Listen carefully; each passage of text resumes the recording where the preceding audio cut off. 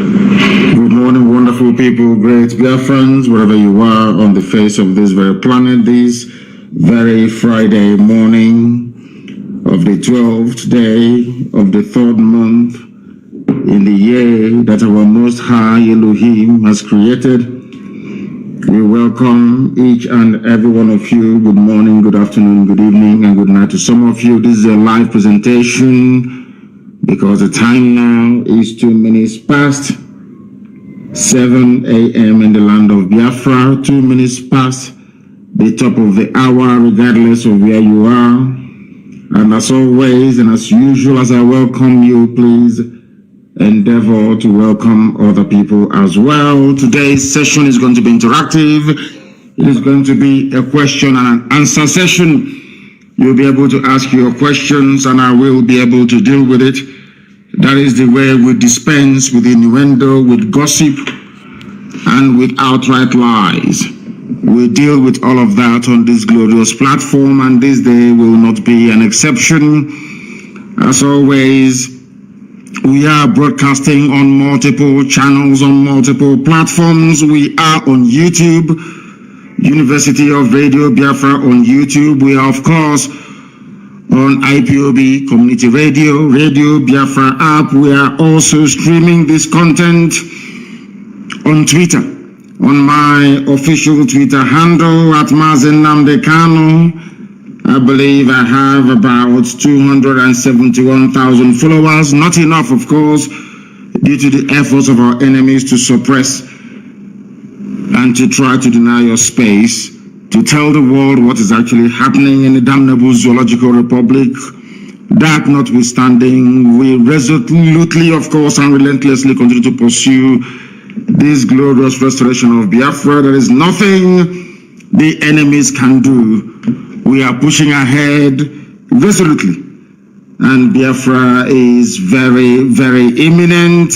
And as always, please tell those who are around you, because we are also on FM, we are on satellite, and of course on, I think it's TuneIn as well, and all other platforms that you can receive our broadcast and our last transmission on. I welcome you this very morning, and as always, we're going to pray very shortly, and then after that, we're going to open our lines. I will give you the telephone number to call, and then we shall be able to interact. Our interaction today is going to be purely on Signal. Purely on Signal. That is the number that I will give out. It is on Signal.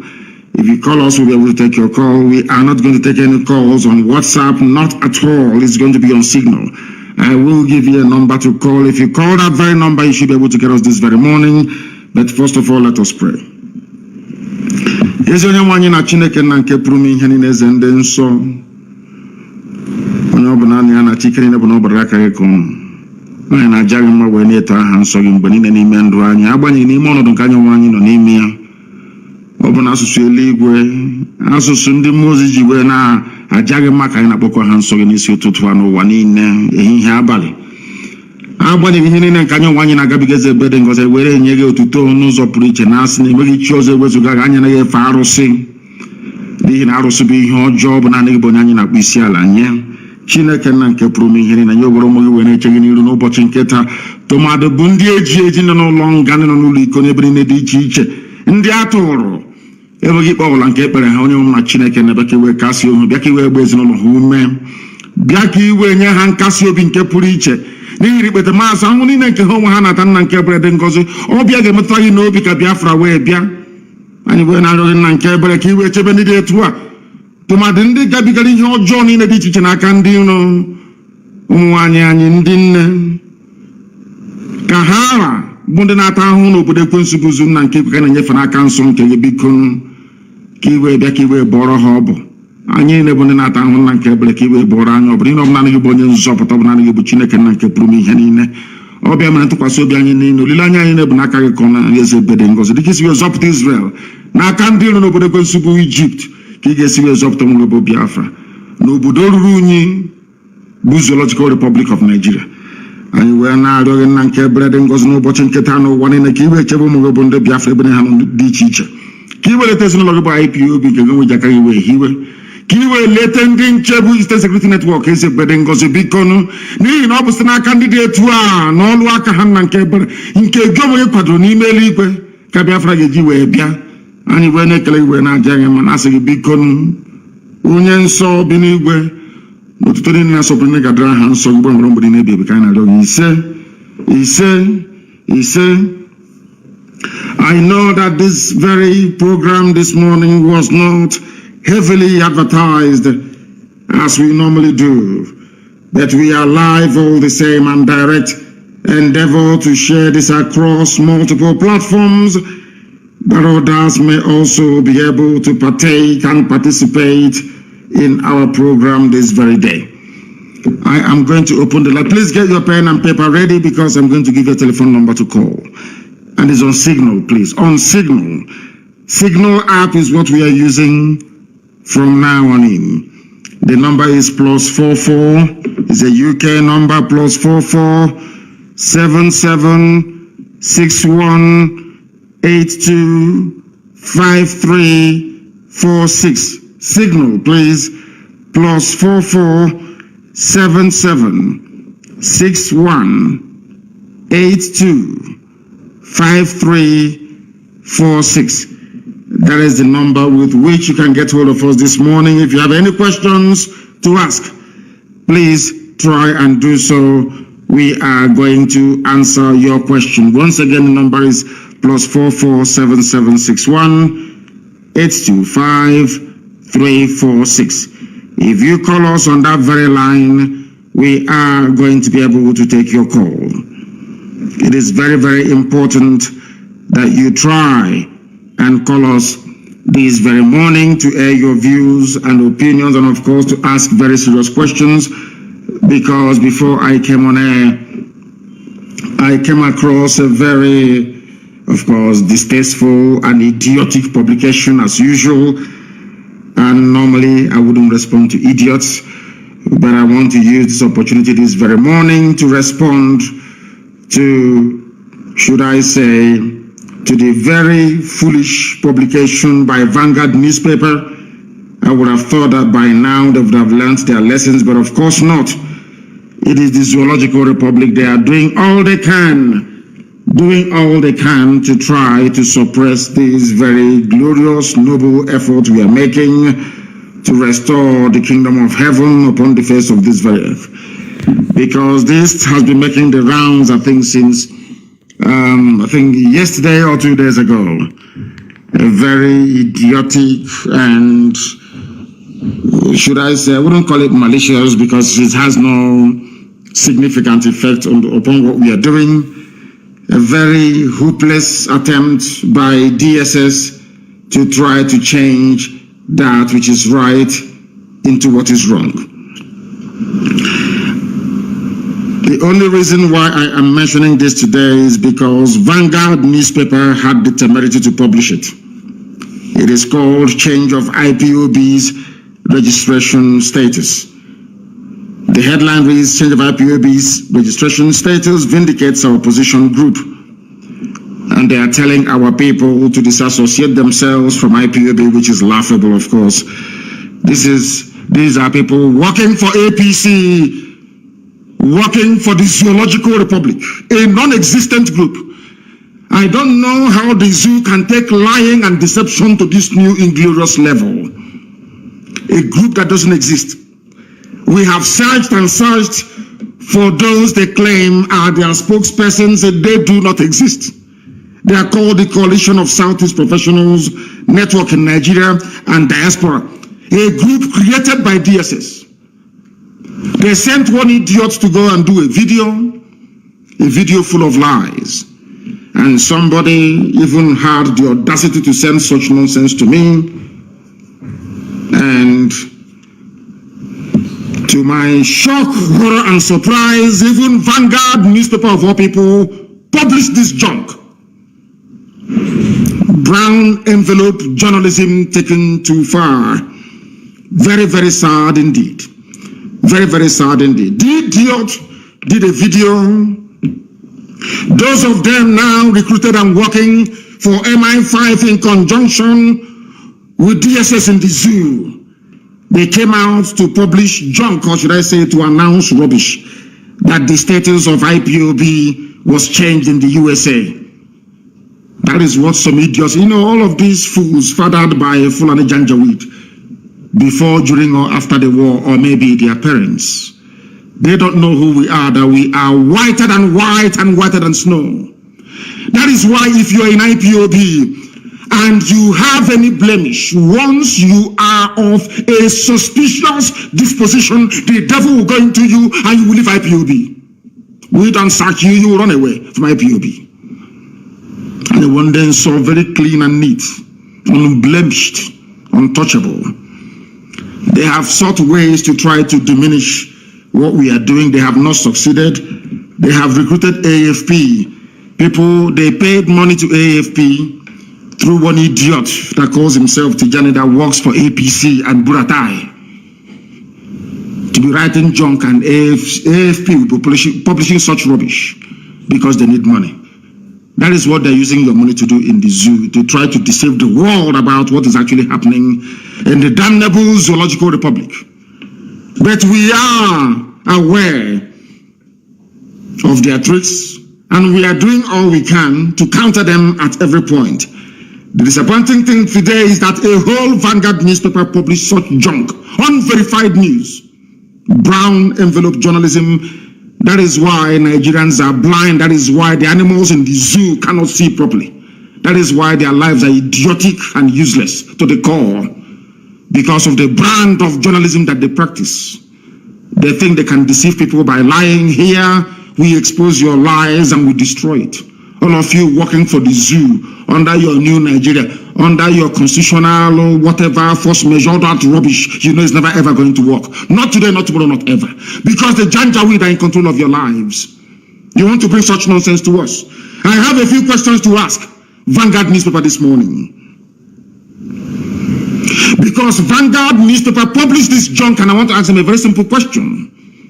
Because it is through cross-examination in a court of law that you determine those who are lying and those who are telling the truth. It is very, very sad indeed that after even all these years of education and enlightenment, black people, especially in the zoo, continue to behave like the wild beasts and animals that they are. Very, very sad indeed. A journalist, you sat down in your office in Lagos, doing nothing. Somebody brought you a piece of junk with perhaps 4,850 naira in a brown envelope. And you published such junk without even the benefit of going to ordinary Google to ask if what they're saying is correct or not. One idiot somewhere very close to a poultry in Suleja did a video and was circulating. Vanguard saw it fit to publish such rubbish through a group called CCPND that doesn't exist. People know that this very group doesn't exist. Yet people are there reading and digesting what is pure rubbish. I don't know what is wrong with black people. I don't know who did this to you. How gossip and rubbish attract your attention so much. Very, very sad indeed.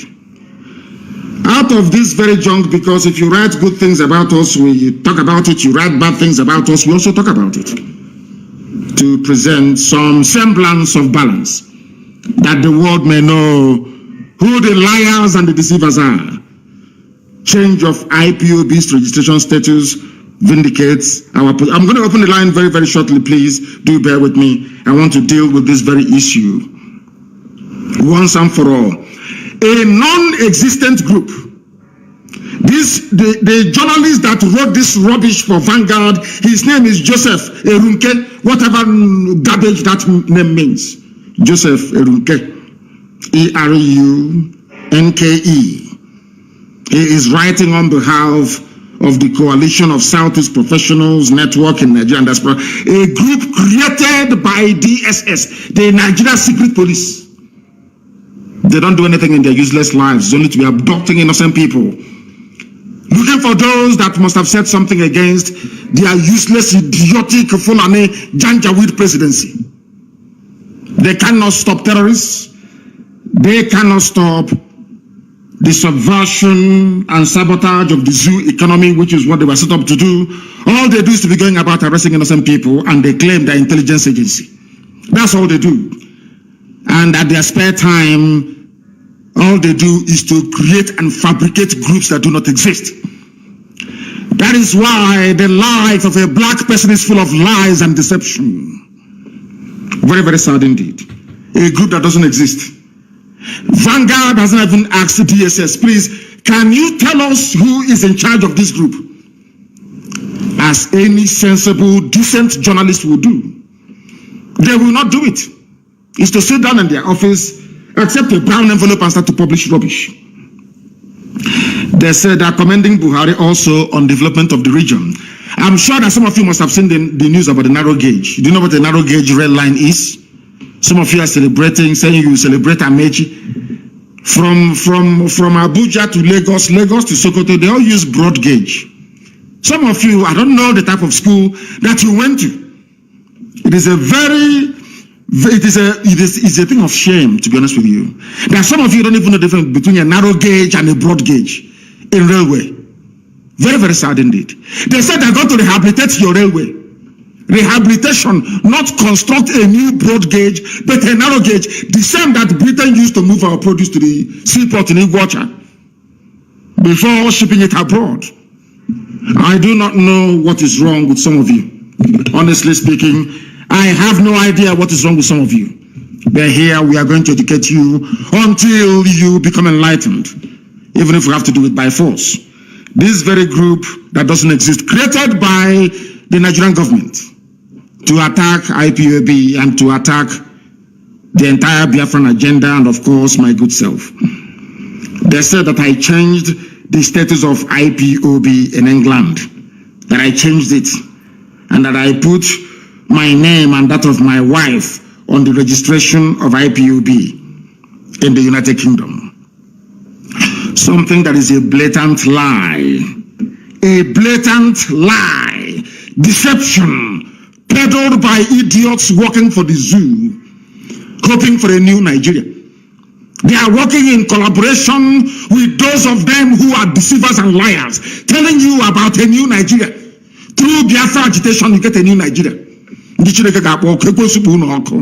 There are mad people everywhere, lunatics everywhere. This maybe. They claim that Kanu changed the documentation of IPOB as a business organization based in London and owned by himself and the wife. Vanguard could not bother to just Google Company's House, United Kingdom. Every business registration in England is registered with Company's House in Cardiff, Wales. Every business registration. A whole Vanguard newspaper could not go to type in to find out if this stupid nonsense from DSS is true or not. They couldn't do it. Because they know we are growing stronger. They know we are waxing all over the world. They know that ESN has come to stay. They know that our people in the diaspora, they are funding ESN. They know, understand it very well. They want to get into your heart. They know as an Igbo man, some of you are very stupid and idiotic. Once they talk about money and business, all your antennas will rise up. Without asking them, please, can you show us proof? Where is this registration you are talking about entered into? You claim it's in England, then show us the proof.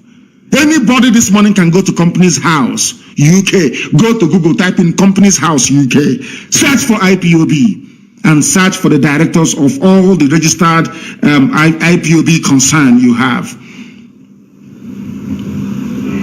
IPOB is a community interest group. It is not a business. Nobody registered anything. Neither myself nor my wife, nobody. They said it's on the 16th of January. I challenge anybody to go. Look at how DSS, as stupid as they are, look at how they are lying like little children.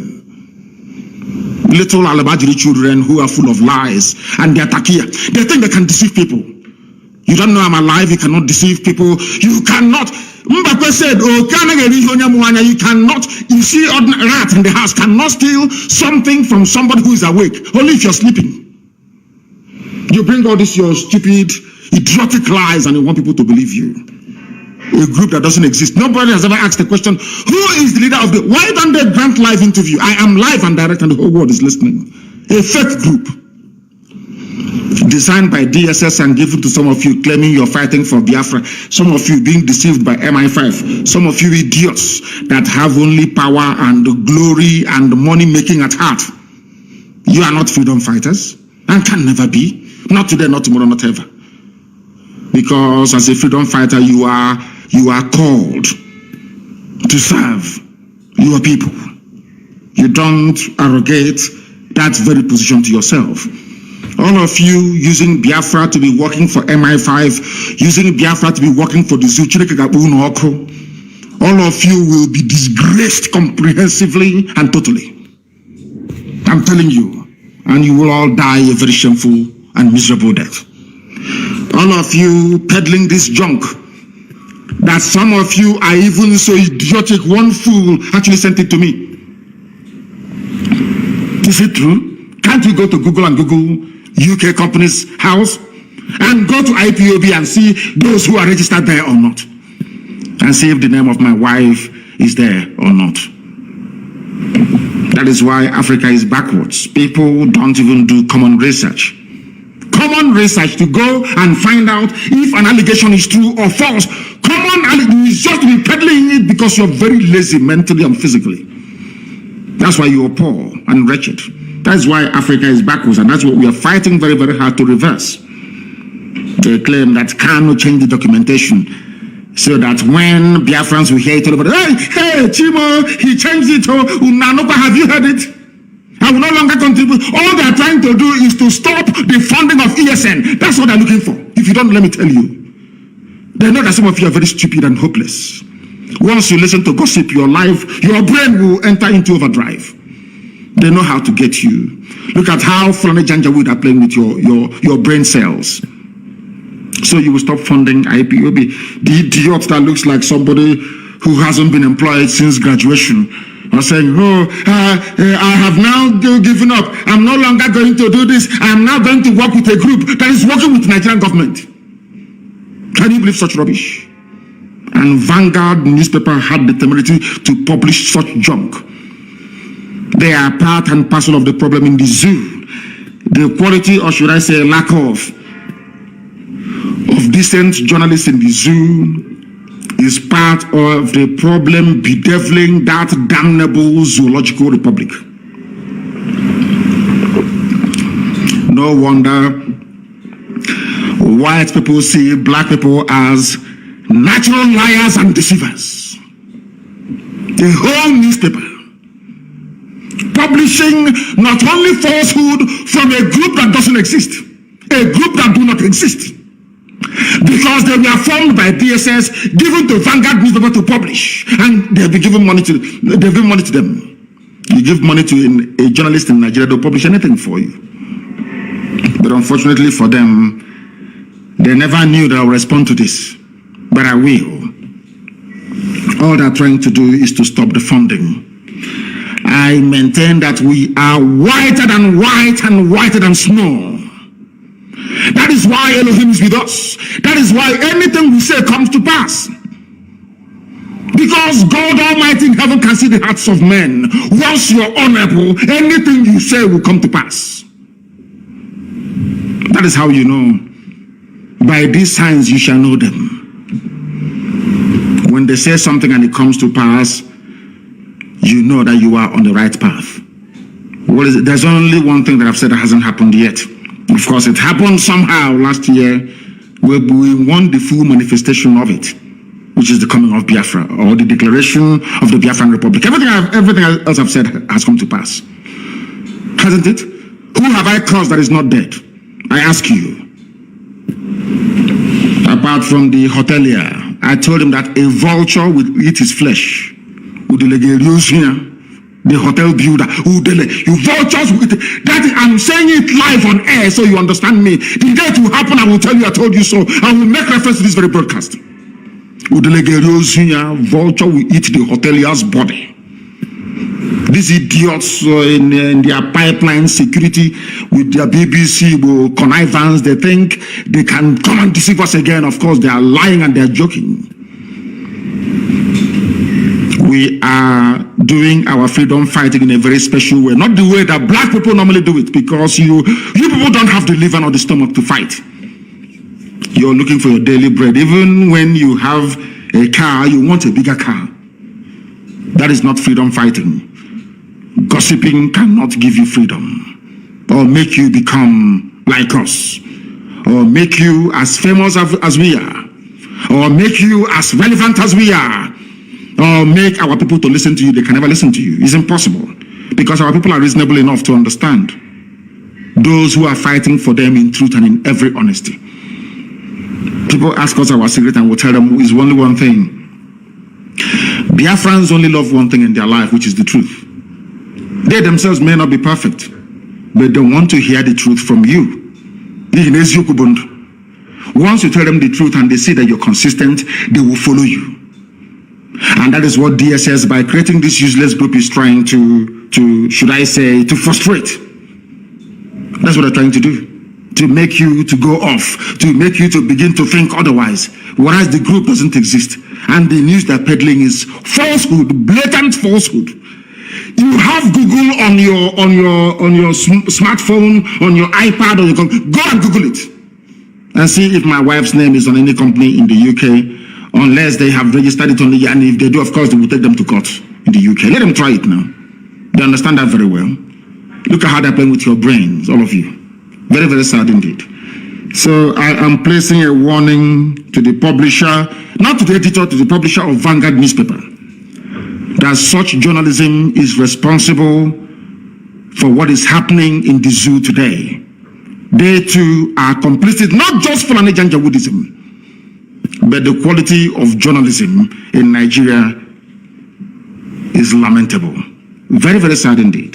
Very, very sad indeed. Reacting to this in a statement, the coalition called on well-meaning Igbo sons and daughters to pull out of the group because they know that we are formidable. They know that IPOB is very strong. They will tell you this Igbo. They know that IPOB is everywhere. I've been holding meetings with every relevant stakeholder in the southern part of Biafra and in our coastal region.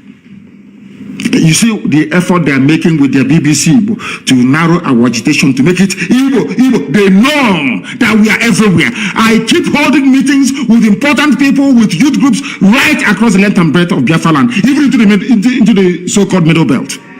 They don't know this. They don't know that we are in control. They have no idea. They try to narrow it down to Igbo this, Igbo that. When that fails, they now come up with their lies. Nnamdi Kanu registered something with his wife, which is a lie. Can't you listening to this rubbish, can't you go into Google and Google something and find out? I told them that they will come with every trick in the book. And we are going to defeat all of them. Every trick in the book, they will come with it. We are going to defeat all of them. I'm telling you the truth. People are calling and we must go to them this morning because this was meant to be an interactive session.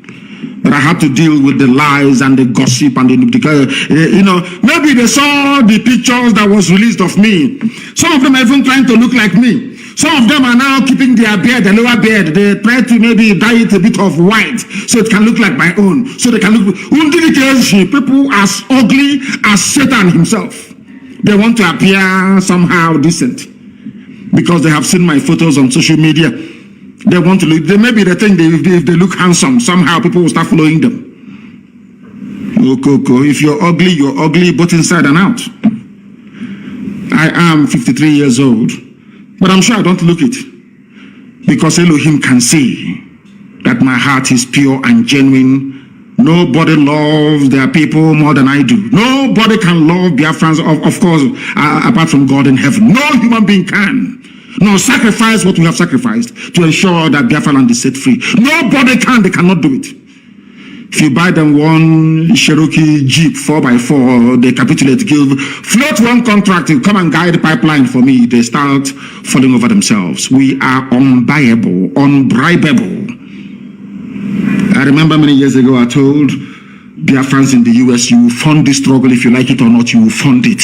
You people will pay for it. That is the reason why Elohim sent you to USA. Not to go and better yourselves and your families, but to fund this for this very time that we are in. And as at the time, they have now started to respond. And that is when DSS and some idiots working for the zoo claiming they're fighting for Biafra is now coming out to talk rubbish. Every Sabo will be defeated and disgraced. And finally you'll be tried and you'll be hanged. There is no escaping from this very fact. It doesn't matter what you do. Even those that I don't talk to, those that I don't respond to, idiots everywhere talking rubbish. When we've not even mentioned their names, they have seen ESN everywhere waxing very strong. They won't talk about it. They saw our sisters who were being raped. We've just released them. For them alone, we paid over 9 million. Nobody will talk about it. Nobody will come to IPOB and say, all this money you're spending to release people from Abuja, where are you getting it from? Nobody will ask that stupid question. Because they are idiots and they're fools. They abduct our people from Obibo, take them to Abuja, scattered them everywhere. We went to the army barracks to go and find them and to release them, take them to court and release them.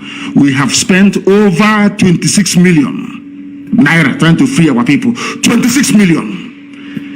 Tell me which other group of people has done that before. Both those who are not IPOB, we release everybody because all are Biafrans. You see why Chukwukika Biama love and bless us always? Because our heart is clean. As all those people released from detention, has any of them before been to an IPOB meeting? Most of them, no. They just set them on the streets and they took them. We released them. Paid a whole lot of money to release them. Money that belongs to IPOB family worldwide. Ask the hotelier, they give him money to run Biafra, he will be busy building hotels and hostels. That is why nobody takes him seriously. That is why nobody follows him anymore. That is why he's afraid. He thinks I will go after him. I'm not going to go after you. Elohim will kill you. You will die and vultures will eat your flesh. I can't go after you. You're irrelevant. Idiots, I don't even mention their names. They'll be yapping rubbish every blessed day, including the pig in the creek. Talking rubbish every blessed day. You have eaten your money and built your schools in Cotonou. So why are you bothered about freedom? You don't know that those that gave you that money, they understand you very well. How many times did they come to me? They offered me Biafra of Igbo territory alone, Southeast, and I said no. Because there are Igbo people everywhere. We are all Igbo people, if you like it or not. At the end of this very day, of course, you come to the very realization that what I'm saying is correct. I said no, I want the whole of Biafra. They gave me all their money in the world and I said no. Not once, not twice. I said no. They ran to my parents to go and bribe my parents and I said, my parents said no.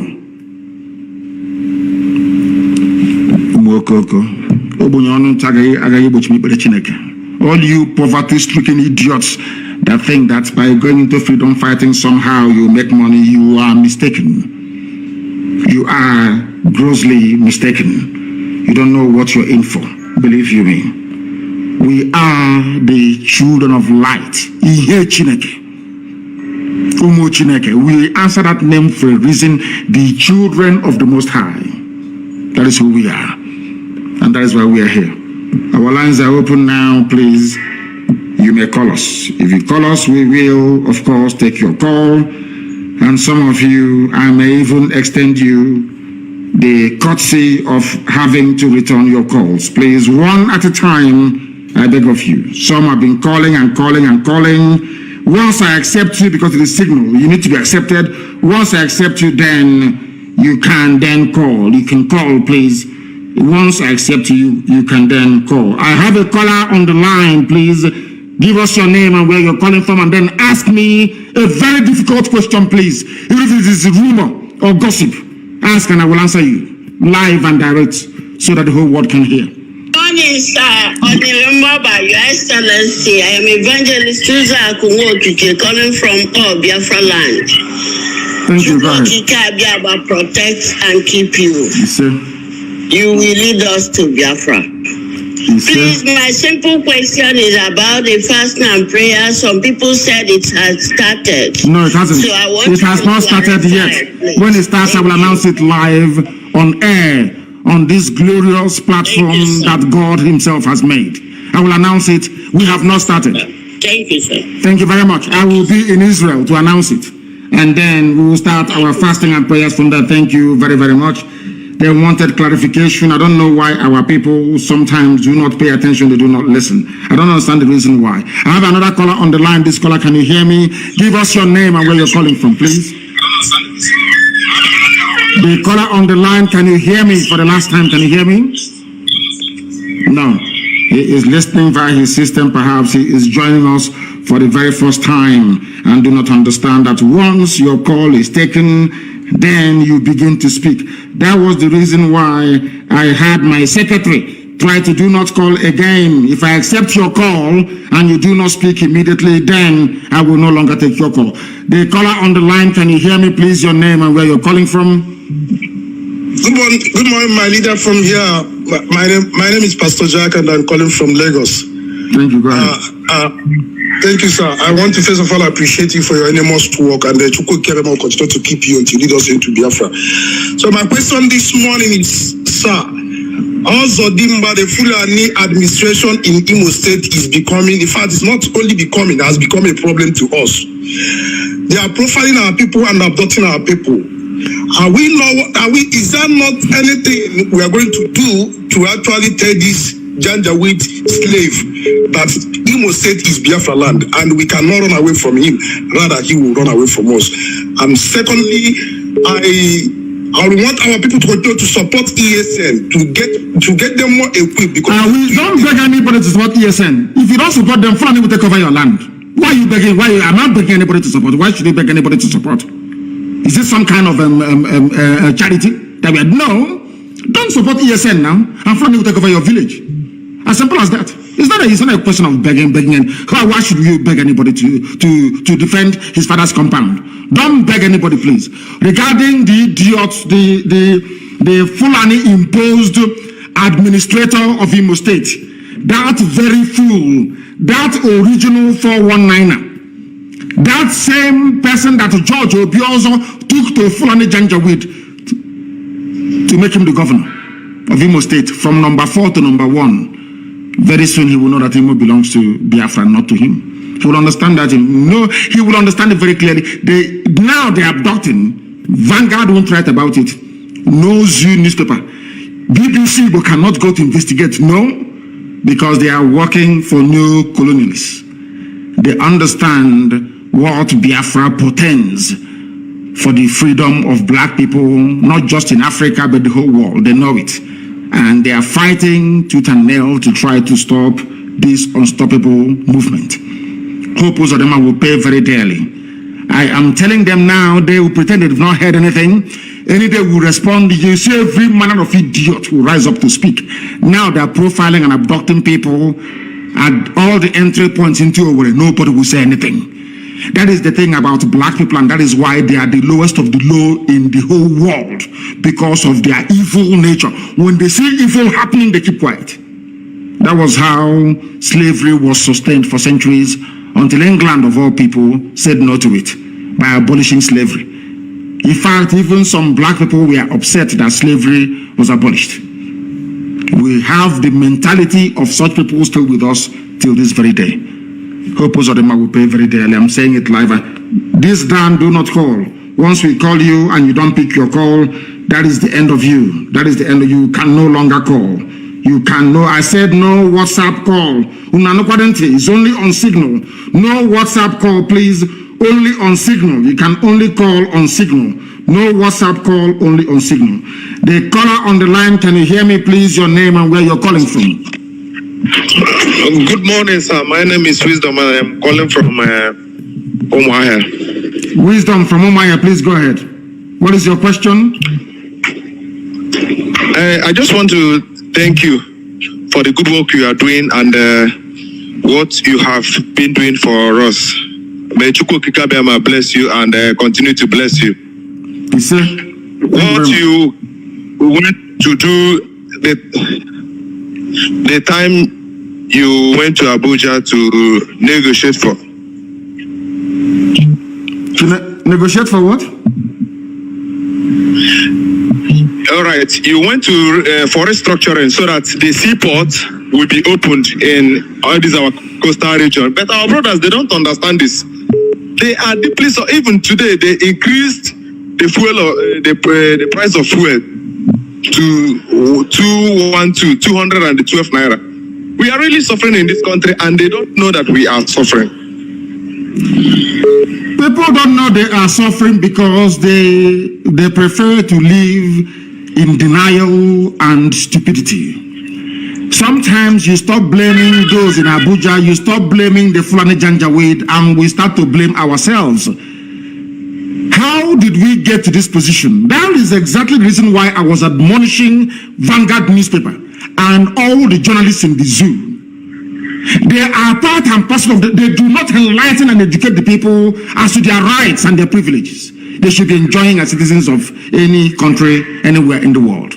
They have failed very woefully, and that is why people are suffering. The same fuel that was at 86 naira, and the Fulani Janjaweed said Jonathan must go. It is 86 naira, it's too high. I will bring it down to 40 today. As you're saying, it is at 200 something, 212 or thereabout. And the people are walking about as if nothing is wrong. That is the brain of a black person. That's what we're seeking to correct. That is the reason why black people are the lowest of the low. They are poor. They see something and they fail to act upon it immediately. This type of nonsense cannot happen in any white man's country. It's not possible. It can never. People will come out and protest. But in the zoo, they cannot protest. When they come out, the time we join their end side, they said, oh, Ipob has come to hijack. And we said we will not participate in the second one. Look, the second one only lasted for 45 minutes. And they ran them up. Because they don't have the mental toughness needed to propel a mass revolution. Only IPOB can. And they know it. I say it without apologies to them. Only IPOB can effect a revolution. No other group of people can. It's impossible. I'm not boasting, you know it's true. Go and try and see. That is why they are making every effort to try to subdue what we are doing by lying to everybody. Barefaced lies. And Vanguard was busy publishing such junk. Unbelievable. This UG. This person called Dan. I am going to block you. I took your call a while ago and you idiotically did not answer. The person on the line, can you hear me, please? Your name and where you are, if you may. Good morning from here. Good afternoon from here. I'm calling from Malaysia. From my Malaysia. name is Okafo Sadebe. Okafo, go ahead. We are listening. Yeah, what's your question? Yes, my leader. I want to ask you one simple question. When are we start the killing of all these wicked politicians in Igbo land? When are we start of killing them? Because once we chase them out, to get Biafra will be very easy for us, them and their family members. I think that a time and place will be appointed by Elohim, the God Almighty. It is not left to us. I think God is going to judge them. It is not up to me to judge, because I think the good book said you should not judge anyone that ye may not be judged. I am not going to judge any of them. The same thing with terrorists. All we need to do is to present them before God, and then God will judge them. And very soon that is going to happen. God is going to judge them very soon, not us. Our job, as Putin said, is to make sure that we send them into the presence of God. All of them. They have been killing us. They are abducting us. All of them are now pretending, including BBC Igbo, all the Efulefus, all the gangs of criminals. They are pretending they cannot see what Hopus Adema is doing. Everybody's pretending, or what Wike did in Obibo. They are all pretending. Do you think I'm going to forgive and forget? You must be insane. I can never forgive nor forget. Instead, we all sink. Let them keep abducting. You can see DSS abducting everywhere. The day now we rise up against DSS, people will not start the story from the beginning. They cut it from the middle. Now DSS is everywhere abducting. British government, they have kept quiet. Daily Trust, they cannot report it. Everybody is quiet. Now they are going, a man and the wife was abducted in Calabar. The wife went to work in their shop yesterday. She was taken from them. Everybody is quiet. DSS abducting innocent. They cannot abduct bandits. They cannot abduct Boko Haram. They cannot abduct all those sponsoring bandits and Boko Haram in the north of the zoo.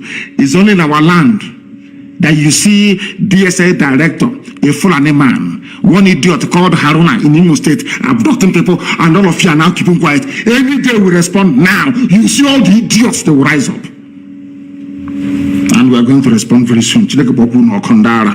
Useless zoological republic. You people have not seen madness. You are going to see what is greater, or should I say worse than madness. The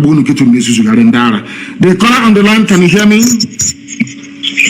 Good morning, sir. Good morning to you. Your name and where you're calling from, if you may. I am Mazi Moses Teledo. I'm calling from India. From India, please go ahead. We're listening. The world is listening, of course. Go ahead. Yes, Mazi, I want to just make a suggestion. This suggestion is all about our brother and our uncle, Agro Yurosi, who died as a child of circumstances. Because I am aware that he is not involved in the coup, and this is a man who served, who commanded the United Nations Army for good 4 years. The coup plotters did not involve him. The Janjaweed, they planned and they killed him. So I want him to be immortalized, it's my suggestion, in the land of Biafra. And secondly, the War Museum that is in Omahia is tagged Nigerian National War Museum. That is Biafra National War Museum, where Ojukwu, everything about Biafra was, stationed. So I want all those places, I want Biafrans to take over that place. Secondly, we are earnestly expecting you in India. Thank you, Mazi. God bless you. God will continue to protect you. No evil plan of the enemy will come close to you until Biafra is restored. And beyond, he said, thank you very much for that. On the first one about my great uncle, Agironsi, the only battlefield decorated general in the history of Nigeria. He is the only battlefield decorated general. The only man that earned his stripes, his rank in the battlefield. The rest are all quota, including Buratai that just left. They specialize in killing civilians. Ironsi went outside Nigeria to go and fight in the Congo. Commanded the UN there admirably, and he was made a general. Not all these paper general. That is one thing they don't like about us. That is one thing. I mean, in Britain, there are good people, but always the evil ones overshadow the good people. As I said, in the main, English people are very, very tolerant, very wonderful people, unbiased. But there are pockets of evil amongst them. Ironsi was decorated in the battlefield of Congo, where he fought. Tell me any Fulani Janjaweed that fought outside Nigeria before. None. It is only by killing civilians.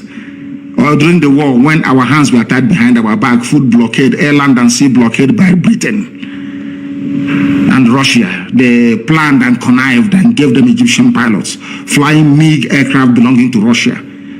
Despite the fact that Nigeria was under arms embargo, they gave weapons to go on to come and fight and kill us. But our uncle made a very big mistake. He's from my clan, from my mother's village.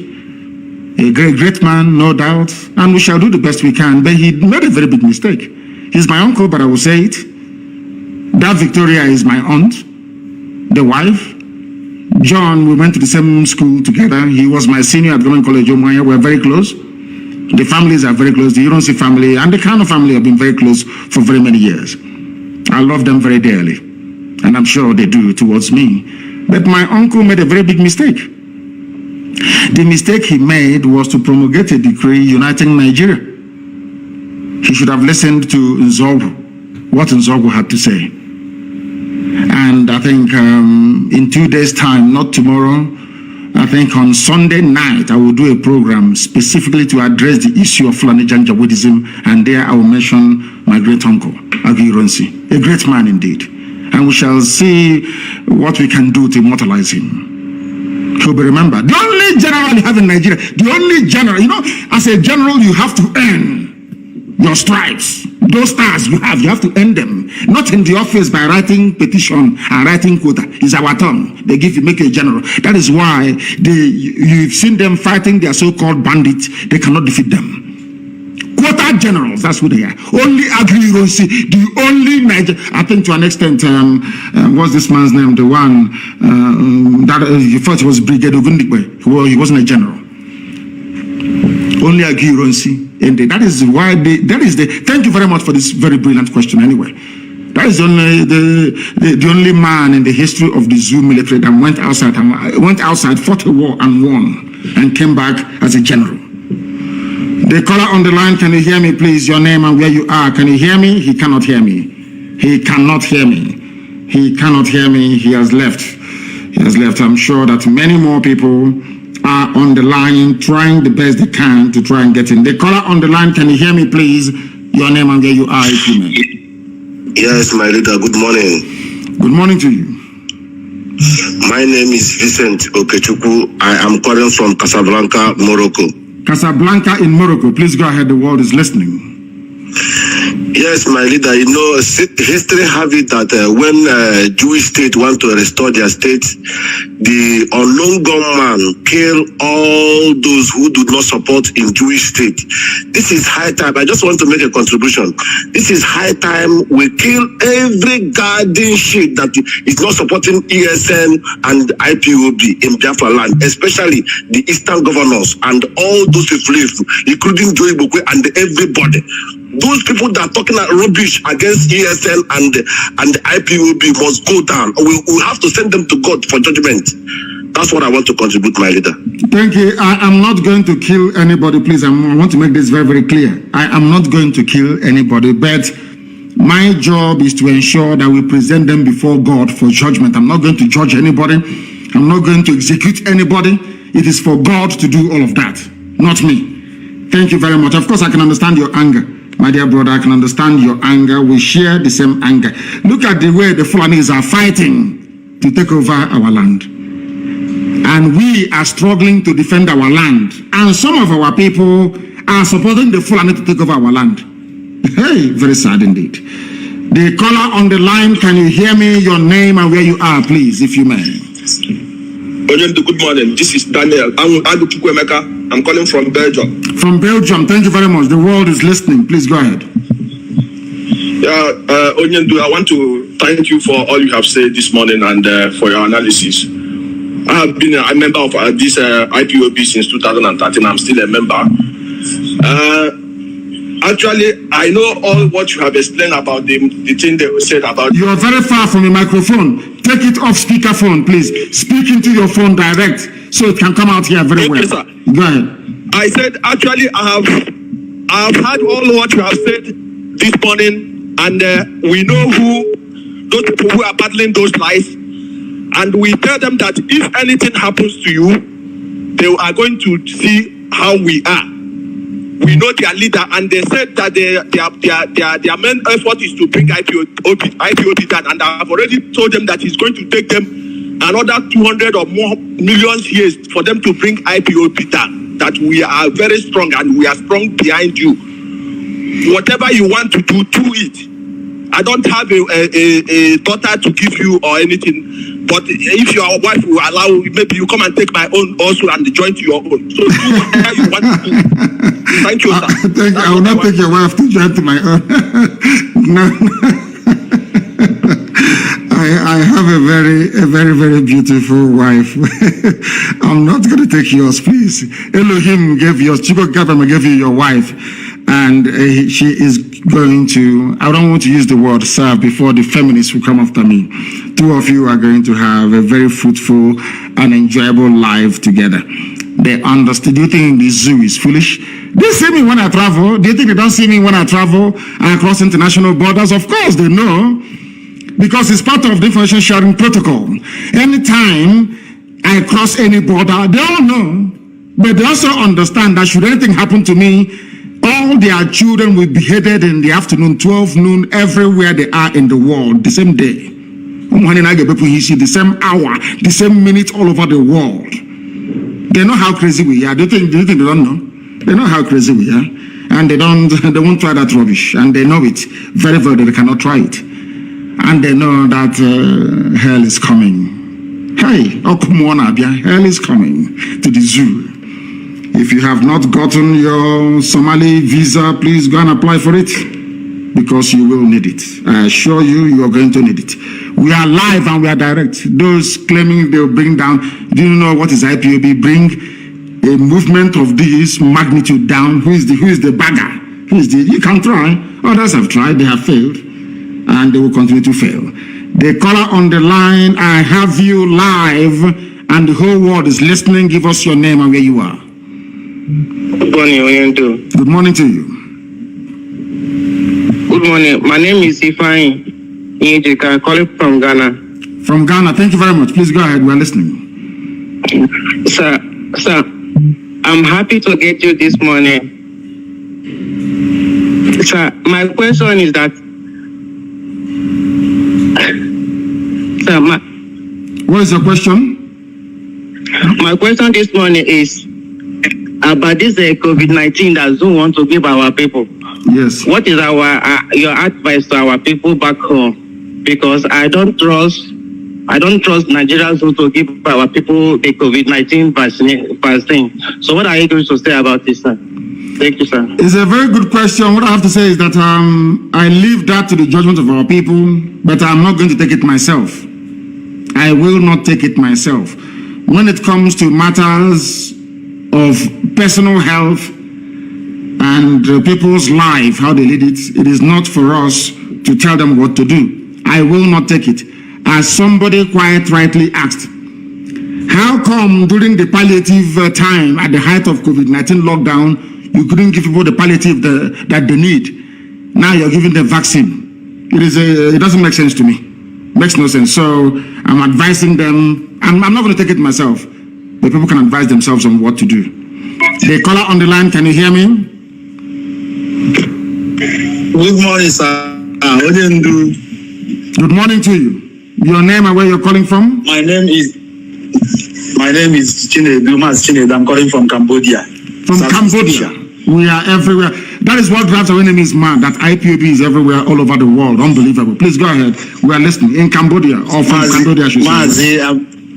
Mazi, I want to thank you for your efforts, what you have been doing for us. May Kabiama bless you. You say, and bless you too. Mazi, my question, I just want to ask you a question so that you can ask the zoo. My question is the question that I have for the zoo. I want you to ask the zoo people, because they don't learn. Ask them where their first lady when their president took his own vaccination, because I saw other presidents taking their vaccination with their first lady beside them. So I don't know where went the woman, or does it mean that the Osubanjo is the new wife? I don't know as they presented. So ask them that question. I let them answer you. So that is not one question. The truth is that the zoo they lack knowledge. Because why they say that they lack knowledge is that the money they are spending is in bribing the world leaders and the world media are enough for them to take care of the agitation that we are clamoring for. Yes. Because if they are using all those money to fix our roads, our railway, our seaport, and all those things, I don't think that would be needed for Biafra. But they lack knowledge. They are still spending money. They are still giving them money. They should have said that they have failed. Their money will finish, and yet they will not achieve anything. So what is happening now is that, in our Igbo language, they say that when two people finish fighting, you will be hearing. Yes.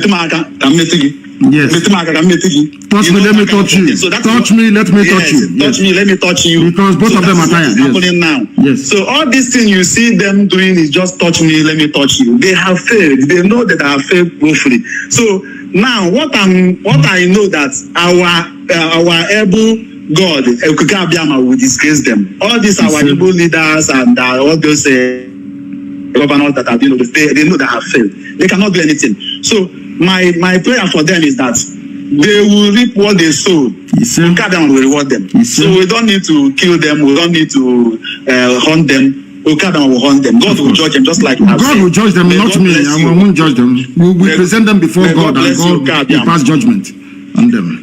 So that's my contribution, my leader. May God bless you. And you too. Thank you very much. And I want to ask all the zoo people listening, all the zoo animals that are listening this morning, from wherever they may be, where is your so-called first lady? Where is she? People who cannot reason nor think properly. Nigerians, where is your so-called first lady? Where is she? Have you seen, I tweeted last night, somebody kindly compiled, and I think that's what we need to do for the coming week. People should go and compile 16 pictures of the different Buharis that they have given to them to say is their president. So I tweeted it yesterday, and I asked a question. So is number 8 on that picture? If you go to my Twitter handle, you will see that I tweeted 16 photographs of the person they claim is Buhari, and I asked them, is number 8 also Buhari? I don't know why. Anyway, I don't want to go mad trying to understand how idiotic black people are sometimes. But where is Aisha anyway? She's nowhere to be found. She's in Dubai having fun. Dubai built by other people, built by Arabs, people that suffer, people that love their country. They built Dubai. UAE made it great. All you can do as a useless nigger is to run there and go and be enjoying without shame. That's where Aisha is. Is Dubai now the new Nigeria? Of course, who knows, it may be. After all, Kempinski Hotel in Dubai is owned by Atiku. The caller on the line, can you hear me, please? Your name and where you're calling from. Yes, good morning, sir. Good morning to you. I'm calling from Sapele, Delta State. From Sapele? Sapele is in Biafra land. Please go ahead. We're listening. My question that I want to ask is that there are some issues in Ondo State. When Biafra comes, will they join? Yes, we are going to hold a referendum across the board. Everybody who identifies as a Biafran, anywhere the women tie 2-piece wrapper, we are going to conduct a referendum and they decide where they wish to belong. We are not going to coerce nor force anybody to join us. Our people in Ondo, we don't recognize all those stupid boundaries. I don't recognize the boundaries drawn by Britain, given to me, calling it Nigeria. In the same vein that I do not believe nor subscribe to the boundaries drawn up by Fulani Janjaweed via their Boundary Adjustment Commission, carving our people into different states. Ondo is the Yoruba state, and I want it to remain so. But there are my Ipob brothers and sisters, fathers and mothers who are in Ondo and they shouldn't be there. The same way that there are some of our people who are in Kogi and also in Benue. They are coming with us. We're not going to leave anyone behind. I cannot be championing and campaigning for Igbo people in Benue to be part of Biafra, and then I will leave Ipob people in Ondo to be part of Oduduwa. It's not going to happen. We'll negotiate, we'll discuss with our Oduduwa brothers and sisters, our brethren from that part of the world, and say to them, these are our people. Let's go and ask them where they wish to belong. As simple as that.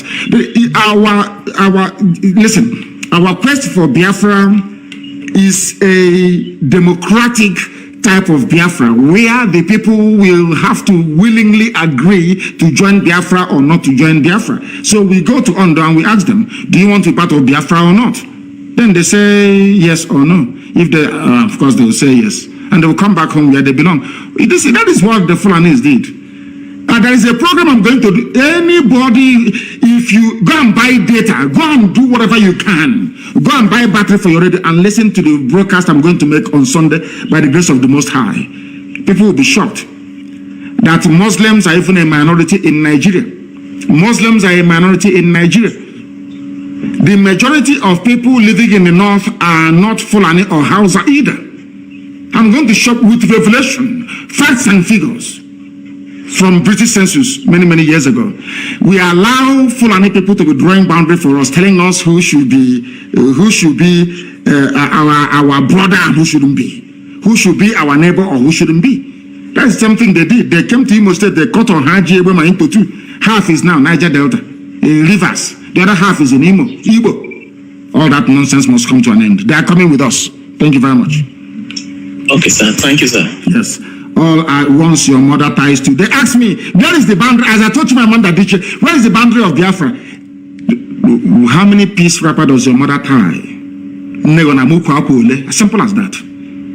We are the only people that tie 2-piece wrapper all over the whole world. Wherever you see our women, they are unique, you will know. If we are not related by blood, why would they be tying 2-piece wrapper all the way from Igodo to Bakassi?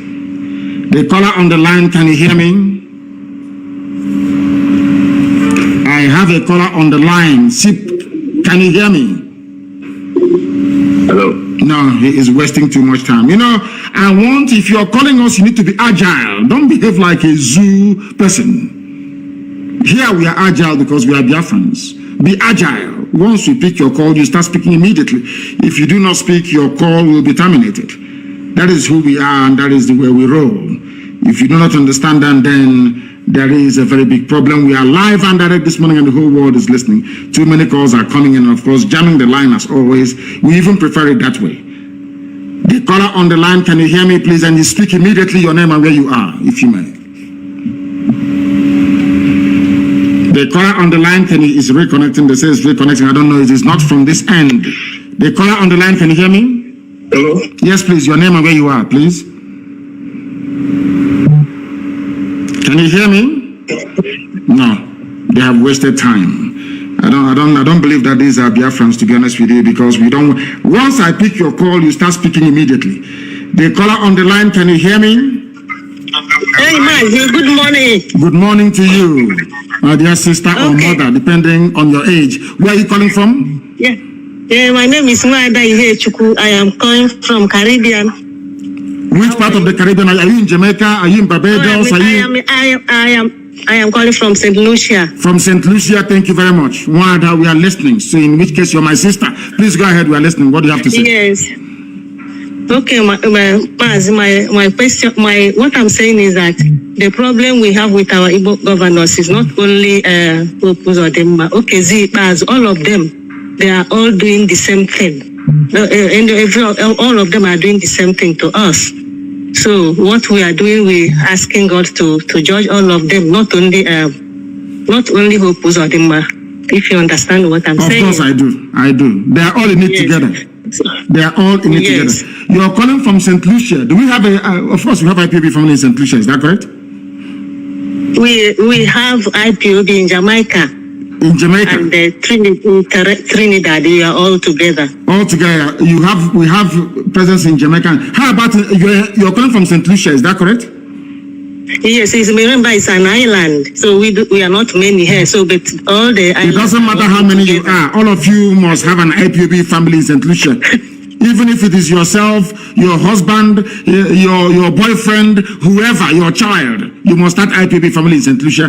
And I want it to be independent of the rest of them. I know we have significant presence in the whole of the Caribbean, but I want a family in St. Lucia.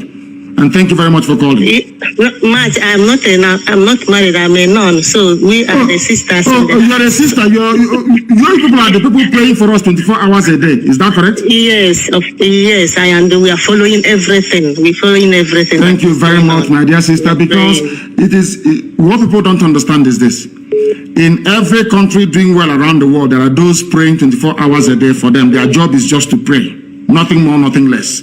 That is what I want people to understand. So all our sisters, all our nuns praying for us, may Chukwukabiyama bless each and every one of you. And your prayers are working. I want you to understand that your prayers are working. All our sisters, those in the USA, those in Brazil, and now some of you in the Caribbean. I'm not sure I've spoken to any nun before, any sister from the Caribbean, but I've spoken to those of them from Brazil. Yes, I've been calling you before. You've been calling me before? Thank you very much for that. I can recall those in Brazil and those in the USA. And I thank you very much for calling and continue to pray for us. Continue to pray for the restoration of Biafra. And may Elohim guide, protect, and keep you now and always.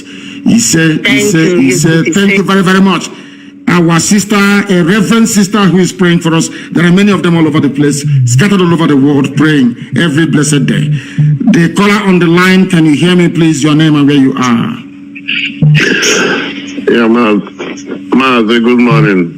Good morning to you, please. Good morning. I'm Nicholas Wanunko from Germany. From Germany. Please go ahead.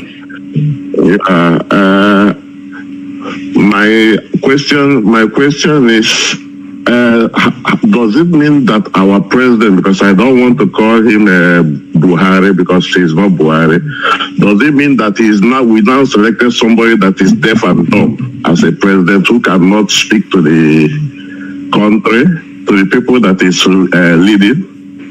Yes, because there is no president there, as you said. There is nobody there. What you have, if you look at the drift, both in terms of policy and in terms of implementation of those policies, you will see that there are many people who are in charge in Asarok, of which the coordinator is Ibrahim Gambari. There is no president in Nigeria. Everybody knows that. That is why he cannot speak. That is why he doesn't address, he can no longer have any chat with the press. That is why Nigeria is adrift. That is why you have so much insecurity, because nobody is in charge. What they have done is to try to use the vacuum created by the death of Buhari to try to advance an unbridled Fulani Janjaweed agenda of conquest and subjugation, which we are the first people to mount any credible resistance. From the beginning, only IPOB resisted them. And we are resisting until tomorrow. We will continue to resist them until tomorrow morning. What I'm trying to say to you, in fact, is there is no Buhari. I have staked everything on it. I have staked that idiot they call Tijani, saying they're working for AFP. Very soon we shall meet him in court, because I want to prove to the world that Buhari is dead. Buhari is dead long time ago, dead and buried, and they're deceiving everybody. The reason why the Nigerian media don't want to talk about it is because they are hoping that Tinubu will go in. That's all. So they'll start enjoying again. Please go ahead. Yeah, because I could remember that first time he went to London for treatment. He spent 3 months. Somebody that was coming out of the flight, Breeze was even carrying him. They were supporting him, and all of a sudden, we have a Buhari that have never even fallen sick again. That tells you. They tell it is money. You know, we black people, we are very funny the way we reason. This UG, may God have mercy upon us. They say it's money, he has got money. And I'm saying that this little boy you have now in Asarok is younger than Bill Gates. He looks younger than Bill Gates. Bill Gates is one of the richest men in the world. He wants to live forever, to kill everybody else and live forever. Why can't he use that same money? George Soros, that broke the Bank of England. He was the man that bet against the pound leaving the ERM. That was in 1992, if I'm not mistaken. He broke the bank. He made £5 billion profit betting against the pound to leave the ERM. He is one of the richest men in the world. He has more money than Nigeria put together. He will loan money to Nigeria. Why is he not as young as Buhari, or avail himself of the same treatment that made Buhari to look so young? I don't know what is wrong with the brain of this UG. Black people, I don't know what is wrong with our brain that we cannot reason properly. Buhari is dead. Buhari is dead long time ago. Actually, Nigerians, we have a lot of learned illiterates in Nigeria. They are all learned, but they are illiterates. I'm sorry to say it, as if they have never seen the 4 walls of a school before. Very, very sad indeed. But it's not just there. Can you let me ask you, or let us ponder this very conundrum? Do you know Japan that is doing very well? You see Japan that is doing very, very well today. Yes. Most of the Japanese scientists read and studied in America. They went back to Japan. They replicated what they learned in America, and other Southeast Asian countries imitated what Japan did. And today they are all growing and doing very, very well. Now, you hear our people tell you, oh, I went to Yale, I went to Harvard, I went to Cambridge, I went to Oxford.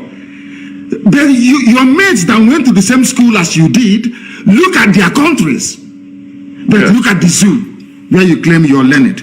What you, as you said, what we have are learned illiterates. Illiterates, yeah, honestly. I met somebody from Liberia in London many years ago, in England, many years ago. We were in a restaurant in the evening eating, myself and my friends. And he came there and we were all introducing ourselves. And he said to us, I remember very vividly, he said, or very clearly, I should say, anytime I meet any black person and you introduce yourself as a professor, I will slap you regardless of where you are. And I asked him why. He said he doesn't care if he goes to jail. He said anybody in this place now we are eating, if you say if you're a black person and you say you're a professor, I will come and I will slap you. And I asked him why. He said that we blacks have not grown to the stage of having a professor, because those we had in the past were all useless. They did nothing. Exactly. You went to, you studied, look at Obasanjo. Obasanjo did engineering. Obasanjo did engineering. But ask Obasanjo now to build one bridge linking his farm to the next village, he cannot build it. He's an engineer in the military, eating money and serving neo-colonial interests. Very, very sad indeed. Thank you very much for your insightful call. Thank you very, very much, our dear brother.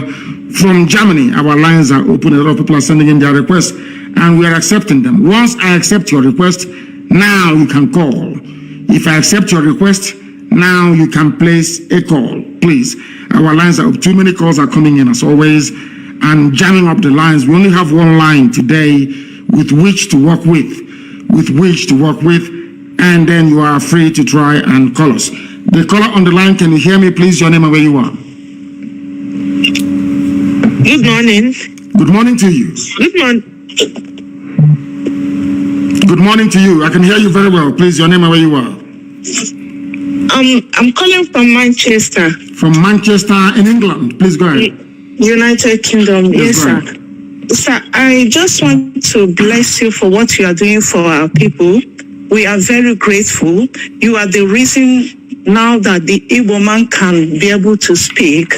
And at this moment, I just want to ask you this question. Since these people have been adopting our people, mostly our young men in Igbo land, what are you going to do to stop these people from adopting them? Because when the war comes, we will not have our young men with us anymore, because they must have been adopted secretly by this Nigerian military.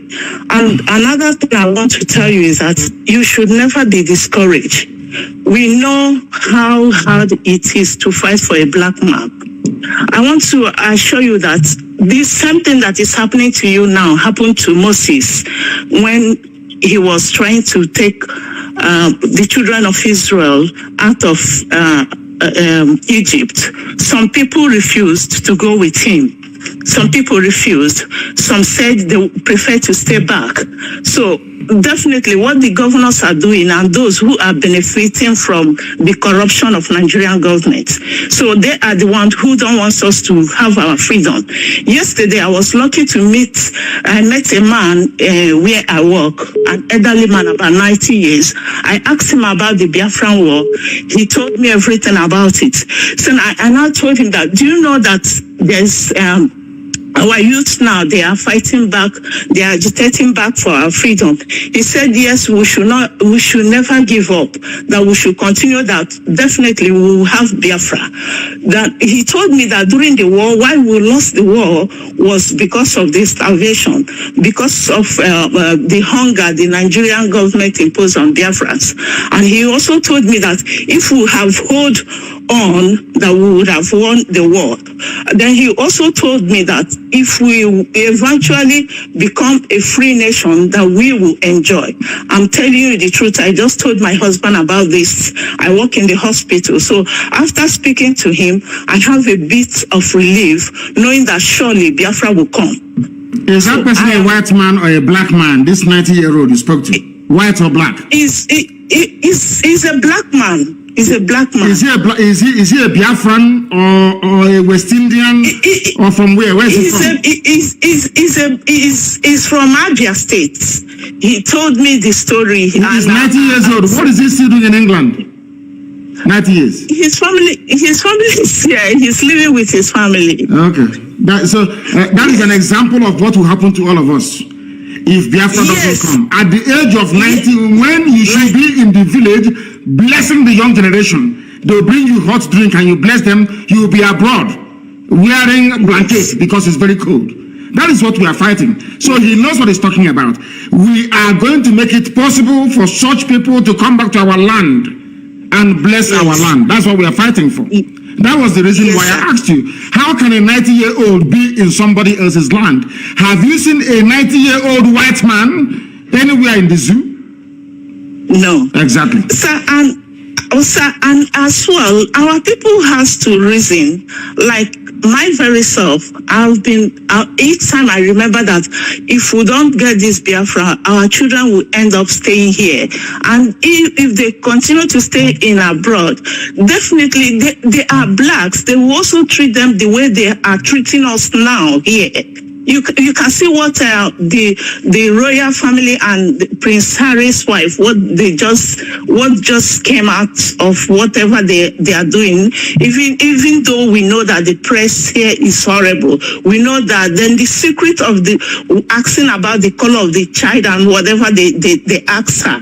This is also what our children will go through in years to come. So please, we are really hungry for this freedom. We are really hungry so that my children can go home and live in my own. When I exist, they can live in Biafra land as Biafrans. And my children, I've started telling them everything about Biafra. I've told them the little they know you, and they are happy. They are willing to go home as soon as Biafra comes. So, Mazi, I am so grateful. Today, I am blessed to have spoken to a chosen one. You are indeed a chosen one. God has blessed you. You are uniting all Biafrans everywhere. I saw a Bini, a Do or a Godo man. I spoke to him. He said, yes, he believes in Biafra and he's one of us. So our people are now reasoning. They are trying to come in terms that they are all Biafrans. In fact, may God bless you. May God bless you. I am willing, whenever the time comes, I am willing to go home. I will keep my children here. I will go home and fight for Biafra. If I cannot handle the gun, I will volunteer myself to treat, or I will volunteer to be a cook for those who will handle the guns for them. Thank it's you very a promise much. I'm making. I know, Thank you. and May God bless you. I welcome it. Thank you very, very much. I enjoyed your call, to be honest with you. Thank you very, very much, our dear sister. Thank you so much. We are live and we are direct. As I said before, our job is to present all these efulefus, all these criminal conspirators before Elohim in heaven. Then only him can judge them. The caller on the line, can you hear me? Yes, I can hear you, Mazi. Good morning from India. Good morning to you. Good morning to you. Go ahead. Mazi, my name is Mazi Nnamdi Kanu, calling from Greater Noida, India. First of all, I want to say thank you for all you've been doing for us, for fighting so hard. And I happen to be a principal officer. So what I want to ask this morning is that, Mazi, when you started this program, I believe that it's quite tough. And I believe that if you can share a little bit about things that were driving you then, I believe that some principal officers that are lacking consistency in what we are doing today can be able to learn from there. As a principal officer, I understand to some extent how difficult it is to keep hold. So I don't know if you can be able to enlighten us from there that nobody believed in you, that you look like you are alone, that you're doing this. I want to understand what those things that are driving you so hard to be believing in Biafra and hoping that this is going to get to this height. And at the end of the day, it's going to be something that the whole world will love to participate in. And secondly, I want to make an announcement, Mazi. Biafrans here in India, we would love to have you speak to us in India.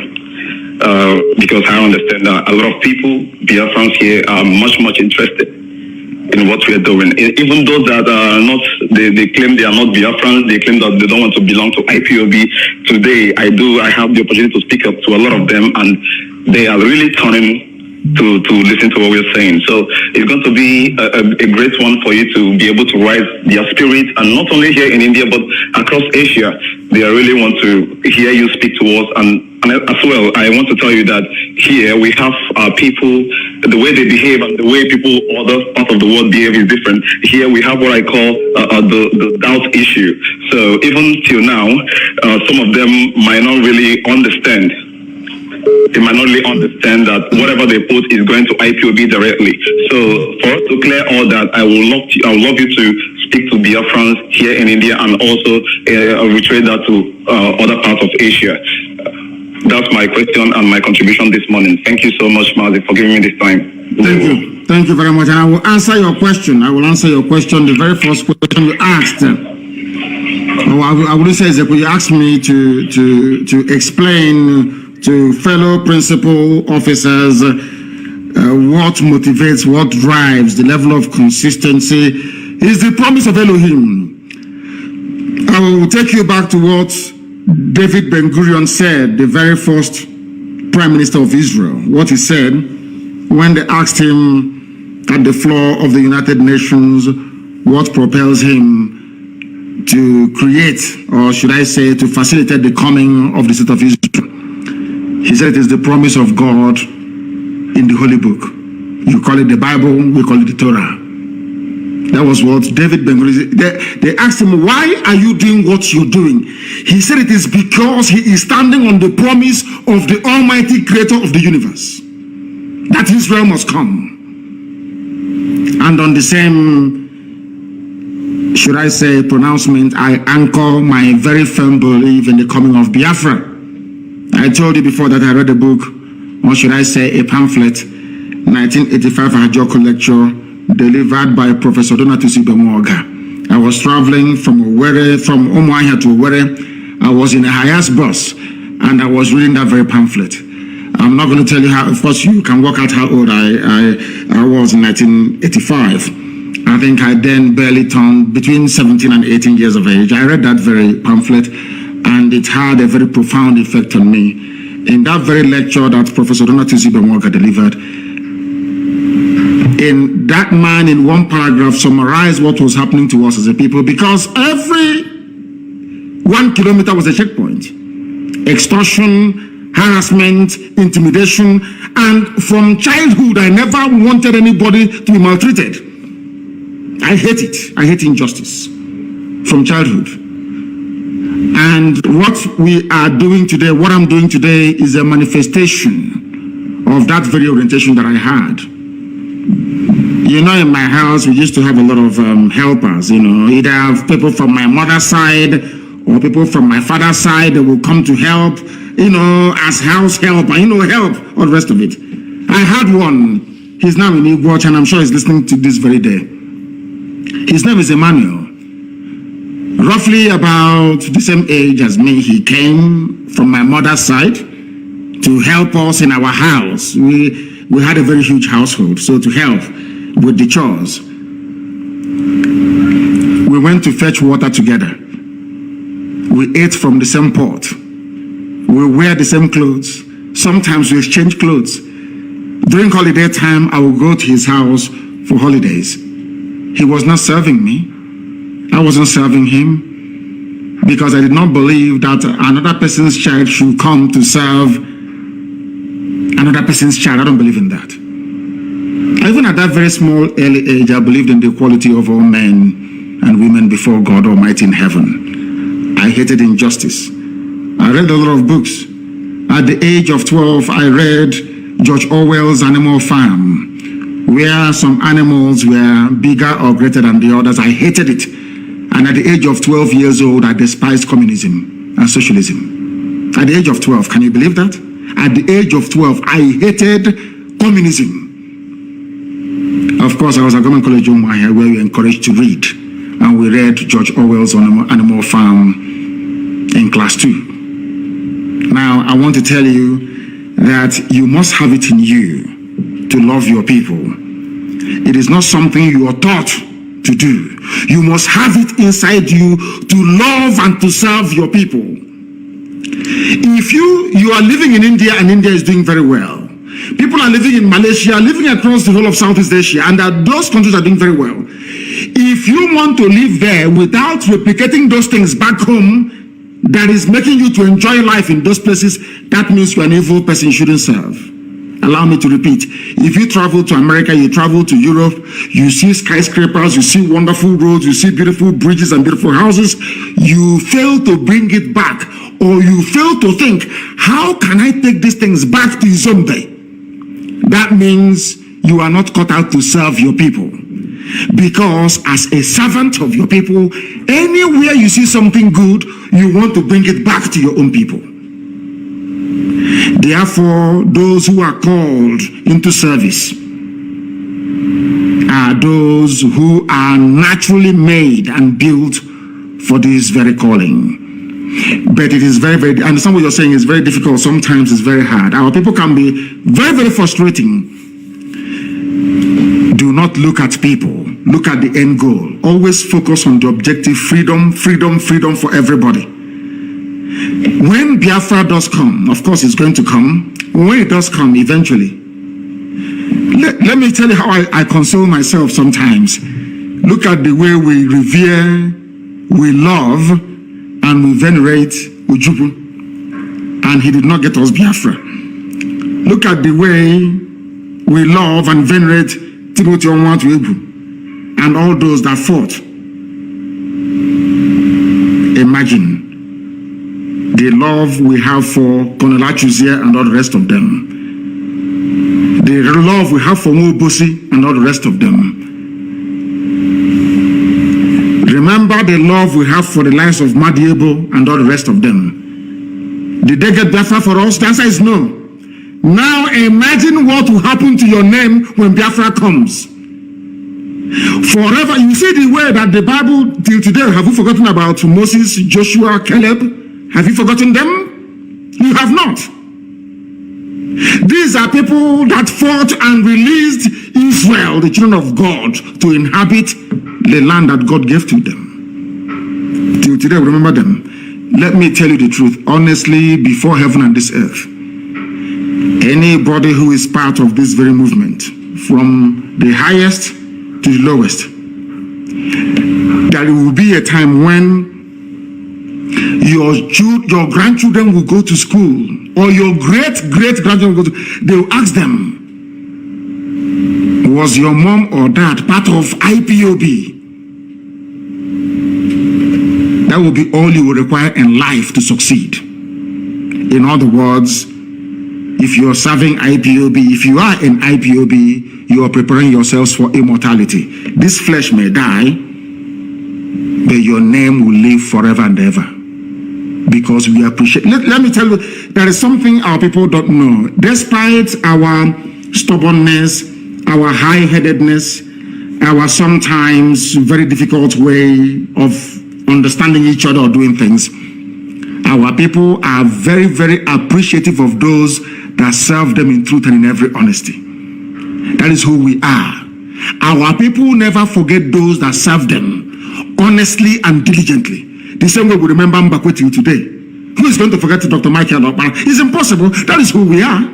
We never forget those that serve us in truth. We know that Okpara served us in truth and in every honesty. He built our land. We know that Mbakwe came, exactly what I told you before. What is it that Okpara and Mbakwe have in common?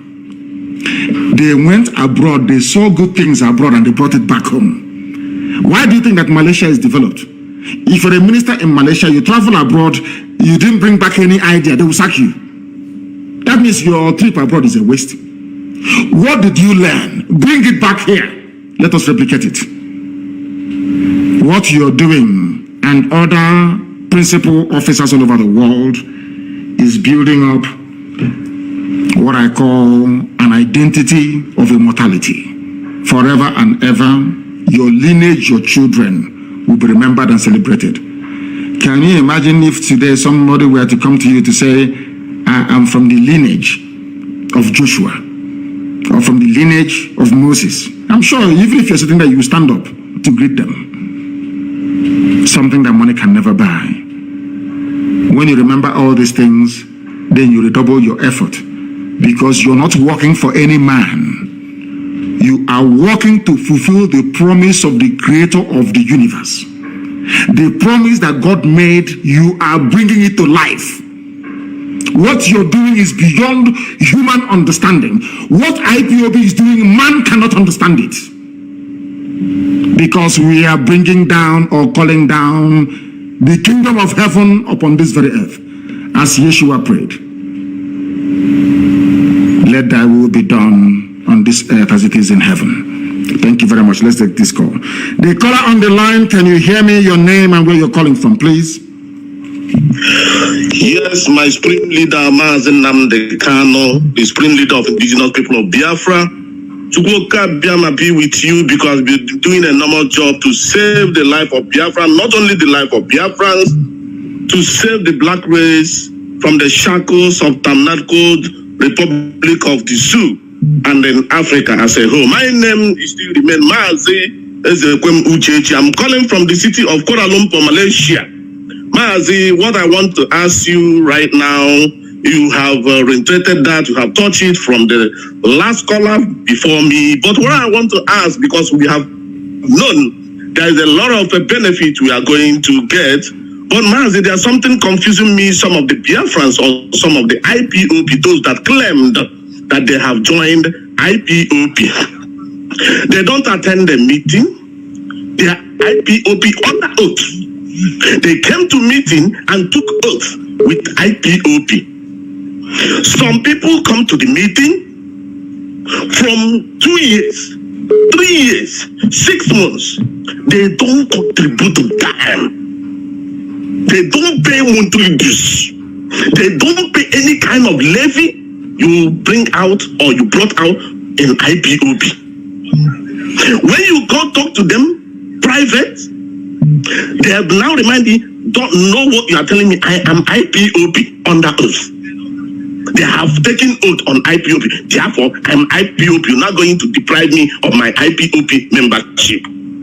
These are the people, or he will remind you that you have been on IPOP for 8 years ago, 2017, 2015. But for since more than 5 years, 3 years, 2 years, he has never even paid common dime to his monthly dues. We don't talk about other compulsory levy.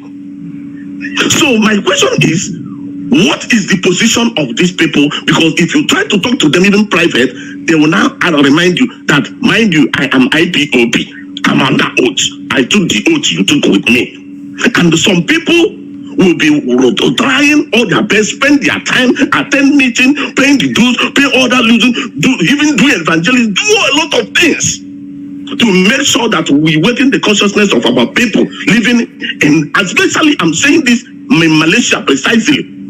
They claim they are with you, with IPOP, but they are not doing anything in IPOP. Call it dues, call it attend the meeting. They don't do, but they say they are IPOP, they're under oath. So where are we going to place them? Or what is it going to happen with this sort of people? Because it's full in Malaysia, Kuala Lumpur, precisely.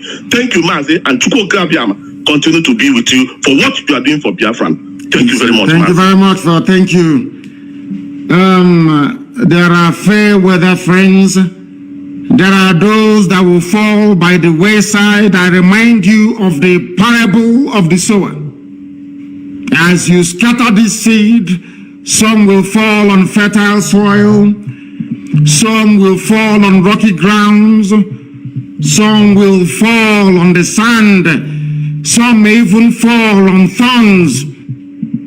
Only those that fell on fertile ground will be able to germinate and bear forth fruit. For those people shall be called Umu Chineke, the sons of God Almighty in heaven, and daughters, of course. Not everybody that says, my father will enter heaven.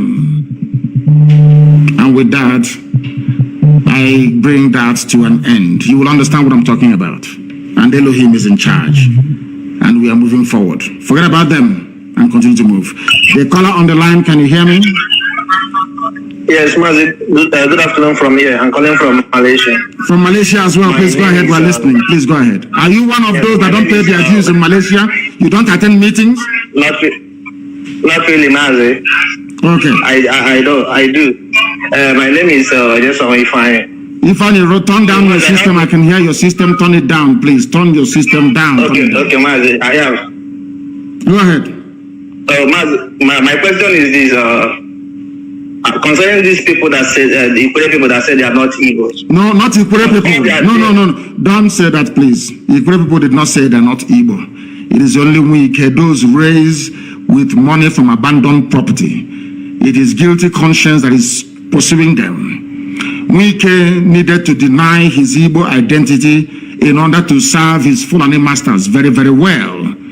Wike knows that he's an Igbo man, but he is ravaged by guilty conscience. Some of them, their fathers stole properties that didn't belong to them. And in our land, it's a taboo.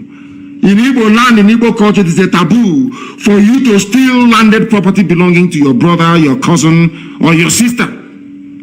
For them to shield themselves from the ravages of guilt, they said they are not Igbo. Of course, Ikwere is Igbo. Have you not seen the new state creation that they are touting all over the place, the Fulani Janjaweed? They want to create a state comprising of Igbo people, as well as those of them they took from Omok, which are Igbo people, into a new state. Do not despair. No Igbo person, no sensible Igbo man said he is not Igbo. Let me tell you what has been happening in the zoo and what they do very cleverly. Before now, when the Yoruba media was against us in line with the Janjaweed, they magnify what idiots like Wike say. What ordinary people are, anytime you say, I am Ikwere, I'm Igbo, nobody will publish it. But if you say, I am Ikwere, I'm not Igbo, every paper will carry it. That is why it is always very good for us to read between the lines. Forget about the noise making of a few empty barrels, like Wike, and listen to the voice of reason of other well-meaning Ikwere sons and daughters. They know they're Igbo. Everybody knows this very clearly. Some of them claim they are from Igodo. I don't dispute that. But Igodo is also Igbo land. If it comes down. You've answered I've answered the question, because I see no reason why someone that speaks Igbo, that do everything like Igbo, will begin to deny his identity. When you lose a war, it is always like that. When you lose a war, it's always like that. We fought a war of attrition for 3 years. The Fulani Janjaweed came and gave biscuit and chewing gum and tobacco to some people, and kai hot drink to some people, and say, one Nigeria. If you don't say you are one Nigeria, we'll kill you. I had a good brother of ours from America speak to me. And he told me, this is a so-called Delta or Delta Igbo. He told me that they're from Uri. His father was the traditional ruler of his people. Every year, Ezeri will come to their village and sprinkle clay on the ground. They're from Uri. That is the way it is. Till tomorrow morning, we know who we are. Those who claiming they are not Igbo, they're living in denial. And I go as far as saying that everybody is Igbo. If you're a Joe, if you're a Bibio, and I say it clearly, go back and interpret it however way you want it to be interpreted. The truth stands eternal. And I keep saying to them, are you doubting me? That all of us are Igbo. One that doubted me a few days ago, I said to him, go back to Google and Google the word Ibibio. After he Googled the word Ibibio, I asked him, please read to me what you can see. He said, related to Igbo. I asked him to Google Efik. He Googled Efik. What can you see? Efik and Ibibio are one, both are related to Igbo. I asked him to Google a job. He Googled a job. I asked him, read to me what you can see. He saw a job related to Igbo. I said to him, do you want us to continue? He said, no, he's seen enough. And that was it. That is the truth. We are all one people. That is why Insipidi came. That is why if you go to Abreba today, they speak the same language, or more or less, with the Bibio people. If you go to a Jagam, there is no difference between a Jagam and Arochupu. It is the same thing. That is why Insipidi came from there. Insipidi is a uniting form of writing that binds the whole of Biafra together. If you go to places like Ihiala, if you go to Ihiala today, to Obulisuzo, do you know where they came from? They came from Igoromigodo land. Obulisuzo, you see today in Ihiala, their ancestral home is Igoromigodo. Why are we deceiving ourselves? As I said before, once your mother ties two-piece wrapper, you are one of us. Thank you very much. Thank you very, very much for your call. Thank you. We are live and direct. We're educating. We're sensitizing. We're enlightening. You know, Janjaweed, they listen to these our brokers and they go crazy. He is brainwashing them. He is doing this. I said simply, we are all Igbo people. Do you doubt me? Go to any village in Anambra right now, get a man that is up to 90 years old and above, and ask him about the war between the Idu people and the Oba, and he will tell you. Everything we say is backed up with facts and figures. That is why we can never fail. And our people are very intelligent. That's one thing about Biafran people. Once you make sense to them, they will understand it and they will follow you. I have a caller now on the line. This caller, give us your name and where you're calling from. We are live and we are direct and the world is listening. Yeah, my good morning, sir. Good morning to you. Yeah, my name is Charles Obidike. Charles Obidike. Yes, and where are you calling from? Yeah, Charles Obidike, where are you calling from? Good morning, sir. The man that told you we are live and direct. Please hold on a second. We are live on the air, please. Our barrister is calling me. We are broadcasting. We are live on the air. Yes, please continue, my dear brother. Continue. Okay. So, I don't know. It pains me each time you come on air and start talking about the black man, the way they reason and all this. And I'm one of the black man, but I know I've never reasoned like that because even up to today, I am not an IPOB member. I'm not an IPOB member, but I have been following what you have been saying since 2014 till today. And no one has ever seemed to be lie. All of them are truth. And you made me to become, like as I've gone to university, more than the people that was my age mate. I'm 64 years of today. But all these things you are saying in this country and wherever you are, they are all truth and nothing more the truth. And it pains me when anybody is making any argument concerning this, concerning that. I don't know, people will see truth, but the level we are in it today is because of our church in this country, Nigeria. They are the part of the problem.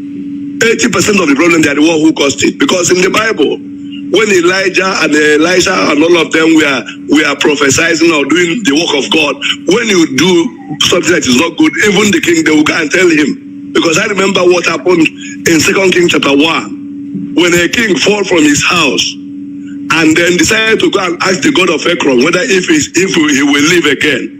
Elijah met his servant that he sent on the road to tell him that you should go back and tell the king, is it because there's no God in Israel? That is why you are going to ask the God of Ekron. And because of that, you will die. You will never get up from that bed. And when the man sent people to come and kill the Elijah, first 50% of people with their captain, they died. Fire consumed them. The second one, the same thing. The third one came and began to dialogue, beg, in other words. And when he followed them, the angel of God asked him to come and follow them. And when they get to that place, he told the king rightly that because you went to go and look other God that is not God, you will die. Then today, look at people we have in our church. Somebody like Redeem, who is calling us to go and come and go to heaven, knows that there is no Buhari, and he went to rock.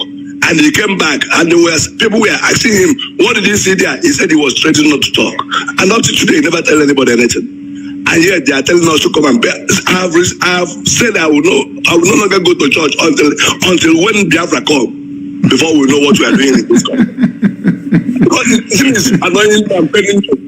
All the people, Christians are killing in the north. Nobody is talking. No church is talking. They are building auditorium. We're going to build 10,000 auditorium. Whereas Christians are being killed in the north. They say nothing. I don't blame them. I blame the idiots that go to these useless, idiotic churches and patronize them. I blame them. But in all fairness, there are some preachers that have come out recently to condemn what is happening. There are good ones amongst them. Let us not tar them with the same brush. Just tell me somebody will look a factory closed and close the factory, then convert that factory to church and begin to pray for you to get work. Does that make any sense? You close the factory where people will be going to work. Yes, convert it to church and then be praying. If it is suffering to this length, people will get to understand. So I appreciate you. Only thing is that my God will continue to supply all your need according to his riches, glory by Christ Jesus.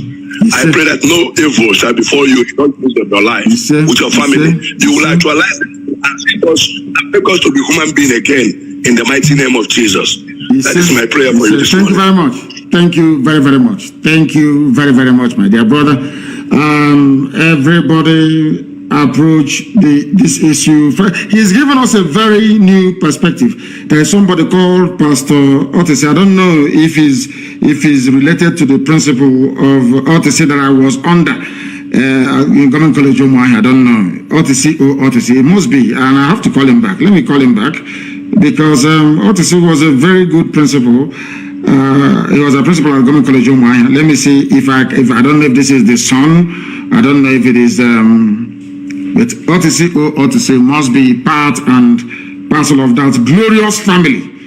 I love Otisi immensely. Let me see if I can get him to speak to us, please. I want to ask him, he's a pastor. I want to ask him if he is related to Otisi, one-time principal at Government College Umuahia.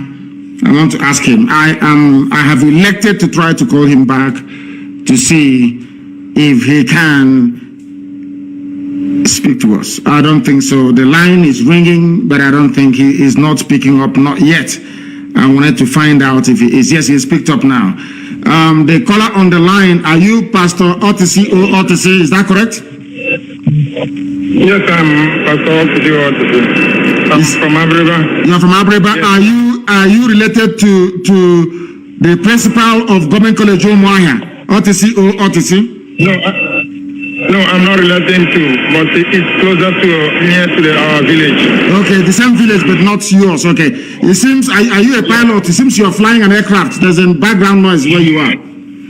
No, I am beside a metro. I'm going to work, but at the same time, that's what I'm trying to communicate with you this morning. Good morning, sir. Good morning to you. Yes, my name is Pastor Otisi Otisi. It's the first time I introduce myself as a pastor because many people don't know I am a pastor. I always say my name is Otisi Otisi, but today I decided to introduce myself as a pastor ordained by the Biafrans, and the pastor is in German today. His name is Pastor Sami Ipob. He's living in German today. He's a Biafran too. And my question this morning is concerning the oil well that the Nigerian government are taking, and it seems that when the northern oligarchy have both the gold and the other mineral resources, they call it their personal own, but our own become a national case. How? When are we going to take back all our things? Because the world seems that they are not listening what we are saying, or the campaign we have been sending to them letter from UN and other angle of the world, but they keep moved and they keep watching, looking for us to die until they will come to our rescue. I think is it the time that we're supposed to take back our things and pursue all the white people that are taking all control in our land? That the war that we are looking for, they can able to get it, or are we going to stay until they wipe off from the face of the earth? That's my question, my leader. Thank you very much. Thank you very, very much for that. The truth of the matter is that the people giving the impetus to the Fulani Janjaweed to keep their gold and their diamond from Zamfara, but be drinking our own oil, is because of the people are the likes of Wike, Amechi, Lopos, Adema, all the Fulefus. If they get together and say enough is enough, there will be no oil going to the north. They will try to bring down their army and we will defeat them. Nigerian army cannot fight. They are very weak. Everybody knows that they can't fight. That is why they are begging foreign mercenaries. That's why they are begging Cameroon, they are begging Chad, they are begging Niger, poorest countries in the world, to come and help a giant of Africa to fight. This is one thing that people do not understand. They are being deceived by the war that happened. People think till today that that Nigeria fought a war against Biafra and defeated Biafra, that Gowon was an all-conquering general. It is a lie. It is a lie. Without the help, without Britain, Russia, OAU to an extent, Egypt, and the acquiescence of the USA, there is no way that Nigeria could have defeated Biafraism, not in a million years. This is the same army that cannot even defeat a ragtag band of terrorists in Boko Haram or bandits. And we should do away with fear. Fear is a debilitating disease. They are taking our oil and gas because we allowed ourselves to become divided and deceived. They appointed the Willings Commission to divide the so-called Niger Delta or carve them away from the wider eastern region. The same white man did not go to the north to create a minority commission for the so-called minorities in the north being yoked by Fulani. No. These are the things that people do not understand about this. The reason why they are angry with IPOB and trotting out all this propaganda against us and my good self is because they know we know their game and we have discovered their game plan. We now know how possible it was for an Ikwere man to say I'm not Ikwere, for somebody from Ijo to say, oh, I'm not part of the East or part of Biafra. That was how they deceived Edwin Clark of Pandef. So they can take our oil. That was how they deceived Ken Sarawiwa. So they can go and take our oil. Today, Ogoni hasn't been cleaned up. Today, people are suffering in Ogoni land, whereas the Sultan of Sokoto owns nearly 20 oil wells in Biafra land. None of us owns an oil well. You need to understand what they have done to us and how we are going to untangle it. And it's a very simple process. By educating and enlightening our people to understand that we are one first and foremost. That is why the Fulanis, for Fulanis to subjugate you, they come with one north. They never divide the north. They will tell you we are one north, one. If you try to divide Fulani from Hausa, they will say no, we are one people. But they come to your land, then you allow them to divide you. That makes you a very big fool. Let's take this call. The caller on the line, can you hear me? This is Radio Biafra, we are live and direct. And bless you. Please turn your system down. I beg all of you, please turn down your system. Well, once I pick your call, turn off your system. Because what I'm going to say, the whole world is going to hear it. What you're saying, the whole world is also going to hear it. You don't need to hear your voice 2 times, do you? Please, go ahead. Thank you, sir. Go ahead. Thank you. Ohamadike, I have a question for you. How are you doing, my Lord? Elohim is kind to us. God bless you. Thank you. Sir, my question is this. I have 3 questions. One is this. What do you want to tell our Biafrans who see themselves serving in Nigerian police, in Onitsha, in Owerri, in Aba, in Ebonyi, killing and humiliating their brothers? A brother who is a keke napep driver, who put a flag of Biafra in his keke, our Biafran brother who serves in the Nigerian police will detain him and kill him. Who put a bangle of Biafran flag or Biafran identity, a bangle or a necklace, something that gives you hope and joy, something that you look at, you summon courage, something that you look at the logo or the flag, you move on, irrespective of the suffering and the hardship, you move on. Our Biafran police, who is in Aba, who is in Owerri, who is in Oka, who is in Enugu, will kill, detain, and humiliate that person. That is my number 1 question. What message do you have for such an individual who is... That their end is coming. Their end is also coming, and there will be no pity, there will be no mercy. We have all their names. Who has a child who is suffering in the same dilapidated school, in the same abandoned area, in the same gutter that all of us are living? He's there with us. That's my number 1 question. My number 2 is this. What message do you have for our so-called pastors who has refused to open their mouth and say the truth, who continue to deceive us to pray for Nigeria when they know that God will not answer that question? What message do you have for them? Now, my number 3 question is this. You have said it over and over again, and it is truth. All you have said is the truth, and we know you are saying the truth, and that is why we must follow you. We will continue to follow you. You said it, and it is written that the kingdom of God suffereth violent, and the violent will take it by force. My Lord, my question is this to you: is this? One time again in America, you told a lady. When you were having a meeting with them, you said, let them give us ammunition. The lady said that she did not hear you well. What did you say? You repeated that question. Now it has come. My question again is this. Are we going to fight? If we are going to fight, are there things that we need to have? Those who cannot fight, like a sword, or those who do not have the liver to withstand this thing, let them start running now. If you want to run to Cameroon so that you can start running, if you are in the north and you want to sacrifice yourself there, you sacrifice. What is our fate? Because this thing will not come for free. We must fight. So that people will say, had I known we are going, or had it been we were told that we are going to fight, I would have dig a trench where I will hide with my family, or I would have run away. So is there any way people will be made to understand? Because even those in the north, when we keep telling them that this is not people of our tribe, these are not brothers. The people that you are staying in their place are not brothers, because they will kill you. We keep telling them come back home, they refuse. I was living in the north, I lived in the north, I live in Nasarawa, I lived in Plateau, I lived in Kano. I come back home. So are we going to fight? Because the lady who asked you that question, what did you say you need?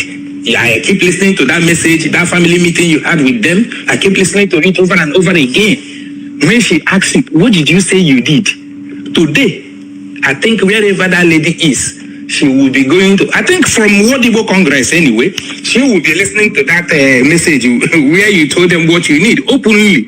And she refused. I don't know whether they honored that meeting that day or what. I accepted your request, but today they have brought that killing to our house, and it is real. It is true that they brought it. Thank you very much. Are killing us on daily basis. I'm going to answer I will answer your question, my dear brother. Listen via your listening device. Let me answer your question.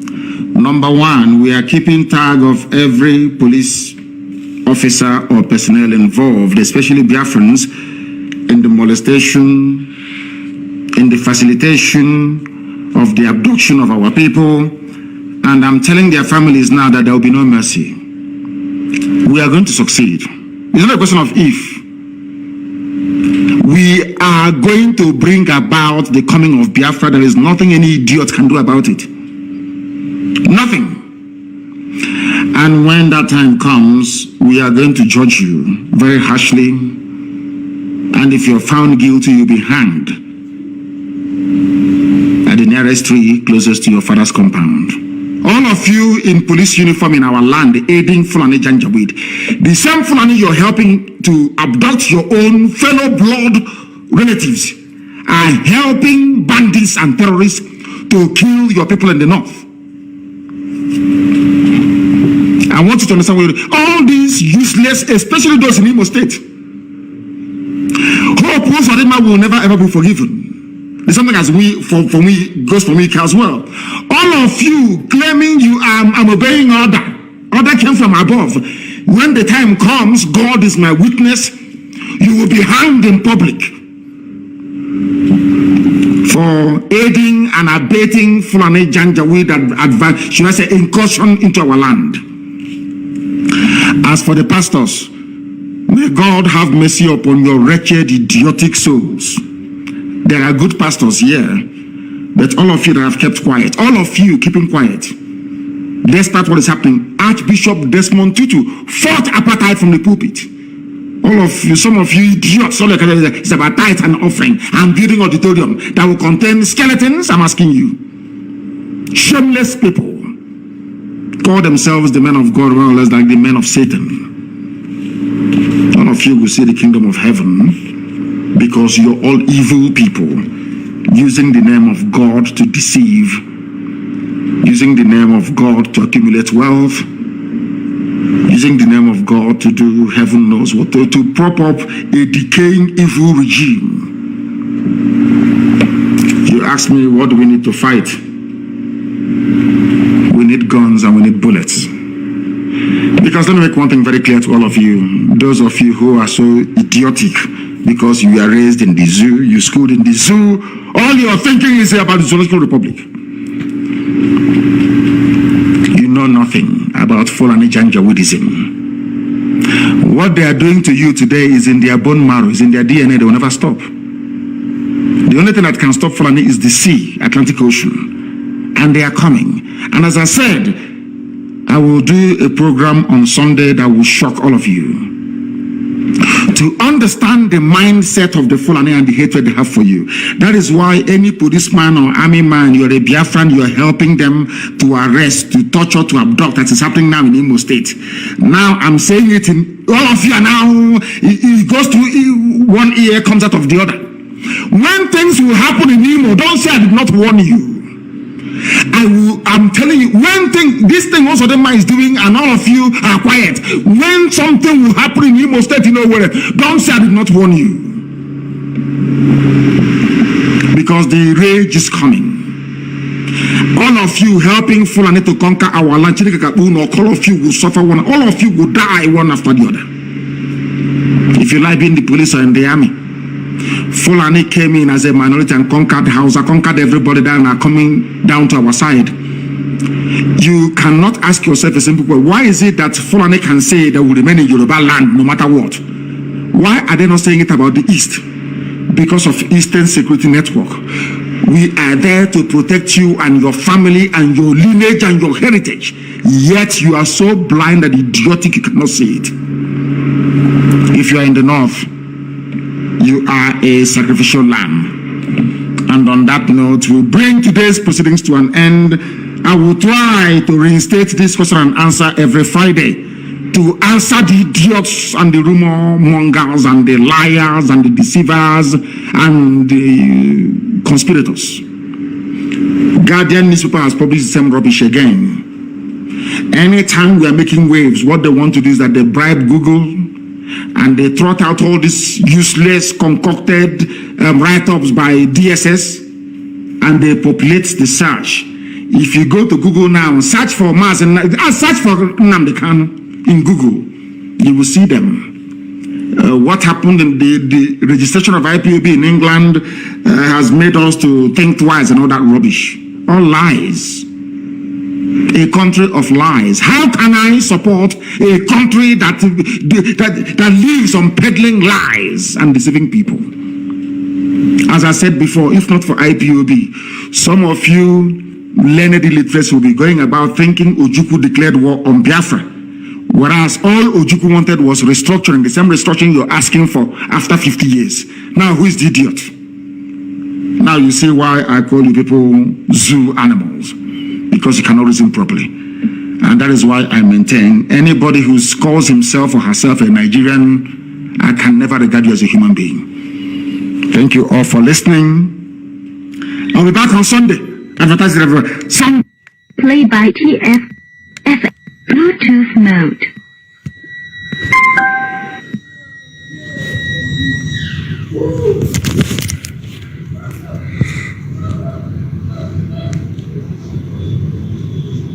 And as soon as our app is out, please, our alternative to Facebook, make sure that you go into it as quickly as possible. We can no longer be defeated by silencing our voices as they did in 1967. This time around, we have options and we are going to utilize it. In all that you do, you must pray for Eastern Security Network. Pray for them and support them. And as I said before, be very careful and mindful of what you're doing and where you're going to.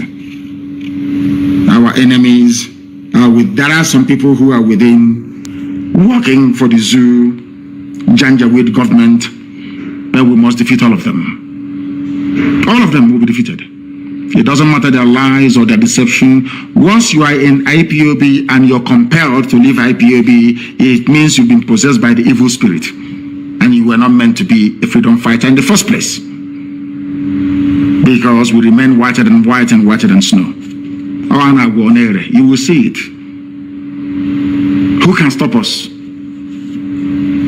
We that Elohim sent. Who is the bagger that will stop us? Nobody can. They are faffing around all they like. You cannot stop us. Any Biafran you kill, there will be a revenge. And they know when we revenge how it is. There will be revenge, you know that very well, and it's coming. And more ferocious than before. Thank you all for listening. From me, from here, this very morning, it is good morning.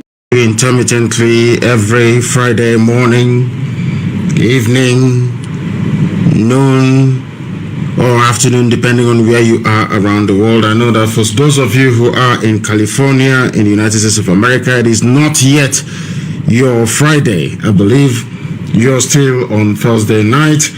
We welcome you. Today's date is the 19th day of March in the year of our Most High Elohim 2021. The time now is 6 minutes past 7 p.m. 7 a.m. in the blessed land of Biafra, and by the same number of minutes, 6 minutes past the top of the hour, regardless of where you are around the world, we welcome you. It's a live presentation, please. Live presentation. The time is 6 minutes past 7 a.m. in the land of Biafra. That's how you know we are live, because if you check your timepiece right now, the time will be 6 minutes past the top of the hour. I welcome each and every one of you. Good morning, good afternoon, good evening, and good night to some of you. We are being listened to right across the world. A lot of you have joined us via Ipob Community Radio app. Of course, some are listening via Radio Biafra app. Some of you are also listening via FM in the land of Biafra, some parts of Lagos, in Abuja as well. I don't know if Kanu is amongst you. Those of you who are listening via FM, we are also on satellite. Some are listening also via Radio Biafra website at radiobiafra.co. And I do know that a few people, I think what I can say is 228 are listening via my Instagram page, Mazi Nnamdi Kanu _official. Some of you are with me on Instagram. Some of you are also listening via Twitter.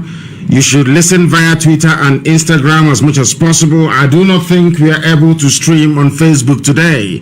They don't want me to broadcast on their platform. They have taken money from the zoo. They are trying to cut out our voice because our women were raped, and they do not want the world to know about it. That is what Facebook is hiding, but they cannot stop us because we are unstoppable. And as we have been announcing for the past few days and weeks, very, very imminently, our own app will be launched. Something similar or better than Facebook will be launched. I know that Simon Ekpa has been doing a lot of work in terms of announcing it, but I will myself announce it officially when we are ready to go. But for now, we welcome each and every one of you, regardless of where you are. Bring your pen and paper ready. And of course, I am going to give out the telephone number with which you can contact us this morning. It is a question and answer session. Please, I will urge and pray that some of you refrain from unnecessary, should I say, commendation and pleasantries. I want you to go straight into your questions. The harder the questions, the more better for us. So we can educate, we can enlighten, we can make the world aware or bring to their attention the work that we are doing diligently and resolutely to restore the kingdom of heaven upon the face of the earth. Our work, our mission is a very simple one: to restore Biafra, or we all die in the process, because there is no other alternative. It is a good thing now that the Janjaweed are on the run. It's a good thing also that our people in the West, our Yoruba brethren, have woken up. We are waiting for middle belts to rise up as well, so that we can dismember and bring the damnable zoological republic to an end, to end the misery that it has continued to heap on the lives of those who are unfortunate to be born into that contraption. Once again, we are going to pray as it is usual and customary here with us. My name is Nnamdi Kanu. I am the leader of IPOB all over the world, indigenous people of Biafra, the largest mass movement on the face of this planet Earth. I am the director of Radio Biafra and Biafra Television, and by the very special grace of the Most High Elohim, a servant of the wonderful people of Biafra. As I have welcomed you, please endeavor to welcome other people. Endeavor to share your link as far and as wide as possible, that others may also participate this very morning. I am not sure that the advertisement for this program went out far and wide, but we're here all the same. And I'm sure by the time we get to the 30th minute of this program this very morning, afternoon, and depending on where you are, a lot of you will be able to join us, because I know that some people are still sleeping, especially those in the time zone adjoining that upon which Biafra sits, which is 1 hour before Greenwich Mean Time. We must pray. And of course, in the language of heaven.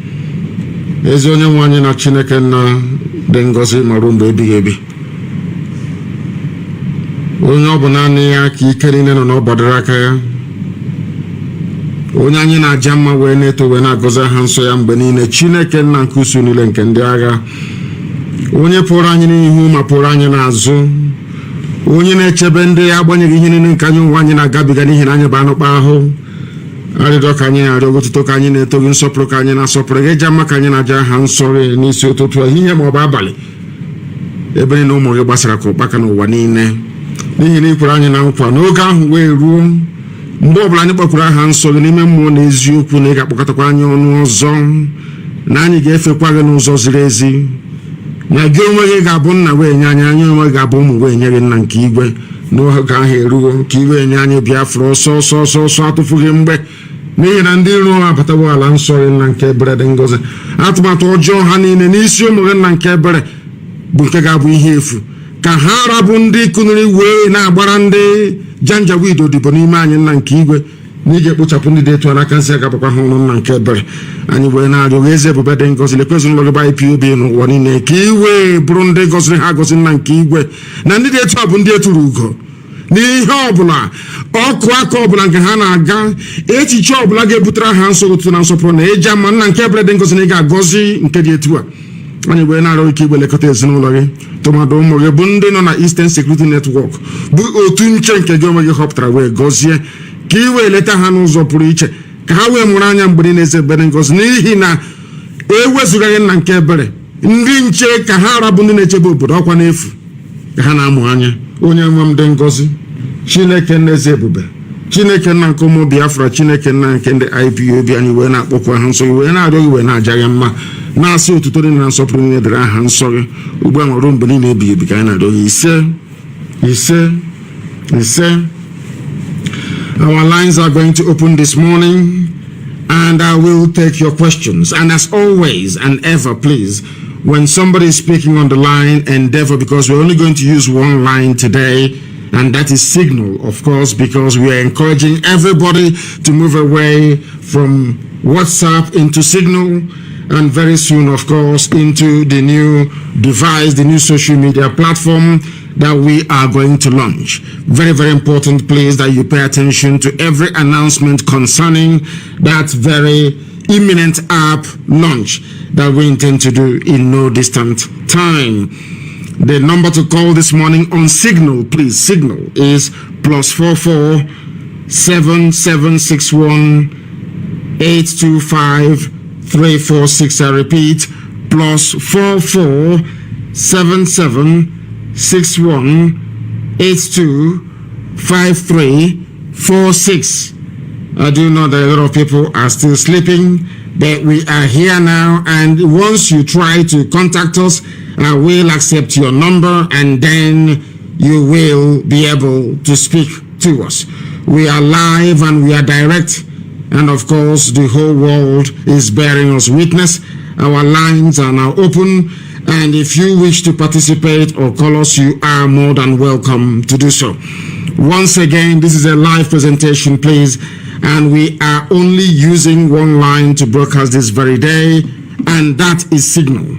And might I also remind each and every one of you, if you have not prayed for Ipob, if you have not prayed for this very noble family, of course, those that are guiding us, ESN, if you have not prayed for Eastern Security Network and for the coming of Biafra, I do suggest that you do so immediately. Let us go and take this call. Our very first caller this very morning, afternoon or night, depending on where you are. The caller on the line, can you hear me? Please, your name and where you're calling us from, and then your question, please, if you may. Yes, sir. Good morning to you. My name is Chinedu Nwosu. Chinedu Nwosu. From Hungary. From Hungary? You're calling from Hungary? Yes, sir. Please go ahead. We are listening. Please, I want to ask something. All this Efulefu, because all this Efulefu and their children with their entire family, what is going to be their situation when we restore Biafra? Are they going to be in Biafra land with us? Because if they continue to be in Biafra land with us, the same thing will be applicable. The same thing their father did is what they're going to do, just like Nneamwodo. What is going to be their condition in Biafra land? That's what I want to know. Their condition will be what it has always been and what we said is going to be. Those who are complicit in the murder of our people, those that worked with Janjaweed to try to enslave us, they will of course be tried and hanged in public. Those of them that have risen up against us will be tried and hanged in public without any apologies. We have said that before, we're saying it again, because we understand the damage or the extent of the damage that they have done or inflicted upon our people. We know that they are responsible for the delay in setting us free for Biafra to come. We know the work that they have been doing, and we are not going to spare them. They will be tried because Biafra land will be a land of law and order. We are going to obey the law. The law will say that they need to be tried. We are going to try them with, of course, based on evidence before any court of competent jurisdiction. Once we do that, or we determine their guilt or innocence, then they will be dealt with accordingly. If they are guilty, they'll be hanged. If they are innocent, they'll be set free. It's as simple as that. Okay, sir. Thank you very much. Thank you very, very much for that very interesting question this morning. Anybody, if you are involved in the sabotage of this very great effort to restore Biafra, if you are part and parcel of those who are conniving and conspiring to make life difficult for Biafrans, believe you me, that you will be tried for it. If you try to send us a message, it will come to, if you try to call for the very first time, it will come as a message. I will accept, and then you try and call back. That is the way it works. You will then try and call back. I know that it's a very complex system with signal, but that is the way it works. The caller on the line, can you hear me please? Your name and where you're calling us from, if you may. Good morning, my leader. Good morning to you. My name is Onyedika Chi. I am calling you from Neu-Ulm, Germany. My leader, I greet you for all the things you've been doing for Biafrans. Thank you very much. It seems where you are is very cold, is it? Where you are, is it very cold? Yes, it's very, very cold, sir. Yeah. I can imagine. I can hear it from your voice. I was the one who asked you a question when you came 2019. Yes, in München. Okay. So when I was in Munich. Yes. Go ahead. Yes. So my question is please, it's just like a suggestion.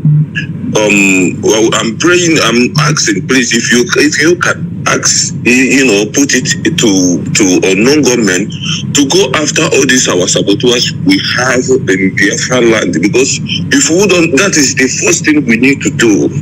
Please, it's getting on me here that I'm not there and I'm not useful, to this kind of situation going on, because I love to do something. Because here we are, they are chasing us around everywhere in the world. We are not safe. Okay, we are not safe. All right.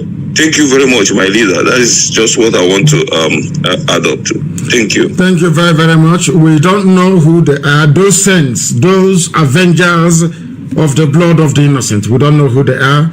Some of you call them unknown gunmen. I have joined you in calling them unknown gunmen. They are, to some people, saints, sent by heaven to avenge the death of the innocent at the hands of the zoo security agencies. And from what you have seen that they have been doing so far, some of you have been hailing them As for me, anybody who is involved in the death of the innocent do not deserve any mercy. So I am asking everybody who works for the police, for the army, make sure you are not on checkpoints in Biafra land. Make sure you are not involved in the killing and molestation of the innocent. Make sure that your hand is not soiled, because if you do, all these sins will be able to locate you. That's what we are saying. And in time to come, of course, we don't know who they are, but as time goes on, they will be able to answer every prayer that all of you have been making, every legitimate prayer regarding those who have been who have presented themselves as stumbling block towards our emancipation. I have a caller again on the line. This caller, can you hear me? And thanks for your patience. Your name and where you are, please. Thank you so much for taking my call. My name is Chimdike Obonaya. Chimdike Obonaya, where are you calling from? I'm calling from Conroe, Texas, very close to Houston, Texas. I was the last caller the first time during the weather incident in Houston when you were in Houston. Oh, okay. And I was the last caller on that day. We got disconnected. I tried multiple times, and thank God I'm able to get to you today. Thank you so much.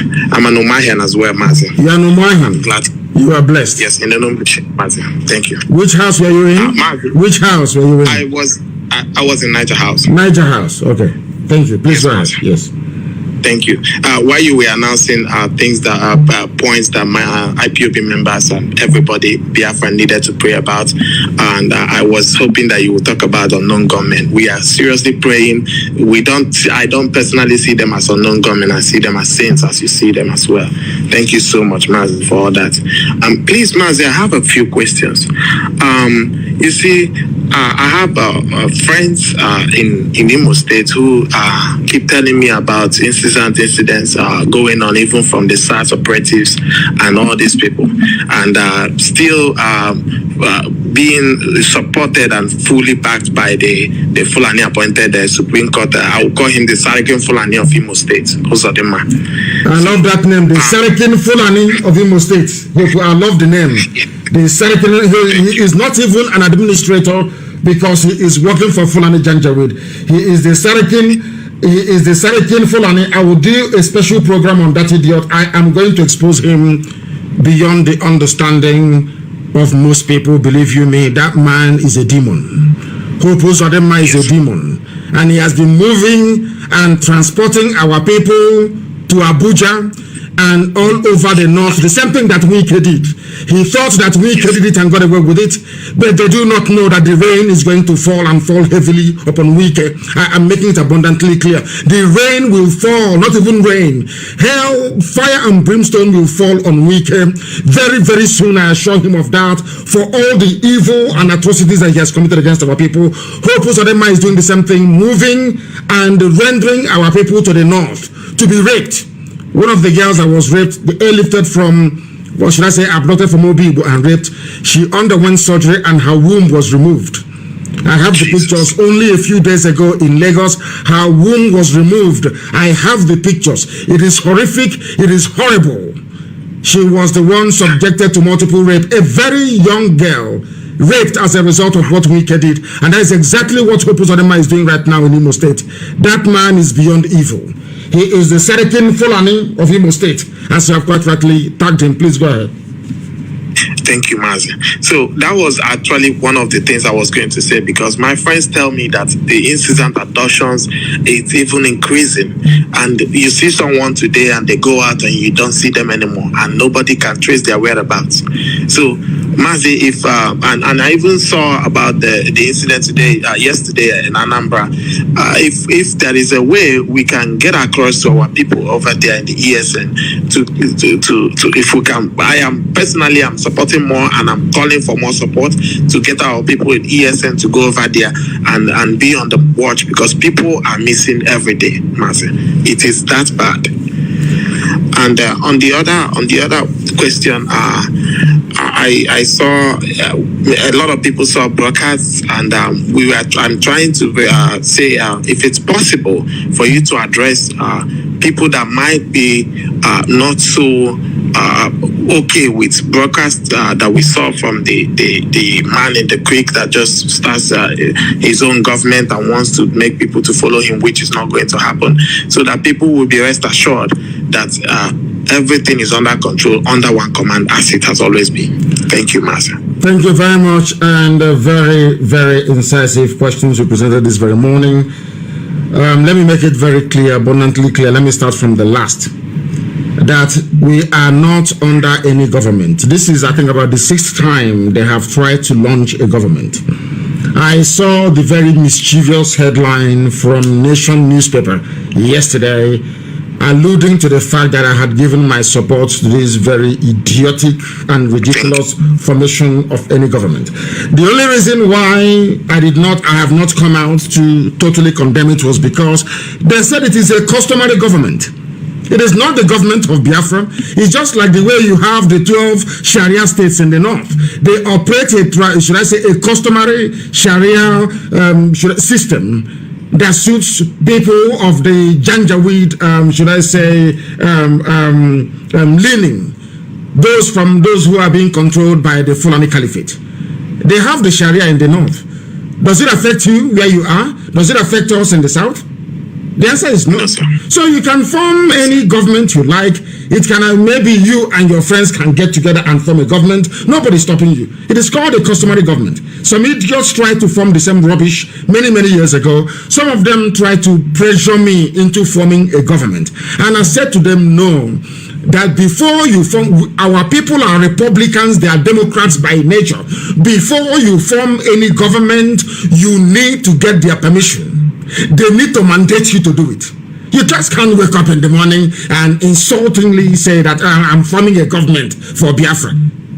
Somebody who is a Janjaweed, somebody whose allegiance is to Saudi Arabia, somebody that despises Israel, somebody who is a nobody, has no following. Even the wife doesn't follow him. You want to, anybody can, in the zoo, you can announce anything, and if you give them money, they will carry it. We know the work that DSS is doing. They even went as far as issuing an op-ed. Somebody wrote an article trying to extol the virtues, trying to insinuate that somehow this wonderful, noble, unbreakable family has been divided. And I said to the person that you are insane. Once you leave IPOB, you are on your own. You cannot take anybody with it. It's impossible because we are one family. That is who we are. One name under one command. Not two, not three, not four. People may try to seek relevance. It is in their nature. When you run out of, let me give you a very simple example, my dear brother. Anytime you see a harlot, anytime you see a prostitute, anytime she runs out of money, she will put on a very small skirt and high heels and handbag with lipstick and wig, and she will go and stand on the street corner. If she doesn't have bread, because that is what she is used to. Anytime you have these hungry people run out of money, they try to make so much noise to attract the attention of the zoo government, so that their money can start flowing again. But I think the zoo have now sourced them out, that they are nobody, that they are insignificant. Coming to the abductions that you talked about, we know what is happening.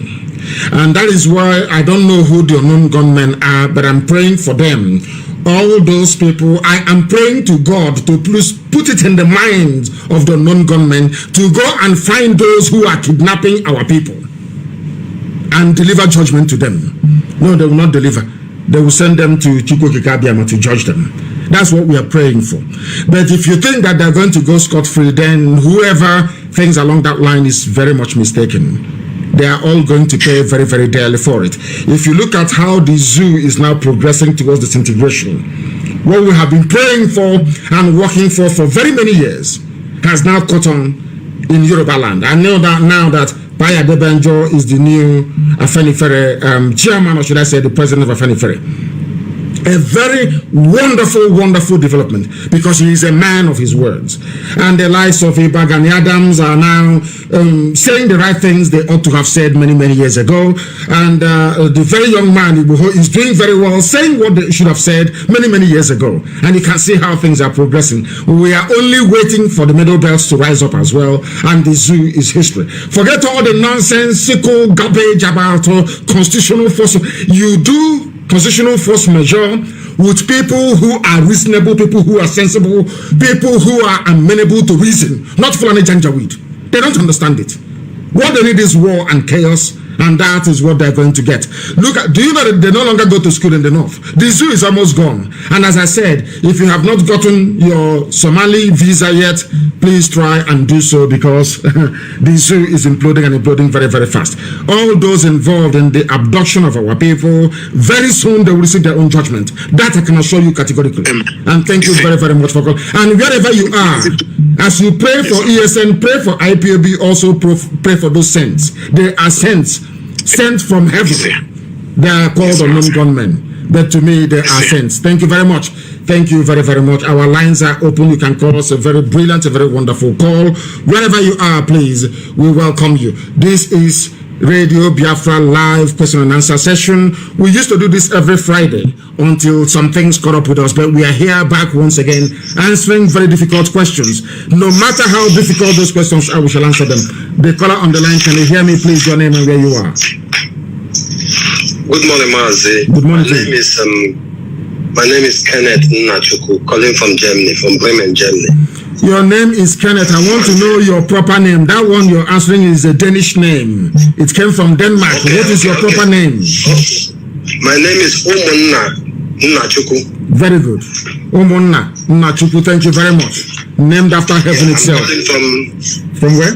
Thank you, Mazi. I'm calling from Bremen, Germany. From Bremen in Germany. It seems only Germans are awake this morning, and those from Texas as well. Please go ahead, you're listening. Go ahead. Yeah, Mazi, I just came back from work this morning, so I have to wait for your question and answer. So, Mazi, I just have two articles for you this morning, and I hope it will not be so difficult to explain them to me. One important thing I want to say is, I want to ask first is, we are having a very big problem here, and the problem we are having is a lot of us, we don't have a passport anymore. They are expired, and when we try to apply for our passport in the embassy, most of us that are in Facebook, that are really posting a lot of things about the disintegration of Nigeria, they are refusing us passport in one way or the other, by not even giving us an appointment to get our passport. So, and we don't actually know what to do. Some people are running from Germany to Holland to go get their passport and just stuff like that. So, but now most of us don't know on how we go about this thing. So, it is a problem. So, I don't know how you can clarify these things for us, how we go about it. But a suggestion for it, how I thought, is like in Germany here, officially in Germany here, we are like not registered officially in Germany here, because like the IPOB Bremen where I belong to, we are registered, and in Europe they have a way their law works. It's like every state have their own law. So as we are registered in Bremen, it's like we are registered under the law of Bremen. The people in Hamburg, who if they are registered in Hamburg, they are registered under the law of Hamburg, the state. Yes. And in Cologne, it's just like it's a proper federal system, as you have in the USA, a proper federal system. Every state in Germany has their own laws, and they implement it, they enact their own laws, and they implement it accordingly. It's a proper federal system. I have a very simple answer to your question. There is something called stateless statehood, which means you now have to, what we need to do is to perhaps instruct our lawyers. Mr. Mika is there, who is our deputy head of the Directorate of State. We can get him to explore the possibility of trying to get the UN involved. And the UN in this instance, they have no choice. Once you have been denied a renewal of your passport, you go to the nearest UN office or get your lawyer to inquire for you about applying for the status of statelessness, which means somebody without a state until Biafra is recognized. And they are bound by conventions and treaties to make sure that they issue with a travel document. Yes, go ahead. Yeah, because some of us started this very thing already. Like for me, I went already to the let me say to the local foreign office where we renew our visa. Yes. Let me say where we renew our stay. Like those of us who don't have the German passport or something like that. So and they gave me, because my passport expired already last month, and they gave me something they call in Germany Fiktionsbescheinigung. So this paper I can be using to run around in Germany to work, but I can't use this very paper to leave Germany. That's what I'm explaining to you. The only document you can use to leave Germany is one issued by the United Nations, because currently we are all stateless. Once the zoo refuses to renew your passport, you become stateless. And with that, it is enough compelling evidence to get the UN to issue you with a travel document, because you are a stateless person. Stateless. That's what it means. And now with it, you can also approach the authorities of where you're in and get them to try to, of course, fix whatever endorsement or should I say, whatever identity or valid document or stay in that very area that you may have to need on your travel document. So the next port of call is the UN, to make them aware that we are stateless, not by choice but by virtue of the behavior of the zoological republic. That's what we're going to do, and I will get Nzulumike to look into it and see how that applies in the case of Germany. That is something that people do not understand. There is something called persons who are stateless, which means you have no country of your own. In our case, we are waiting for Biafra to come. Where you have been denied access to proper documentation, as the zoo is now doing, then we go to the UN and we apply for this very status. As simple as that. And that's what we're going to do. So I will get Nzulumike to investigate it and then come back to us. Because what we have right now, especially in Germany, is not acceptable, and we're not going to accept it. Thank you very much for your call. Is that all you have to say? Okay, Mazi. Thank you, and remain blessed. Thank you very, very much. Our lines are open. This is Radio Biafra. We are live and direct. Your name and where you are, please. Sorry, I can't hear you. The caller on the line, I cannot hear you. Hello, good morning, sir. Good morning to you. Please, your name and where you're calling us from. Yeah, good morning, my leader. My name is John China Sokuchima, a regular caller calling from Aba. From Aba, please go ahead. Yes, my leader. May Chukwukabiyama bless you and keep you more stronger as you are pushing us to this our glorious land. Yes, sir. My question for you this morning is I really wanted to know, because in our meeting last Saturday we deliberated it. We have some of our new members that are coming. I want you to clear air, because some people say that you say that we should close our books, we should not welcome new members again, no monthly dues. But some people are coming because of the way they see IPOB moving and the way we are on truth, and the whole thing they are doing is coming up. They wanted to join us. What do you do to them? I want you to clear, because they say that you say we should not welcome new members again. No. I think, sorry, let me cut you short there. No, they misunderstood what I said. I said in ESN, we no longer welcome new recruits into ESN.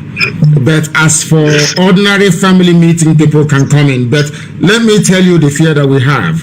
There are a lot of people who have been recruited by the zoo to identify our people for abduction. So where you have a temporary moratorium in place, where people are not being accepted, or should I say new members are not being accepted, it is for a very simple reason that we need to keep those who are there before secure and safe. And coming to the issue of contribution, yes, allow me to repeat. I do not want, there are no more monthly dues for the time being until I lift it. No more monthly dues in Biafra land alone. Outside Biafra land, in the diaspora, people are allowed to continue to contribute. But in Biafra land, no more monthly dues in Biafra land. And I would leave it to the coordinators on the ground to determine those of them who should be admitted into our meetings. But for ESN, the door is shut, it is closed. No more. We have enough people and they're doing wonderfully well. And we need to make sure that anybody coming in is sensible enough, is understanding enough to appreciate the level of discipline required for you to serve in ESN. ESN is more disciplined than any army in Africa at the moment. And we don't want people to come in there to contaminate it. Thank you very much for your call. Thank you very, very much for your call. And I welcome it this very morning. Our line, once again, and please let me remind you how it works. You will call and we will take your, once I accept you, then you can then call back. Because if you call initially as a first-time caller, you may not be able to be accepted. The caller on the line, can you hear me? Do we have a caller on the line? We have a caller on the line. If you will bear with me, please. Too many calls are coming in. If you will please bear with me, let me put you on speaker. You are now live to the whole world. Yes, your name and where you are. Good morning, Mazi. My name is Mazi Nnamdi. Calling you from India. Okay. From India. Yes, go ahead. Please go ahead. Yes, Mazi, I want to ask a question. Yesterday, we saw what happened in Yoruba land. I believe that they are stepping up and they are becoming more serious about Yoruba agitation. So what I want to ask is, for now, I understand that steps has been made to reach to them because we understand that we need alliance, we need friends to shoot together and know how to confront our enemy and champion our cause. So what I want to ask is, what are we making to unite with our Yoruba brothers? Because I understand that in the future, if we want to overturn how things are going in Africa and in West Africa, we need a union. A union of a such union that Great Britain operated. We need Yorubas, we need the Middle Belt, and even extending to our brothers in on the Amazonia. So, what kind of system do we think is viable for us to be able to change how things are going in West Africa today? And do we think this is the time, as we are fighting together? Do we think this is the time to start championing for that tomorrow that we might need to change things in Africa? And on that basis, I want you to as well assure our people that have whatever in Yoruba, in the Middle Belt, and wherever they might have what they call their properties, that this union as well is going to protect their interests, and they should not be afraid of anything and come back home or join this cause on whatever accord they can be able to join. Because till today, our people are still saying all sorts of things, that they are not being protected, and what is going to become of whatever they have in the what they call a foreign land after Biafra comes. So I want you to, on this basis, assure them again that things will be their properties and everything they have got there is protected. This is my question this morning. Thank you. Thank you very much, and I will answer your question. I will answer your question, and you should continue to listen very, very carefully. We are working very, very closely with our Yoruba brethren, working very, very closely with them. You must understand this very carefully. We have held series of meetings and continue to hold series of meetings. It's not hidden. I am not hiding it. That is the reason why we can do what we have been doing, what we've been doing, and that is the reason why our Yoruba brethren have now risen up, because they know that we cannot go behind their back to go and cut a deal with the Fulani, to allow a Fulani invasion of Yoruba land as a revenge of what happened during the war. They know that is not going to happen. We have a very clear understanding. We know that our future and our fates are intertwined. We know the game that the Fulani Janja would have been playing for years, playing us against each other, whilst they remain at the helm, impoverishing everybody. That era has come and gone. We are one with the Yoruba people right now. And let me repeat, you talked about development across that very sub-region, all the way from Amazonia to the Middle Belt to Yoruba land, all the way along the coastal lines of West Africa. We are going to give them free oil and free gas. Very, very important, starting from Yoruba land. Rather than having Dangote refinery, what we are going to do, we'll use that same pipe laid by Dangote from Bayelsa all the way to Lagos, where he's building his refinery. The Yorubas will own it, and we'll give them oil and gas for free in perpetuity. The same thing we shall extend to Benin Republic. The same thing to Togo. The same thing to I think Ghana now, they have their own oil. Anybody who do not have oil and gas, we are going to extend it to them. Our mission is to develop everybody and to free everybody. Not just Biafra. Everybody has to be free because it's called economies of scale. If they are doing well, you are also doing well. If they are poor, you are also poor.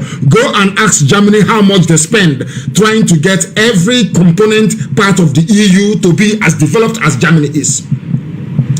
Anybody should ask those of them that called us this morning from Germany, go and ask Angela Merkel, how much are you, why is it that Germany is bringing out so much money to be propping up the EU? Because they want everybody to be developed. Once people are developed, they can buy your goods and services. Poor people cannot buy power bikes. Poor people cannot buy, let's say, drones. Poor people cannot buy flat screen TV, the smart TV. No, they need to be rich. And now, if you have a company, let's say in Biafra land, manufacturing all these things, and there's nobody to buy it, what are you going to do?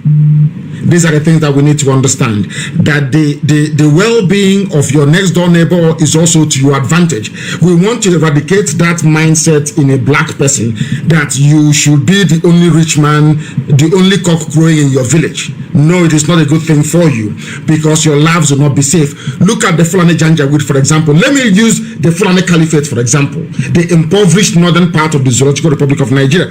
Look at them today. The reason why banditry cannot stop is because over the years they failed to invest in education.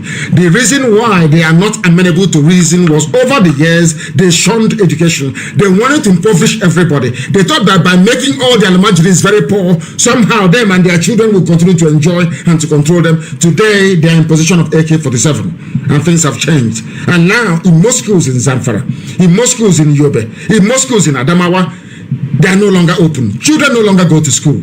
It is as a direct consequence of unemployment, as a direct consequence of years and years of implementation of rules, regulation, and laws that are anti-people.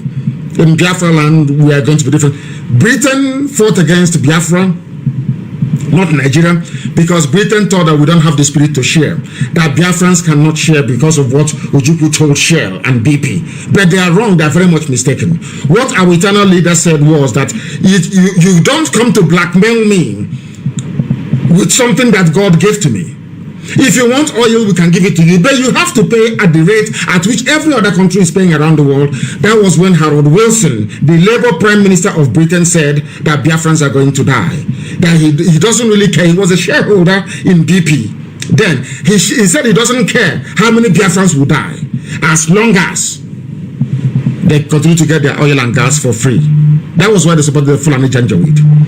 And these are the things, the mistakes we have learned from. You mentioned people and their properties in the north. They keep saying this thing all the time. I have a 2-bedroom hotel in Jalingo. What is going to happen to it? And I say to them that you are very much mistaken. Your property is more secure if there is a Biafran than when you are in Nigeria. And let me repeat, your properties in the north is more secure if you have a Biafran independent nation than if you remain in the zoo called Nigeria. Because today, most people own properties abroad. For instance, I have a property in England. When Biafra comes, am I going to lose it? The answer is no. You know, the Janjaweed who are not educated keep saying, okay, Biafrans should leave. Once you leave, you take over your property. That is rubbish. That is rubbish, because let me tell you what is going to happen. It's very simple. Some of you talk about ICC all the time, International Criminal Court, where violators of human rights are being taken to for trial. There is another court called International Court of Justice, ICJ, where states can take states to court. If they touch any of your properties in the north, all Biafra will need to do is to petition ICJ, and ICJ will award compensation for those properties they have destroyed or seized from you. Once that is done, then the Janjaweed government will be forced to pay. If they don't have the money to pay, any grants that any country is giving to them will be seized and used to compensate people that lost their properties. That is something that people do not know. The reason why all the properties we lost during the war was not returned and no compensation paid was because there was no Biafra to take the Nigerian government to International Court of Justice, the ICJ, also sitting in The Hague. Also in The Hague. That is something that people do not understand. Also sitting in The Hague. If a country takes Nigeria to court for violating international laws, then they are bound to pay. So you are far more safer having a Biafra with your property outside Biafra land than in Nigeria. I hope that is very clear. I have another caller on the line. This caller, can you hear me, please? Your name and where you are. Good morning, my great leader. Good morning to you. Please give us your name and where you're calling us from. My name is Mwabi Okechukwu. I'm calling for United Arab Emirates, Dubai. From Dubai, a very beautiful and wonderful place. One of those who operates a truly federal system, because Abu Dhabi is free, Dubai is free, Qatar is free, and one other one as well. I've forgotten the name. There's a few of them. They operate a proper federal structure, and that is why everybody's running to Dubai. Everybody wants to go to Dubai. Nobody wants to make their land to be like Dubai. Everybody wants to run to Dubai. Very, very sad indeed. And those ruling Dubai, they have houses in America, they have houses in the UK, but that did not stop them from also developing their own land. That is how sensible people think and reason. Please go ahead. And that is exactly why I called you this morning, my leader. I am very, very grateful to reach you because it has been a long while. I have tried my best to reach you, but all to no avail. And I'm very grateful this morning. Sir, I am very, very happy. Meeting you today is an opportunity that I will never forget in my entire life, and I will tell it to my children. Sir, what I want to say is about the issue of what is going on in Nigeria right now. Now, our people are being fragmented to the extent that things are getting worse, because now the fuel pump is very, very high. Now, traveling from Biafra land to Lagos and all this traveling are very, very expensive. Everything is now very, very expensive, and our people are not ready to do anything about it. And the issue is this: this Fulani Janjaweed, they are using this opportunity to gather more money to keep on fighting us. So as the point reached like this, so I want to know, are we going to keep on being quiet over this issue while they are using the resources in our land to be gathering more money to fight us? Or are you going to declare Biafra? That is my number one question, to declare Biafra, because the thing is getting out of hand. Because I know very well that we have men on ground that can defend our territory. Number two question is this. So I have said in many occasions that you are not going to reign or rule us or lead us when Biafra is actually achieved. So I want to know, what of if we IPOB worldwide insist that you must rule us or lead us to show us a shining example of what leadership or a president is all about in Africa, because we are about to experience the best government, the best nation ever in the history of black race. So I want to know what you have to say about it. What of if we say no, that you must reign or lead us to show us a shining example? So that is number two. Number three is this: you gave 40 days ultimatum for the checkpoint in Biafra land to be evacuated or to be removed, because they are using this means to be killing our people, doing a lot of things. You will buy one bag of rice from Lagos, you want to give your people from in your village. They will just block everything on the way and collect everything, and they don't know what you went through to be able to get this. And at the same point, they are killing and extorting money from our people. And in the same checkpoint, they don't want anything good from other places to reach Biafra land. They have been doing a lot of bad things in that checkpoint issue. Sir, I want to know if your order is still intact, that after 40 days ultimatum, that this checkpoint will no more be seen in our great land, Biafra. Thank you, sir. Thank you very much, and remain where you are, and I'm going to answer your question. After 40 days, there will be no checkpoint in our land. They will try, because they are Fulani, they are Janjaweed. They want to show the world that they are in power, they are in command. They own the army, they own the air force, they own everybody. That is the way they behave. But they are in for a very rude awakening, I assure them. I'll get to the issue of checkpoint in a minute. Am I going to declare Biafra? The answer is no. You people will declare Biafra or give us the mandate. I said us, not me. Give us the mandate to declare Biafra. Before Ojukwu declared Biafra, he was given a mandate. Then the cockroach, the hotelier came and was declaring Biafra. I think after every 6 months he would declare Biafra, and nothing happened. They will settle him. He went and sat down. Another person came out a few days ago to say he's declaring Biafra. It is an insult to our collective intelligence that anybody should come out to declare anything without proper consultation. You know, they try to accuse us of not consulting properly. What we are doing is the groundwork. Our people are Republicans. Our people are Democrats by nature. Everybody wants to be consulted. And when the time comes, everybody will be consulted. As I said before, they tried to push me to declare Biafra, and I said, no, I cannot declare Biafra. I don't have the authority. I am not Biafra. I am a Biafran citizen. Only one person among 70 million people. I don't have that power nor the right to do so. I am not a dictator. The reason why we put IPOB on the straight and narrow is because we need to enforce discipline. There is a level of discipline you require when you are facing a very recalcitrant enemy, or when you are surrounded by enemies. That is only what we try to instill inside IPOB. That doesn't mean when it comes to the issue of governance or matters of state, we now arrogate powers to ourselves. No, we're not going to do that. What we'll do is to wait for you Biafrans to say, now is the time to go ahead. Everybody will be involved. And then Biafra, you cannot declare Biafra without defending your borders. It doesn't make any sense. The day we are declaring Biafra, we are defending our borders that same day. If you see any Janjaweed, that Janjaweed is dead.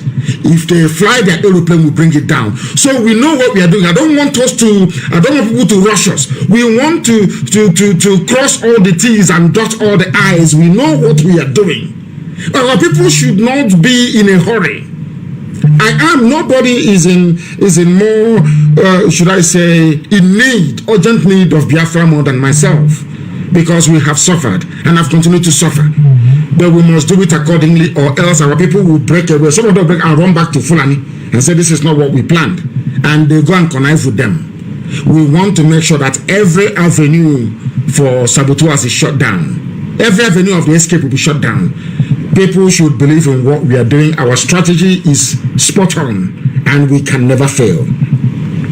I am not going to declare any Biafra, not now, until you give me the mandate to do so, because we are Democrats. Any idiot can declare whatever he or she thinks works for them.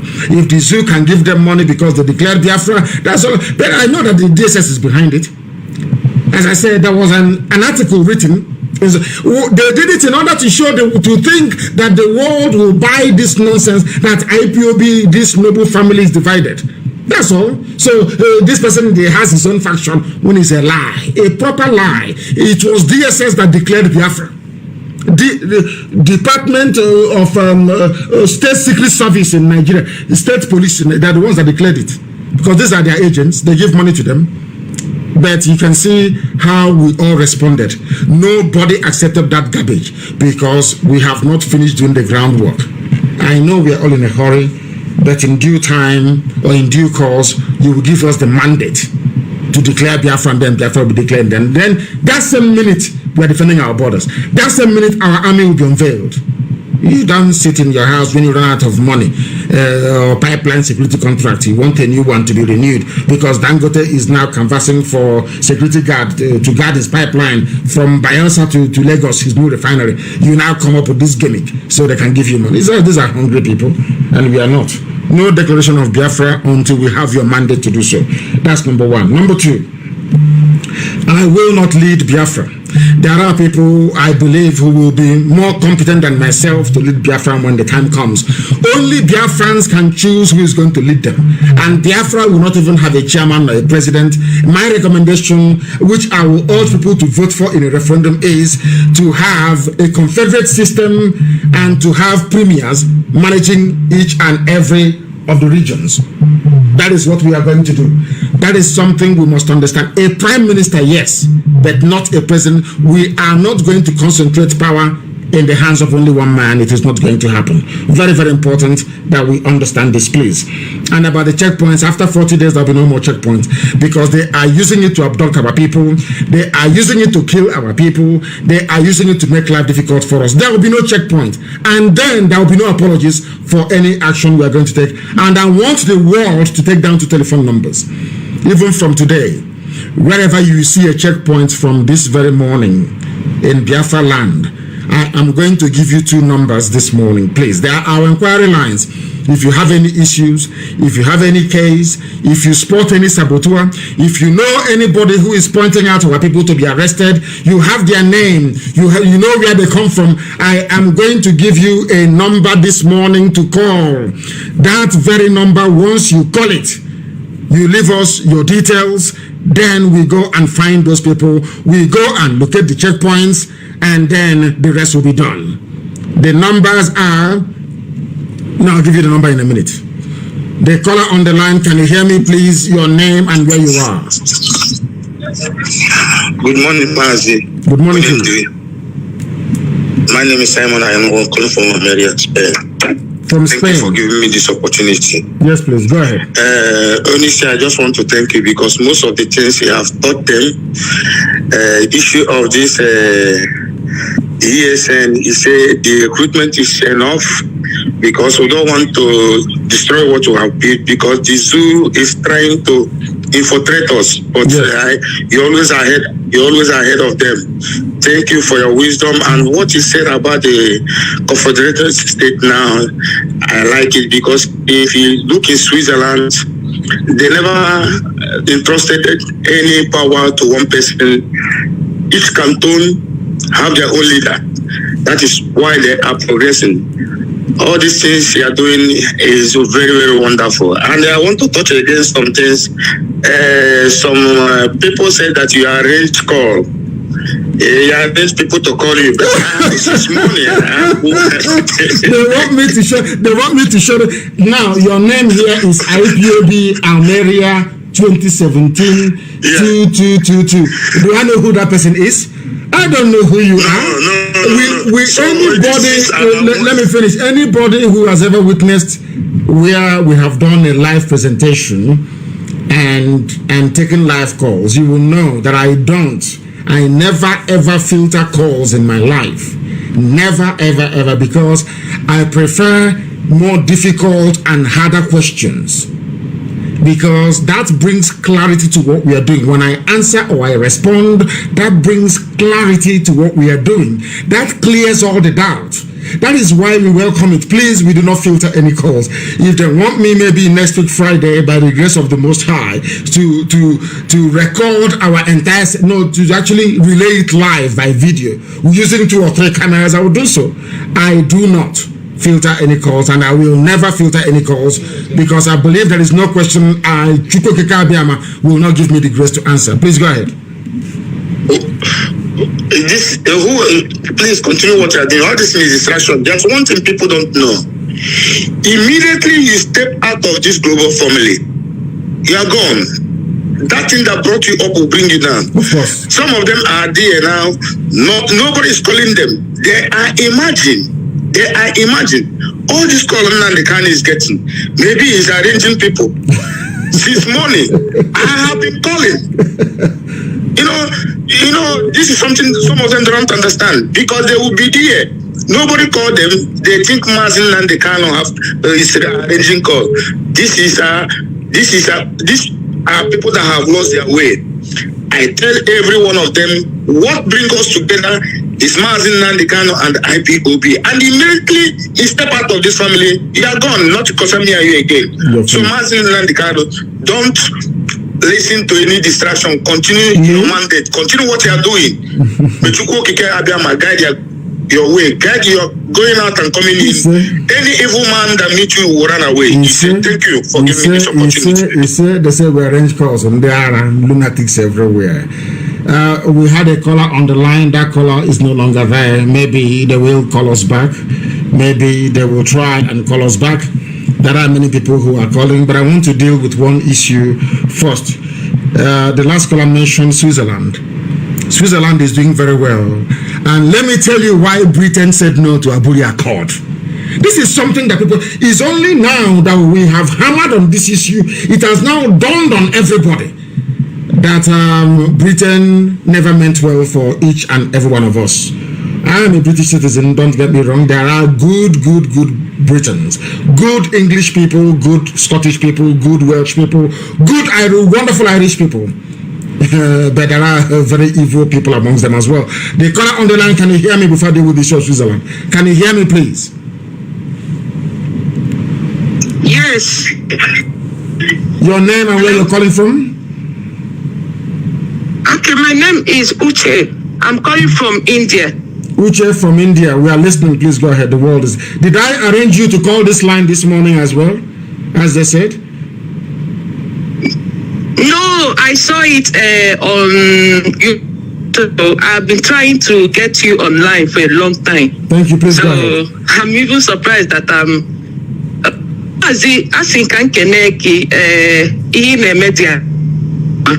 Thank you.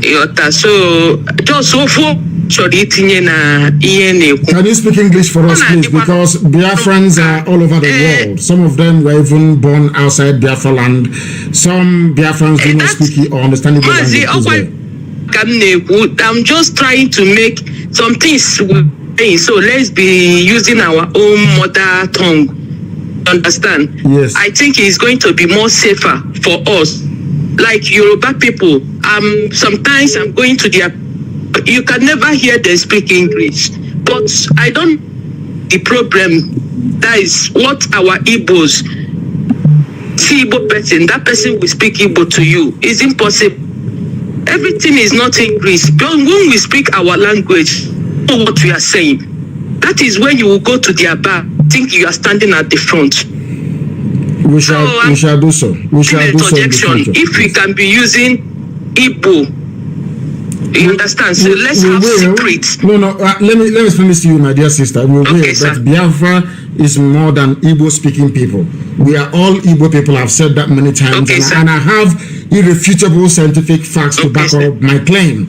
But the thing is that because the Igbo, let me say, the central speaking Igbo people from the lower Benue all the way to Ahoda never conquered anybody.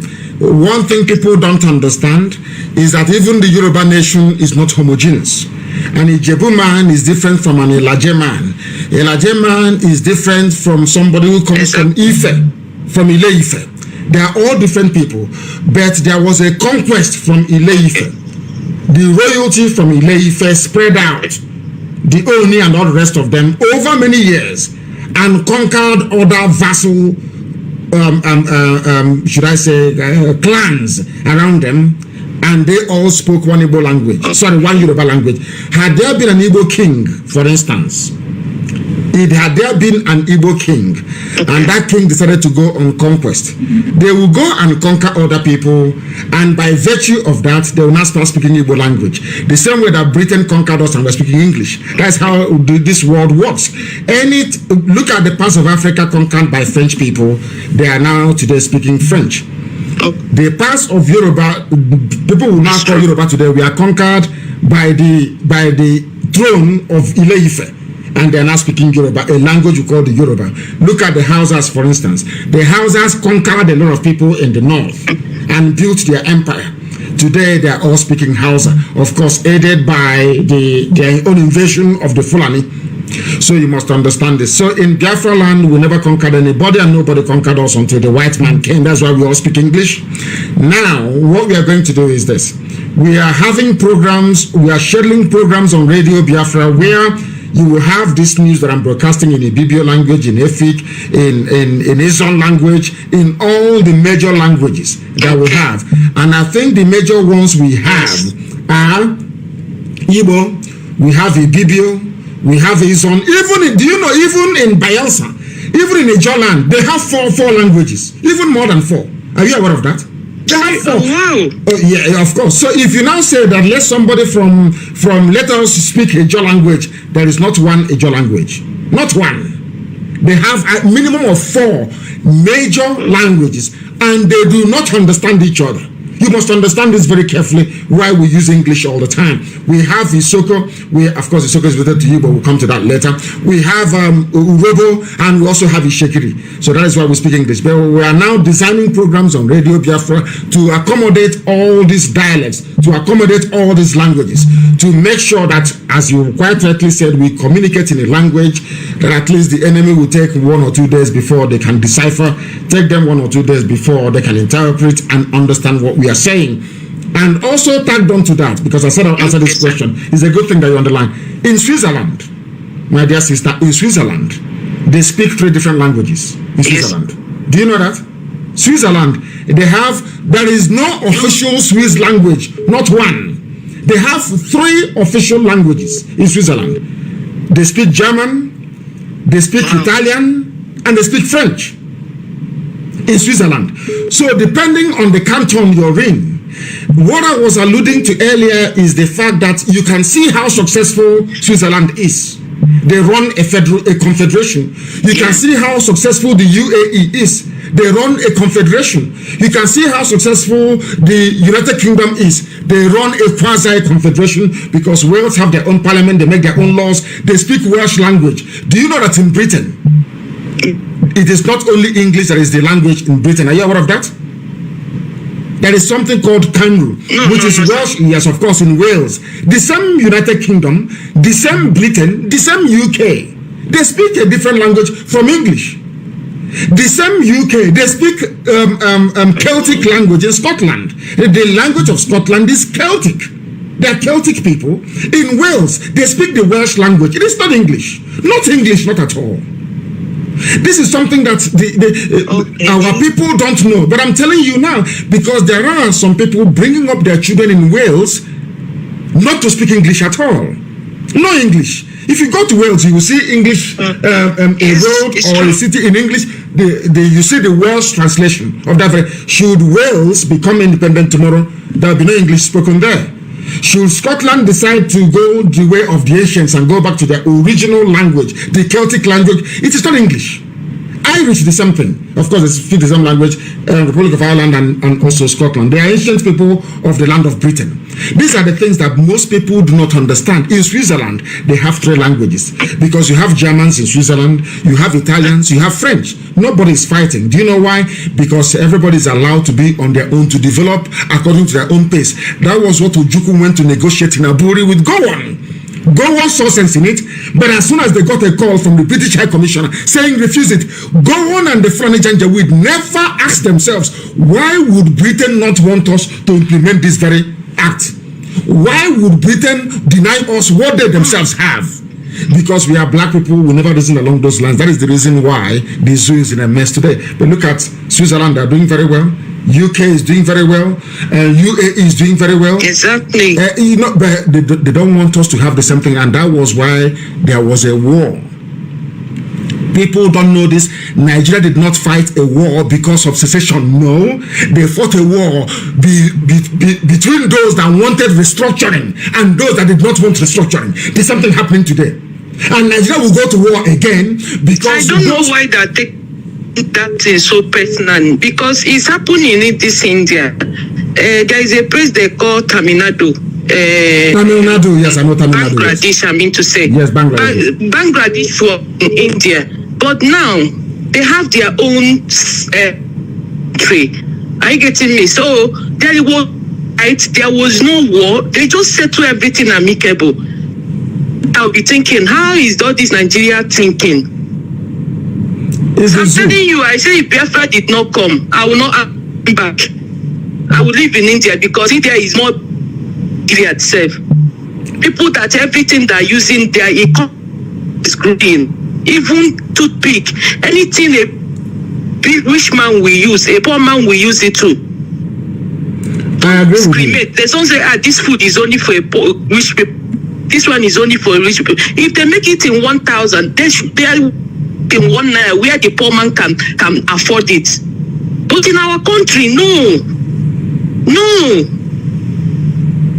I'm just happy. If there are a lot of come back, but things is not as in, I don't know to say it. Okay, look at it this morning. Someone sent me hometown Okija that's still doing it. That somebody killed a young guy and they take up his head. You know, I will send you the video. So are saying is Fulani people. Some people are saying is You know, so we don't know. We are still making investigate to know what. I don't want you to despair because your line is breaking up. Your line is breaking up, my dear sister. Let me answer some of your questions. All this nonsense are happening because we are in a place called the zoo. That is the reason why once we leave the zoo, our lives will be a lot more better. I said I'm going to give you telephone numbers to call anytime you see any checkpoint anywhere in Biafra land. I'm going to give you 2 lines to call. Only 2 lines, please. If you see a saboteur, if you see somebody pointing it at people, these are the numbers to call. If you have any inquiries regarding what is happening, these are the numbers to call. If you want any issues clarified, these are the numbers to call. Please get your pen and paper ready. I will give you these 2 numbers, especially for those. It doesn't matter where you are. They are inquiry lines, please. +49 is a German. These 2 are German numbers. +49 162 730 6732. That's the first line. I repeat, +49 or 0049 if you are in a civilized place. In the zoo, it is 00949, but it is +49 162 730 6732. That's number 1 line. I'm going to give you another line as well. Same German line. +49 1766 7393 410. I repeat, +49 176 again 7393 410. Those are the 2 lines to call. Is our inquiry line. Any questions you have regarding what we are doing, those are the lines to call. +49 162 730 6732. Again, +49 1766 7393 410. Inquiry lines, not for our program this morning. The line to call for our program this morning is different, but I'll give it to you after this call. The caller on the line, can you hear me, please? Your name and where you are. Good morning, sir. Good morning to you. This is Tam. Sorry, what is your name again?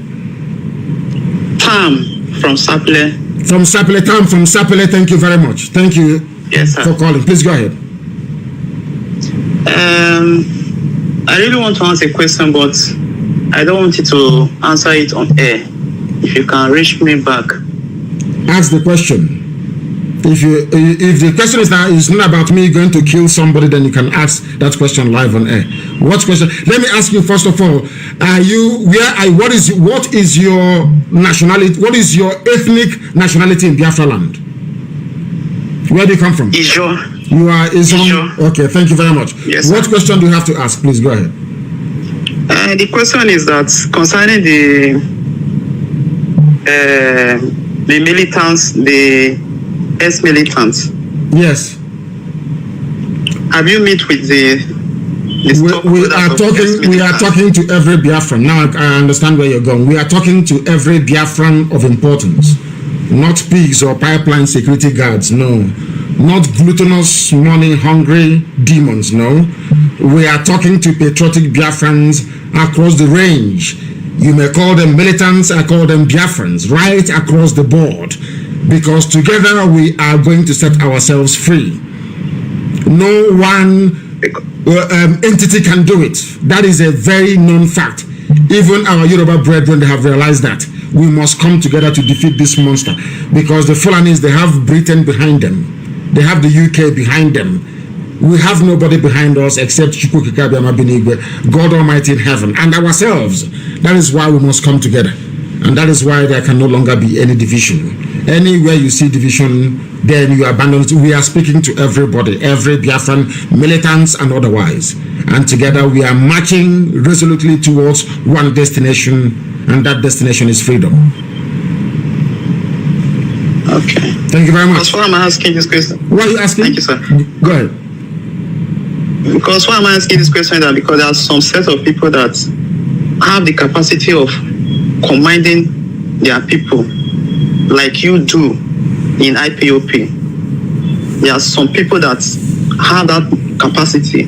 We are speaking to them. I can assure you, my dear brother, I can assure you that we are speaking to everybody. We are speaking to them. I had a meeting. I'm not going to say the type of meetings. I have meetings all the time with people of importance.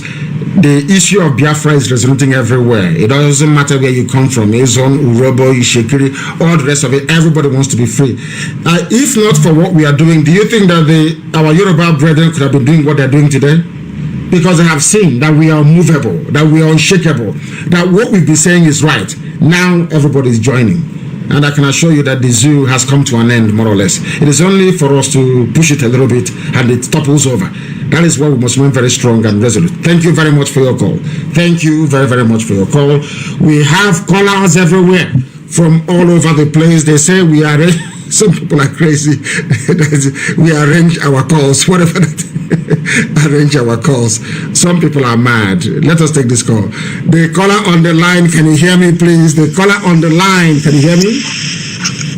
I can hear you, Mazi. Good morning, sir. Good morning to you. Your name and where you're calling from, please. My name is Akukalo. I'm from Abreba, in Afra province. Thank you very much. Please go ahead. So, please, I have only one question. I want to ask you about, you say you are going to run a confederation. And I want to ask you, what about our monarchs? Are you going to demolish all this monarchy? Everything will be up to the people to decide. We are going to have, Biafra is going to be a democratic nation. Anything we want to do, we ask the people.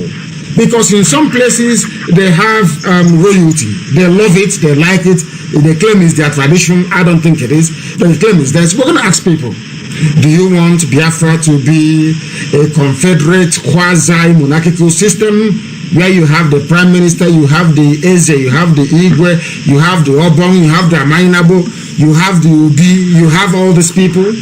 Is that what you want? Yes or no? If the people vote for an outright republic, then they get a republic. If they vote for a mixture of I don't know, a kind of a hybrid between a monarchical system and the republican system, then anything that works for us, we are going to adopt. Left for me personally, I don't want any royalty, because we are all created equal before God Almighty in heaven. No man is bigger than the other man. I don't believe in all that royalty nonsense. I don't believe in it. His Royal Highness, His Royal Lowness, and all that crap. That is why I never answer a prince. That is why I don't believe in all of that rubbish. I don't believe in it. So if you people say you want royalty, then fine. Who am I to decide? 80 million people will decide, or 70 million, as the case may be.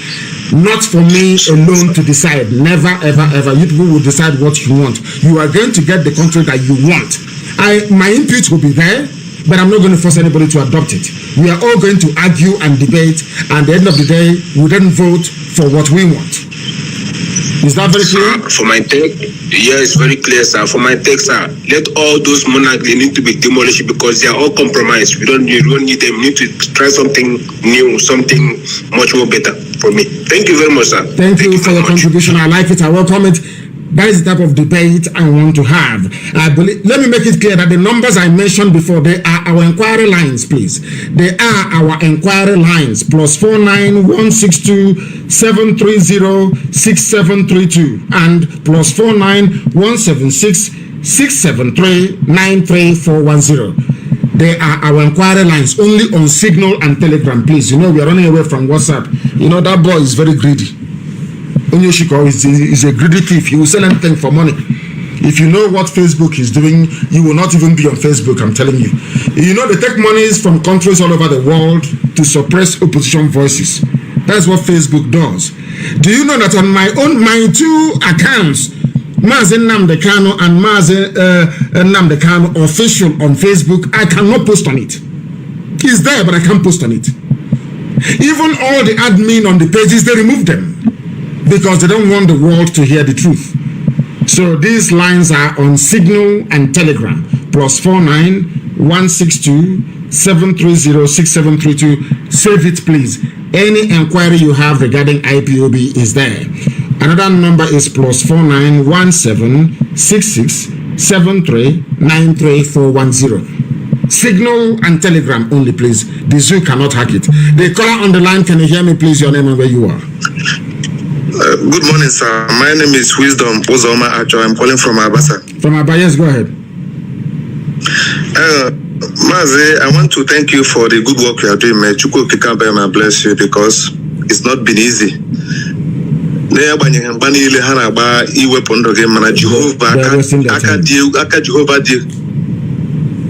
was in their time. Go ahead, please. That was in their time. Go ahead. So I would really want to thank God because God hanged this upon you. And my first question I want to ask, before the white man came, my father told me that we have been circumcising our male child here. Before Britain came, we have been circumcising the male children here, our male child. Then secondly, who handed Nigeria over to Fulani? I don't just know who handed Nigeria over to Fulani, and they are terrorizing everybody, killing everybody. And how old was Zeke and Awolowo when they did the amalgamation? Who was there when they signed those documents? And Britain has been suffering us for all these years. I don't just know who handed it over because I'm confused here. No, nobody handed over anything to them. They just came, saw, conquered, and took everything for themselves. And when they were leaving, they had a choice of either handing over power to Azikiwe, who is the only frontline nationalist never to lead his country, so to speak, or a nation that he helped to liberate. And let me go back to the question. In 1914, when they amalgamated, there was no Zeke, there were little children, no Awolowo. You should ask yourself, where were our fathers then in 1914? Nobody was consulted. Only one white man and one white woman, they sat down together somewhere in Lokoja after drinking brandy and whiskey. Decided that these two people should be together. And why did they amalgamate the North and the South? Because the North was poor. When they keep trotting out all these, their lies, they had granite before they discovered oil. We had granite. Granite was sustaining Nigeria. Look, imagine the lies they tell themselves in the North. When the documents, the zoo people don't read. Nigerians, those animals, they don't read. The amalgamation papers are there. What does the amalgamation paper say? It says that the reason they asked Lugard in the House of Commons, why are you amalgamating the North and the South? Lugard said because the North is poor. The North is not viable. They have been poor from the beginning. They are parasites and they are poor till today. And they will remain poor forever and ever. That's how Chukwuka made them. Now, coming back to what you said about Zeke. Zeke, I don't know if it was about 4 years old. I think Awolowo was, I don't know, maybe 2.5. I don't even think then that Ahmadu Bello had been born. So who was there when this zoo you call Nigeria was created? That is what we are trying to get black people to reason. Our job here is to get people to reason properly. Because black people, of course, some people are now reasoning properly, but in the men in the zoo, they don't reason properly. That was the lie that we are telling. Ojukwu seceded, secessionist. Nobody said that the war of Biafra was fought between those that believed in restructuring and those that were against restructuring. It was a war about restructuring, not about secession. And that's what we have to cry. Now, let me make it very, very clear, not just to yourself, but to everybody who is listening, that Nigeria is a joke, one almighty joke, where lies and deception obtain. Where lies and deception obtain at all times. No Nigerian created any Nigeria because there is no Nigerian. You are either from Biafra, you Duduwa, you are from Arewa, you are from Kwarafa Kingdom, which is the Middle Belt.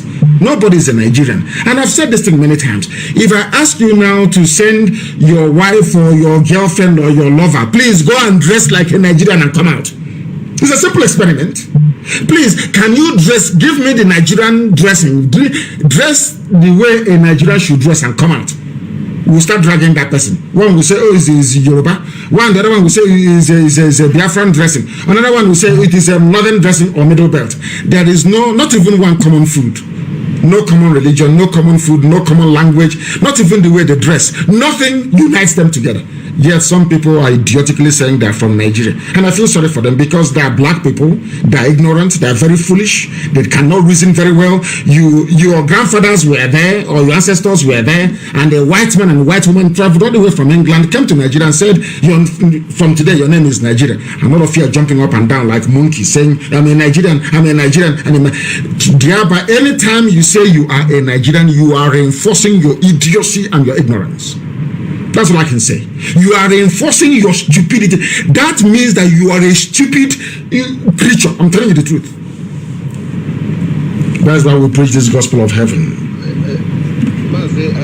Another thing I want to say is this. Very quickly. Hello, this security operative, all these janjaweed that are on the road, collecting money or extorting money from people, and they are secretly taking people from Aba here. Once they see anything IPOB on your phone or anything that's because me now, tell us. I have given two numbers. Listen to me, please. I have given two numbers. Anywhere you see anytime you see such a thing happening, I don't need to complain anymore. Just report the checkpoint or the police station they came from, and you hear the story afterwards. That is all. Anywhere you see them abducting people, listen to me. Listen again. Anywhere you observe them doing all these things, call one of the lines. Anybody they are using, give us the name of the person. That's all. That's all. And you hear the story afterwards. There will be no checkpoint in our land. Anywhere you see a checkpoint, you report it. Because I know Fulani, they are very, very stupid and stubborn. Very stupid and idiotic. Britain will say to them, nothing will happen. Go and set up your checkpoints. And they will keep burying their dead. That I can assure you. I can assure you of that. I'm saying it in the open. I'm not hiding it. They will, as long as they have checkpoints in our land, they will keep dying. Every day, they will die. Thank you very much for your call. Once again, when we are live on air, there is a number to call. That very number to call, I shall endeavor to give it to you. This is our line for this broadcast this morning. The number to call is +44 7761. I repeat, +44 7761 825346. That's the number to call this morning if you have any questions to ask. The other numbers I gave you is if there is any checkpoint where you are, if people are disturbing our people, just call that number and you would have done your job. Just call that very number, please. Our lines are open. If you wish to call us, then you are more than welcome to do so. If you are in the habit of calling before, please allow other first-time callers to be able to call as well, please. Allow other first-time callers to call. I am begging you, please allow them to call.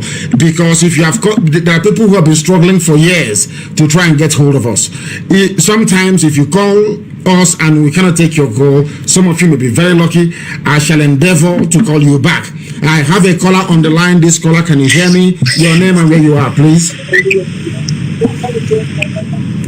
Good morning, Mazi. Good morning to you. Please, your name and where you're calling from.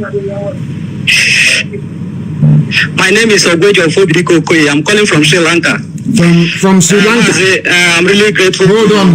Yes, I'm calling from Sri Lanka. From Sri Lanka. Do we have a family in Sri Lanka? Is there IPOB family in Sri Lanka? Yes, we have an IPOB family in Sri Lanka. Wonderful. Please go ahead. Just to let the world know that we're everywhere. Please go ahead. So I'm really grateful to reach you this morning. So thank you very much for the wonderful work you are doing for the people of IPOB and the people of Biafra. Thank you. Go ahead. So Mazi, I only have one question. I only have one question to ask. My question is like this. We are waiting for your question. Money that is in the... Sorry, go ahead. What did you say? Yes, I said, what will happen to the Biafra money that is in the school account if Biafra is restored? We'll collect everything from them. We know they're holding our money. We'll take everything the zoo has, we're going to take from them. Everything of ours they have at the moment, we are going to get from them. It is easier for us to get our stolen properties back from the zoo with an independent Biafra than for us to be living in the damnable zoological republic. Thank you very much for your call. Thank you. Somebody said the number again. Why don't you write it down? People are coming and asking for the number. Others should please try and post this number on those of you on Instagram. Somebody wrote on Instagram and said, I am on Instagram as a matter of fact. They say if you have to be on Instagram, you have to be posting pictures and slaying. So we are also trying to do, these things are too modern for me. We are trying to do that as well to get people on that very platform to be part of what we are doing. If you call, I will accept your call, of course. The caller on the line, can you hear me, please? Your name and where you are. The caller on the line, can you hear me for the last time? Good morning, sir. Good morning to you. Please raise your voice for me. Your name and where you're calling us from. Okay, my name is Nkiru Kawankwo, calling from Spain. Nkiru Kawankwo from Spain. Please go ahead. We are listening. Okay, sir. My question is this. I want to know what will happen between the Itu people and the Yoruba.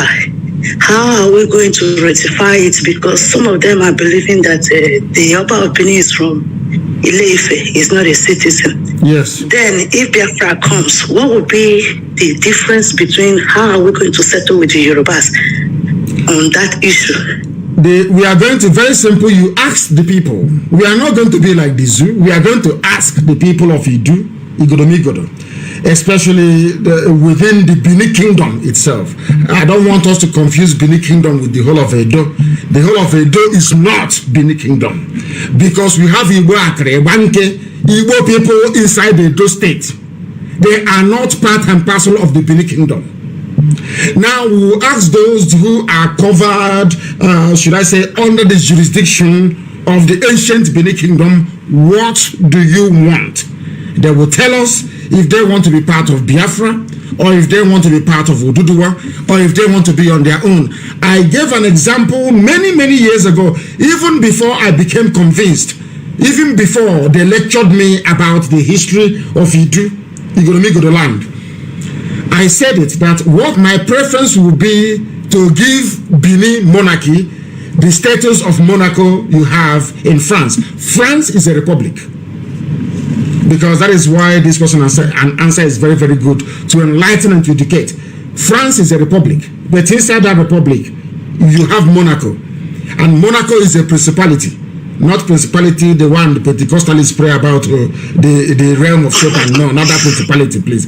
We have the very beautiful principality of Monaco, operating under a republican nation like France. The same thing can apply. We can give the Oba of Benin that very special status in Biafra or in Oduduwa. If they opt out of Biafra, then they can negotiate with the Oduduwa brethren. It's not our business. But if they want to be part of Biafra, then my personal preference would be to accord the throne of Benin Kingdom is one that I respect very much. They fought the British. Okay, I respect them, but the people will decide. Yeah, go ahead, please.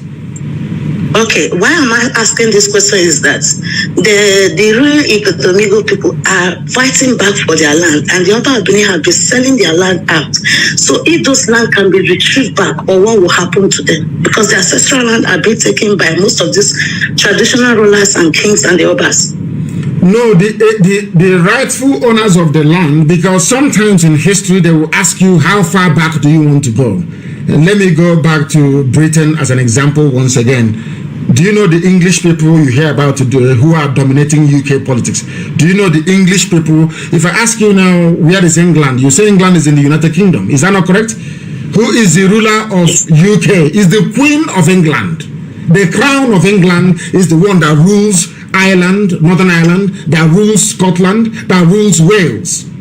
That very House of Windsor, they will produce the head of state in perpetuity, or until the people say, we've had enough, we want to become a republic. Now listen to this. The English people are not original to the British Isles.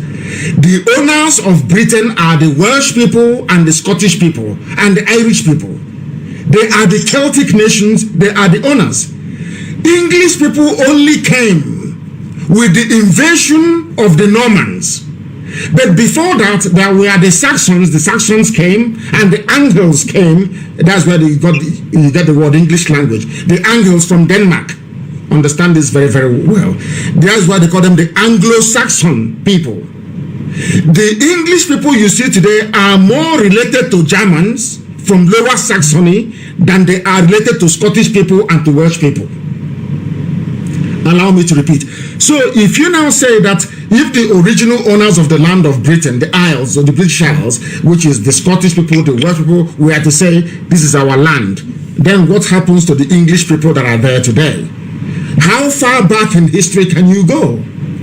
That is the problem we are going to have with Igoromigoro, and we must be very, very careful how we deal with it. How far back do you want to go? Do you want the crown in Benin City to now go back to Ile-Ife? Then what happens to the children and all the people, all the villages that have been formed over the years as a result of the presence of that very kingdom that you have in Benin City? English people are not original to UK.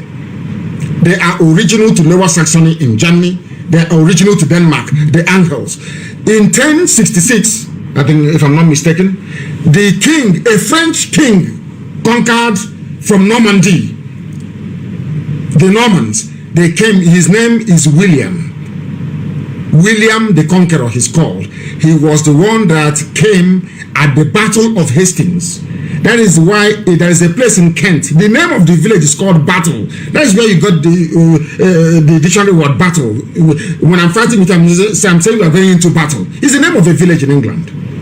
Why was it adopted and put in dictionary? Because that was where the Norman king from France, from Normandy, his name is William the Conqueror. He is not British, he's not English, he's French. He was the one that conquered the Celtic kings at the Battle of Hastings in Kent today. The name of the village is called Battle till tomorrow morning. That is where you got the word battle from. So the French came, the Normans came and defeated the Celtic kings that you had, or some would say the Saxon kings that you had, and imposed the French rule. And that was the rise of the modern British monarchy you see today, that metamorphosed into the House of Windsor from that very throne. If you go to the House of, or should I say, to the Parliament in the UK, you will see it. The throne or the chair that the Norman king sat when they ruled England.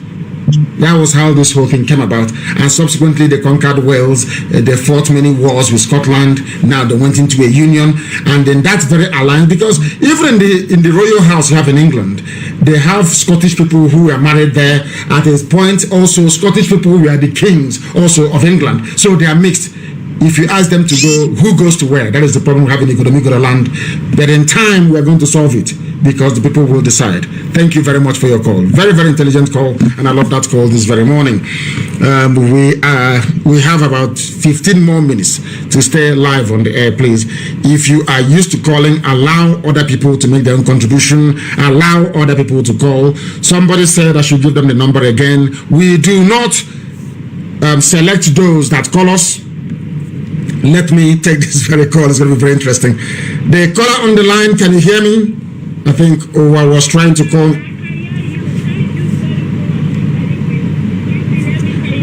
And please, please try and hold on for a second. I am trying as much as I can to get your call to come out on speaker. I am trying the much I can. Please hold on. Give us your name again and where you're calling from, please.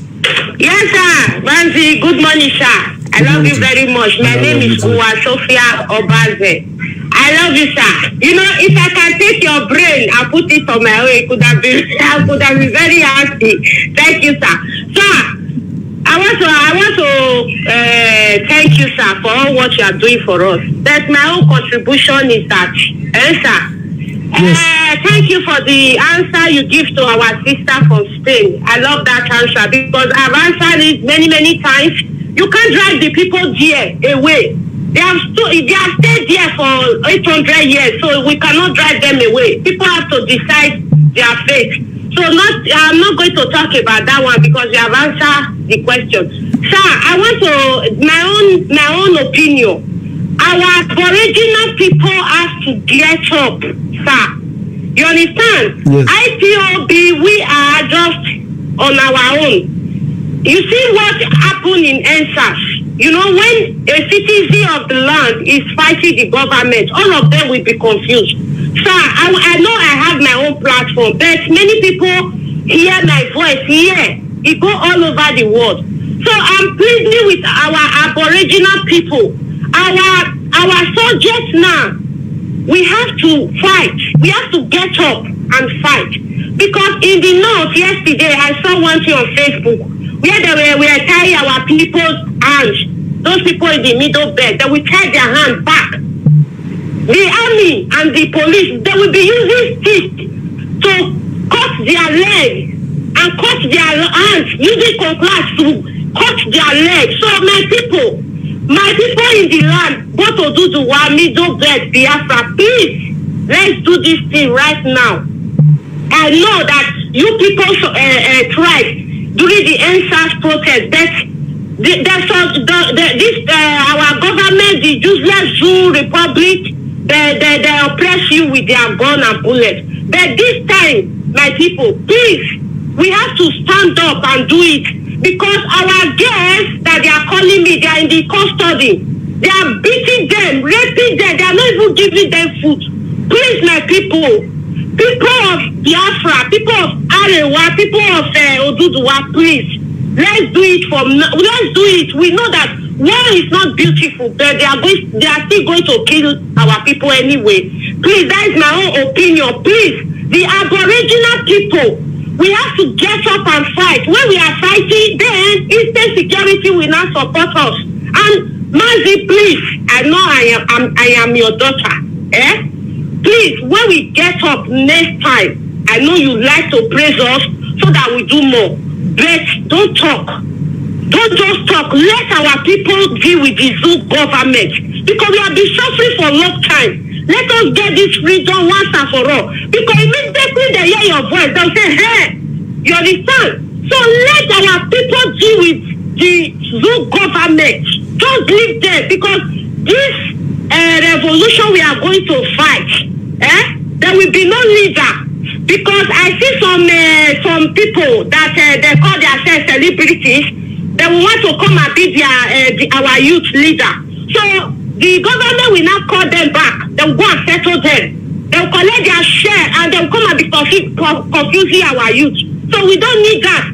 The revolution is everybody speak for yourself. It will be very sweet, my people. Please, let's stand up because of the people that they are beating, they are killing, they are in custody. Let's stand up once and for all. Please, my Igodo brother, you people are very radical. My Igbo brother, please, my Joe, please, let us leave that for now. Let us everybody be free for one. I see that many of you like leader. I want to be a leader. I want to be a leader. Let me leave that. Don't kill all of you now. Thank you, Mazi. That is my contribution. God bless you, sir, for this opportunity. Please, let us do it once and for all. Thank you, Baba. Thank you, sir. Thank you very much, our dear sister. She was amongst those that tutored me on the need for Igoromigodo to be part and parcel of Biafra. And I accepted that very gospel that she preached to me. And now I have seen reason and sense in what most of them have been talking about, almost all of them, who are at the forefront of this very effort that we are making. Sadly, I wish to announce the passing of our dear sister Chioma Emisaronia from the UK family, Forest Gate, London, Southeast Zone of the IPOB family. I know I suspended the IPOB family in the UK for a reason. And because I have received this announcement, I must make it. She passed on and we need to take her body back home. And I want our people, I will temporarily lift the suspension on the entire UK family to gather and to make sure that we send her body home and do what we are supposed to do, because we are one family. We don't get buried abroad. We send our people back home, and I want her body to be sent home. Chioma and Mr. IPOB family, especially those of you in London, will get together to make sure that we move her body home. I also have another announcement to make. Lance Corporal Gabriel Ozoma Morocco is going to be our new, some people call it Forest Gate. It's not Forest Gate, it's the entire Southeast zone. Is now going to be our new coordinator in the UK for Forest Gate, for London. And the meeting is held in Forest Gate. Let me make it very clear. But is now going to be our coordinator for London and the Southeast. Gabriel Ozoma Morocco, he's our veteran. He fought in the war. He is now the new coordinator for that area. And he replaces Ozuoka, whom I am moving to a special office under me. He'll be working directly under me. He is the replacement for Ozuoka. And Ozuoka, if you're listening, please give Gabriel Ozoma Morocco, he's our veteran. Lance Corporal Gabriel Ozoma Morocco, he is now the new coordinator for London and regional coordinator for Southeast. Give him all the support and help that he needs. And I will announce the portfolio for Ozuoka in the coming days and weeks. From today onwards, Gabriel Ozoma Morocco is now the new coordinator of that. Because of the death of this our sister, the passing of her Chioma Miseronye, I'm making all these changes to take effect immediately and to make sure that we organize to send her body home. Very, very important, please. And I want to thank Ozuoka for the job, wonderful, excellent job that he has done for IPOB in that capacity. He is now moving on to greater and bigger things for us. Very, very critical that we all understand it. And I am waiting. We also have, I have a new coordinator for the UK because Dr. Justice Okachi is now the head of our medical corps. He's a medical doctor. And he is the head of medical corps of IPOB all over the world. Not just the previously the UK national coordinator, but now the head of our medical corps all over the world. Dr. Okachi is now the head of our medical corps. And in due course also, I will announce the UK coordinator. I had a meeting with her yesterday, our new UK coordinator and her lovely husband. And she's going to do a lot of work for us in the UK. I will announce her name in due course. But for now, the new coordinator for London and Southeast is our veteran, Gabriel Ozoma Morocco. Thank you very much. I will do everything we can to send the body of our sister home. Very important for burial. The caller on the line, can you hear me? This is Radio Biafra. Yes, I can hear you very clear. Mazi Nnamdi Kanu. Thank you very much. Thank you very much. Thank you. Please, I just want to just drop this because it have been a long time I never get you. My name is Mazi Nnamdi Kanu. We come and name. Opo Italy come si we na zitere gosi Ogbuehi. Biko, Ogbuehi, ihe anu nwa ndị ihe slave trade maybe na napa anyị. Yana ihe anu nwa missionary and colonization maybe na napa anyị. Ọ na-egbu ndị be anyị, is killing our people now. Nwa ọkpụ na-egbu ndị be anyị, na-egbusi ndị be anyị ike kịta. Onye nwa ọkpụ dị n'ụmụnna niile. Na-egbu ndị mmadụ, na-egbusisi anyị kịta. I will translate for people who don't understand. Go ahead. Yes, please. We want our people to tell our people to go back and ask what is happening at Umunna in our kindred. And each family have their own cross to carry now. Many people don't know what is happening, but this is our platform. I'm happy for your work, for what you are doing. We have been doing it since I started following you since 2012 to 2013, and you went to prison, we started doing it. Yes, Obindiche stand for you. Obindiche stand for you.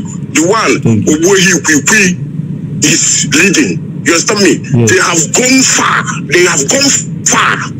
So that as you are today, Obindiche know who you are and they stand for you. Nothing will happen to you. Anybody that talk against you is feeling the pains immediately.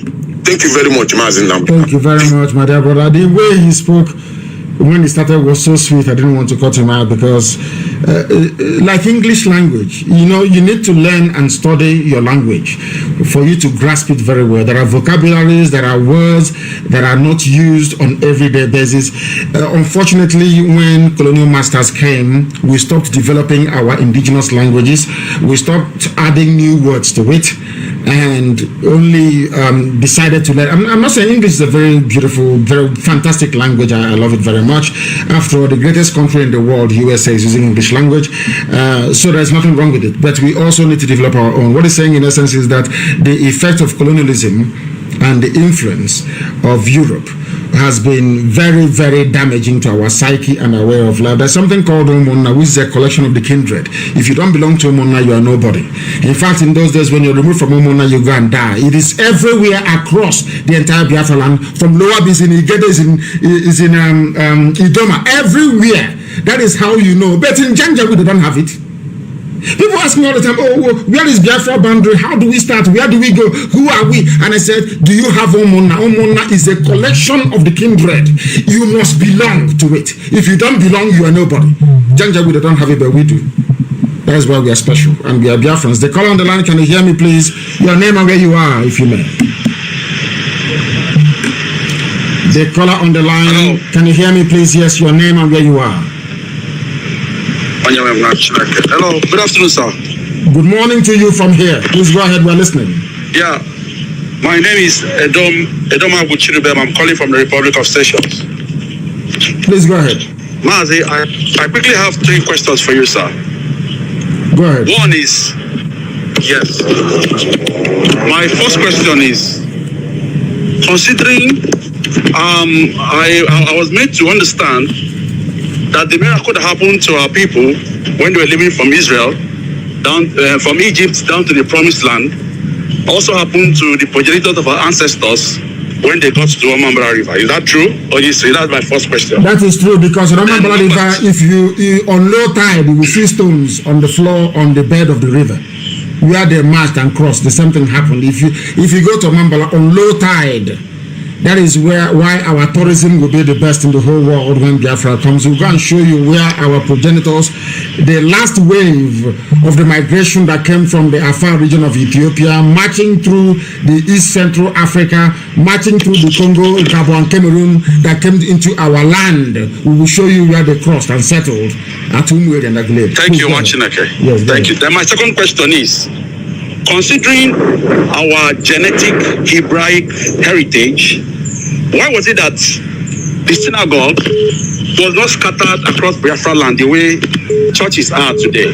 That's my second question before I go to the last one, sir. Because in our land, we are made up of 3 people, 3 migration, 3 groups make up Biafra land. The first, you have the original people in the land. I will give you the same biblical analogy. When the Israelites were moving into Jericho, for instance, and the wall of Jericho fell, there were some people from Jericho that survived that very onslaught. They survived it. There are some people who were still indigenous to the land of Canaan before it was taken over by children of light, by Israelites. They remain there. In our case, it is not different. We have the ancient people, the old people, they were still there. The first wave came from Egypt. They came through Sudan, through Yoruba land, and they settled in our land, through Goromigoro, and they settled. Second wave. I want to let the world understand that 3 distinct peoples make up Biafrans all over the world. The first are the original people, the people that know how to process palm oil, palm oil, the original people. They are called the Bijango people that are now only found in Guinea. That is why if you go to Guinea, the same way we process palm oil is how they process it. They are called the Bijangos, the ancient people, the very old people, the oldest people on the face of the earth. That was why when the second wave came, they brought Igbo language with it. That is why there are similarities between Igbo and Yoruba language. They came through Sudan, they came through Yoruba land. As the migration was taking place, as the Israelites were leaving to go back to the land that God promised them, some people came eastwards rather than westwards. They came down and they came through Sudan, through Yoruba land, and they settled in our land. When they came to our land, listen very, very carefully, please. When they came to our land, they discovered that there were people there before them. They were the people that said that these are ancient people and called them Ndibo, old people, ancient people. And when they settled in the same Anambra, because everybody comes from Anambra State, Anambra is number one, the first son, the number one child. Anywhere you come from, you're from Anambra, number one. When they settled, they were the ones that gave the name Agolo-Zibo, which means this is the town in Agolo. Through this road in Agolo, will you now go to the settlement where the Igbo people are living, the ancient people? That is why you have the name Agolo, Ozo Igbo, Ozo Esiagebendi Igbobi. Through this road, you go to Igbo settlements. Somebody gave them that name, not a white man. The second wave of Igbo people, or should I say Biafrans, that came from Egypt. Now you have the final wave that came when Samaria was conquered. The Assyrians came and collapsed the northern Samaria. They now migrated. The house of Ephraim, the Ephraimites, the house of Ephraim, that came from a place we call Harish in Israel. The house of Ephraim, their soil in Israel is red as you have the soil in our land. Those people that know Israel very well. Now listen very carefully. Now when this wave came, as a result of the collapse of the northern kingdoms by the Assyrians, they started their migration. They never came straight. They first of all went to the Kushite land. They went to Abyssinia, present-day Ethiopia. They stayed. That is where our name came from. They stayed in the Afar region. As I finished this morning, I give you biblical citation to tell you that God is with us. As they came, they settled in the land of Ethiopia, in the Afar region of Ethiopia. That is why if you go to the monasteries of Ethiopia and go to our ancient monasteries this morning, as I'm talking to you, if you go to Umweri and Aguleri and look at the women, the way they dress, and you go to Ethiopia, they dress the same way till this morning, this very morning as I'm preaching to you. This final wave came from the Holy Land, went to the Afar region of Ethiopia and sojourned. That's where we got our name from. Afar, Biafra, I'm coming to that. And they started the migration. From there, they passed through everywhere in the east. They passed through the likes of Rwanda, they passed through Congo, they passed through Gabon, they passed through Cameroon. That is why if you continue to check the ancient map of Biafra, you will see that at some point they were part of Ethiopia. At some point they were part of Congo. At some point they were part of Cameroon. At some point, until they ended up in Onitsha, the same Anambra. Now, what happened was this: as they were coming, the blessing of the Almighty Elohim was with them, and they kept coming. They kept coming until they got to Omambala. They crossed Omambala River, and Elohim said to Eri, "Here you are going to build me a temple. If you go there, it is there till tomorrow morning." When the pilgrims landed, they built a temple. Then, after a while, the priestly clan was out of Chukwu. The same way you have the house of Levites. People must understand, the same way you have the house of Levites in Israel, it's the same way you have Arochukwu in Biafra. They are the priestly clan. The job of an Arochukwu person is to worship God, nothing else. That was why in Arochukwu you have a place called the Ihechiowa, which is the land upon which the light of God rests. That's the meaning of the word Ihechiowa, where the light of God descended from heaven upon this very earth. And that is why only Arochukwu descendants, or the descendants of this priestly clan, only answer Umuchukwu. That is why you have people named the children of God, where we come from. They came from this last wave. Now, in the book of Zephaniah chapter 10, everything I tell you, I back it up with the scriptures. In the book of Zephaniah chapter 10, I think chapter 10 verse 3, or is it chapter 3 verse 10? I think it's 10:3 or 3:10, one of those. I will check it now. In the book of Zephaniah, God Almighty in heaven, Chukwu Kekabiyama, made it clear that his children are beyond the rivers of Ethiopia. And from there they will bring me presents. My daughters, as we left the Afar region and continued our migration, Elohim said in the book of Zephaniah, my daughters from across the rivers of Ethiopia, the rivers of Abyssinia, one day you will come to Jerusalem to bring me a gift. It's in the Bible. So that is who we are. 3 people in one. The perfect Holy Trinity, if I may say that. Please go ahead.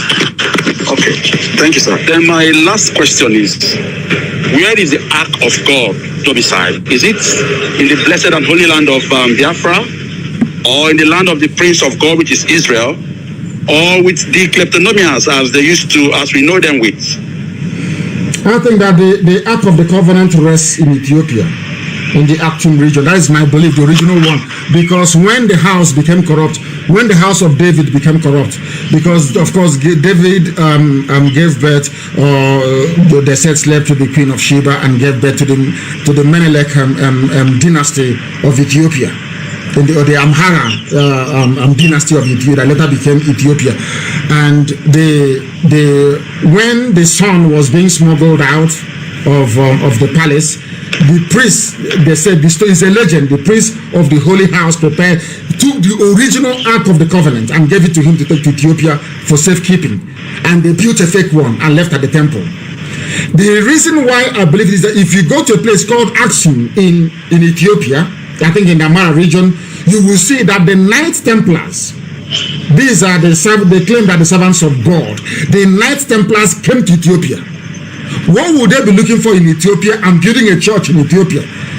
People believe that was where the Ark of Covenant was found, and nobody can enter into that very place. Even till tomorrow morning, they have the Holy of Holies. Nobody goes in there. There's no light that shines into that place. Only the high priest can enter that very place. If you doubt me, please try and visit Ethiopia and go to Aksum. You see, I think Aksum is in Tigray region. It's not in I think there's a war going on there right now. But all of these things are found there. Why would white people leave France, Scotland, England, Germany, Spain to come to Africa? What are they looking for? They come to look for the original Ark. Because when they took over the Temple of Solomon in Jerusalem, they were told that this Ark is fake, that the original one is in Ethiopia, and they came to Ethiopia and they built a church made of stone inside the ground to cover the Ark. So the legend says. Thank you very much. Yeah, then when you see, permit me, I know I've taken a little time. I just want to tell our people something, that one thing future generation will be thankful for you for is the ability to make us reason like proper human beings. And gloriously we are.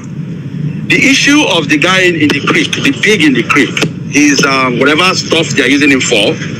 I want to tell our people that from reasoning, they've seen that Biafra has come. So what they are doing right now is to plan using him to destroy us whenever we come together.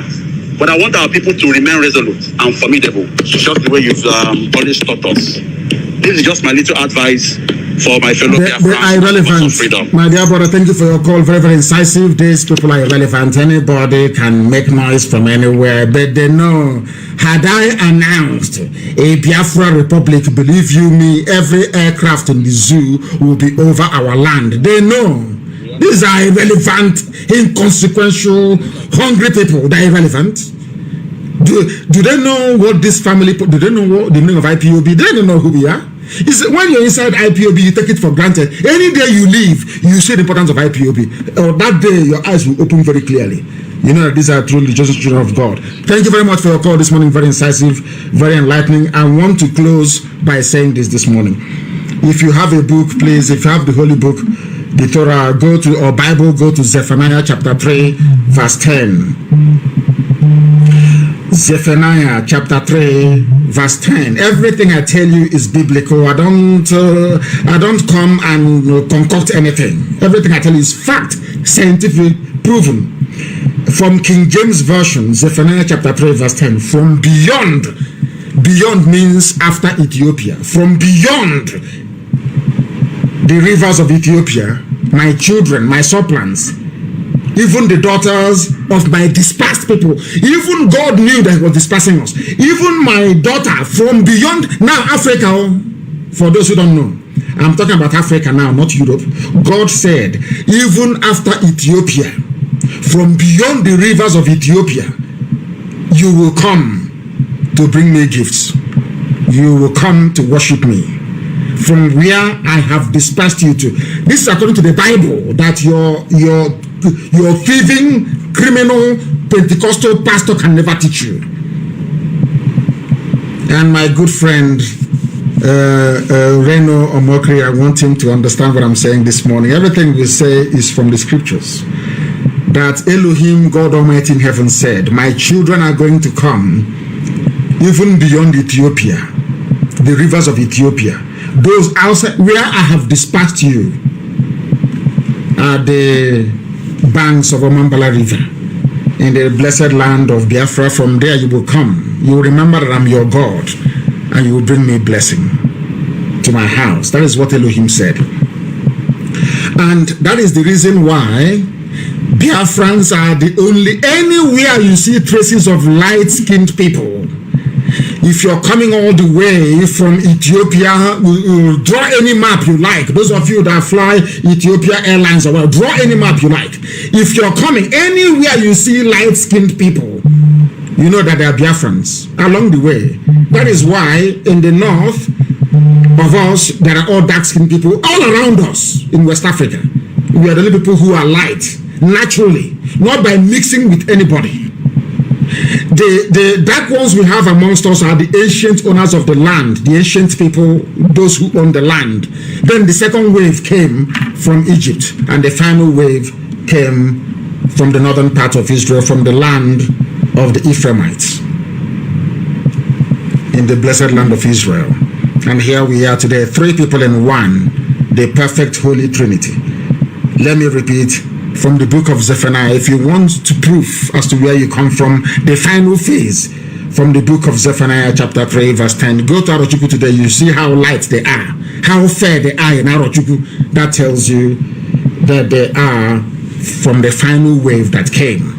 And as they are coming, everywhere you have Eri, you have Umweri, you have Aguleri, you have Ora Eri, you have Owe Eri, capital of Imo State, Owe Eri. If you don't know, let me tell you. And then you have Arochukwu, the children of God. The children, that is their name, the children, those born to worship God. That is who we are. And on that note, we have come to the end of our proceedings this morning. Those who do not understand who we are, where we are coming from, or where we are going, all you need to do is to listen to our broadcast. We are all one people, 3 people in one, according to the dictates of the Almighty in heaven. I thank you all for listening this very morning. I don't know if, I think I will try to, I think this question and answer is very, very important for our people. So maybe I will come back live on air again next week. But from me, from here, this morning, good morning. Good morning, wonderful people, great Biafrans, wherever you are, this very morning, afternoon, evening, or night. I welcome you to this very, should I say, special question and answer session on this very day, the 2nd day of April, the 4th month in the year of our Most High Elohim 2021. The time now is precisely 2 minutes past 7 a.m. in the land of Biafra. I said a.m., not p.m. I know we are accustomed to broadcasting in the evenings, that is in Biafra land. Therefore, some of you may become confused, but this is a live presentation this very morning. We are live and we are direct on all platforms. I repeat, on all platforms, that we may preach this very gospel to the understanding and hearing of humanity wherever they may be at this time. Allow me to welcome you, and as I do so, may I also encourage each and every one of you to welcome those who are around you. You can listen to us via Instagram, Mazi Nnamdi Kanu _official. We are on Instagram. We are live there. There are a lot of people there already. Eze Chinedu is there. Opara is there. Shedrack is also there. Kesia is there. Eduardo Chinedu is there. And very many people are there on Instagram. And I want that advertised as much as possible. I want that Best Man is also there. A lot of people are there watching. We are also on Facebook. You know, Facebook with their suppression and restrictions, one of the most corrupt entities in the world. We are also there at Mazi Nnamdi Kanu. I'm broadcasting through a page that is not particularly well known, but I'm hoping this very morning that those of you who are there already will be able to spread this very gospel, that others may be able to join us on that very platform as well. We are on Twitter. If you go to my Twitter handle, official one, there are many fake ones being run by DSS, the Zoo State Police. Mazi Nnamdi Kanu is mine. If you go there, you will see it and you'll be able to join us. I'm sure we are the only ones who are streaming live this very morning on that very place. That's how you know which one is authentic and which one is fake. We happen to also be on satellite this very morning. We are on Ipob community radio app, which everybody must have. Everybody must download Ipob community radio. You must also download the authentic Radio Biafra app as well, so that you can participate and join us anytime we are live, as we are this very morning. We are going to pray a very brief prayer before we continue. But before we do so, I must reaffirm that I am Mazi Nnamdi Kanu, the leader of Ipob all over the world, the director of Radio Biafra and Biafra Television, and of course, by the very special grace of the Most High Elohim, a servant of the wonderful people of Biafra. We are gathered this very morning to preach this very gospel, of course, to take your questions, and hopefully I will be able to provide all the answers that you need. But right now, this very second, we are going to pray. And after praying, I will preach very briefly this morning to bring you up to speed as to what is happening with our beloved Eastern Security Network, the battle that is raging right now in and around Nsukka to dislodge terrorists, and what the Nigerian Army and police, and of course in conjunction with British High Commission, are trying to do in order to frustrate our efforts. This very morning, all over the world, people are going to listen to this very gospel as we preach it, and of course be able to learn from it. But before then, we must pray. Our lines are not open, please. I don't want anybody to call us now. Our lines are not yet open. That means you're not listening. Because if you're listening, there is no way you'll be calling us by this time. I know that some of us are very desperate to try to get their calls through. When our lines does open, please, I will take all your calls to the best of my ability. But this very morning, afternoon, or night, depending on where you are, we must pray. And I'm going to pray in English language this morning, a very short prayer, a prayer prayed by Yeshua when he was on this very earth. A prayer extolling the supremacy and irreducibility of the Creator in heaven, that upon that very name and name alone, everything that was created was made possible. Our Father who art in heaven, hallowed be thy name, thy kingdom come. Thy will be done on this very earth in the land of Biafra as it is in heaven. Give us this day our daily bread, and forgive us our sins as we forgive those who sin against us. Lead us not into temptation, but deliver us from evil. For yours and yours alone is the kingdom. All power and glory is yours. This we acknowledge now and forevermore. He said, a very simple prayer, but one prayed by Jesus when he was on this very earth, acknowledging that only God Almighty in heaven is supreme. That was why he said, Our Father who art in heaven. We do not worship idol here. We only worship the one true God, and that is why we are going to prevail, and that is why Biafra will come in our time. This very morning, very speedily before our lines open to take your calls, I have a few things to bring to your attention. And not surprisingly, of course, the United States have now released what they call their country report on this zoological republic called Nigeria. The United States State Department, which is their foreign ministry, in charge of all their diplomats all over the world, including the U.S. mission in Nigeria.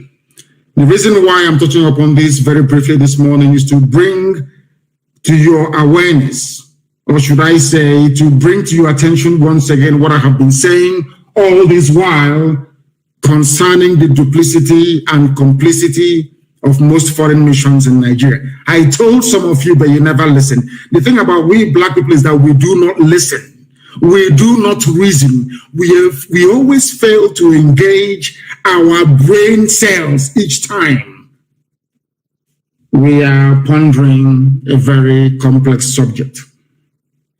I told all of you a while back, and consistently so, that the United States mission in Nigeria is corrupt. I told you that the British mission, of course, they are colonialists, that the mission of Britain, which is UK in Nigeria, headed by Katuna Lang, is to colonize all of you. I don't know what is wrong with us. I have no idea what is wrong with us. But I blame all of you for this very report that the United States of America released through their very corrupt State Department. I say it openly, without fear, no contradiction. The people working at the Africa desk at the United States Department of State are one of the most corrupt people on the face of this very earth. Including the US ambassador to Nigeria, she is as corrupt as Satan himself. Why am I saying this? All of you saw the videos of Lekki Tollgate massacre. I was live on air broadcasting that very night as the massacre was taking place. Out of anger, people started to destroy government-owned properties in Lagos. I have been warning you for very many years that anytime you have any ambassador from a frontline country coming to Nigeria, they always bribe them. I warned all of you that the Fulani Janjaweed war chest, what I mean by is the money they have to fight to keep enslaving all of you in one Nigeria, is now over $30 billion US. You thought I was joking. I also told you that they have not only brought over the entire diplomatic corps in Abuja, that they have engaged frontline, top-notch consultancy firms all over the world with the help of the British to suppress every news coming out of Nigeria, to manage every information coming out of Nigeria, to condition the minds of the world that nothing is going wrong. But some of you paid little attention. And this morning, I want you to understand that if you do not pay attention to what I'm telling you, the consequences you will suffer will be very severe. And it has started this very morning. Do you know, after slaughtering and killing people around Lekki Tollgate, on that fateful day, that people, innocent people were massacred. I don't have the precise date in my head. Despite all the difficulties that we've had with CNN in the past, but at least CNN did something. CNN tried as much as possible to present the truth. There was a CNN documentary, or should I say a mini documentary about Lekki Tollgate massacre. Do you know, surprise, surprise, do you know what happened? The United States of America have now released a report on Lekki Tollgate massacre. Do you know what they said in that report? They said that nobody was shot dead, that people did not die at Lekki. Are you listening to me? They said that people did not die. And this brings home what I have been warning all of you, or should I say all of us trapped in that one zoo called Nigeria. Our liberation is in our hands. The white man will not help us. And I will tell you the reason why the white man can never help us. The white man, as they have always done, is using the Fulani to enslave. That's number one. They have something to, both of them came together and agreed on something. We need Nigeria. We need all the ethnic populations in Nigeria. Britain, everybody has an interest. British interest is that they love controlling people, is in their blood, is in their nature. They need people to control people who will be their slaves. That's number one. Secondly, They need access to our oil and gas for free. That's number 2. Number 3, they want to keep on giving the impression that black people are useless, incapable of reasoning,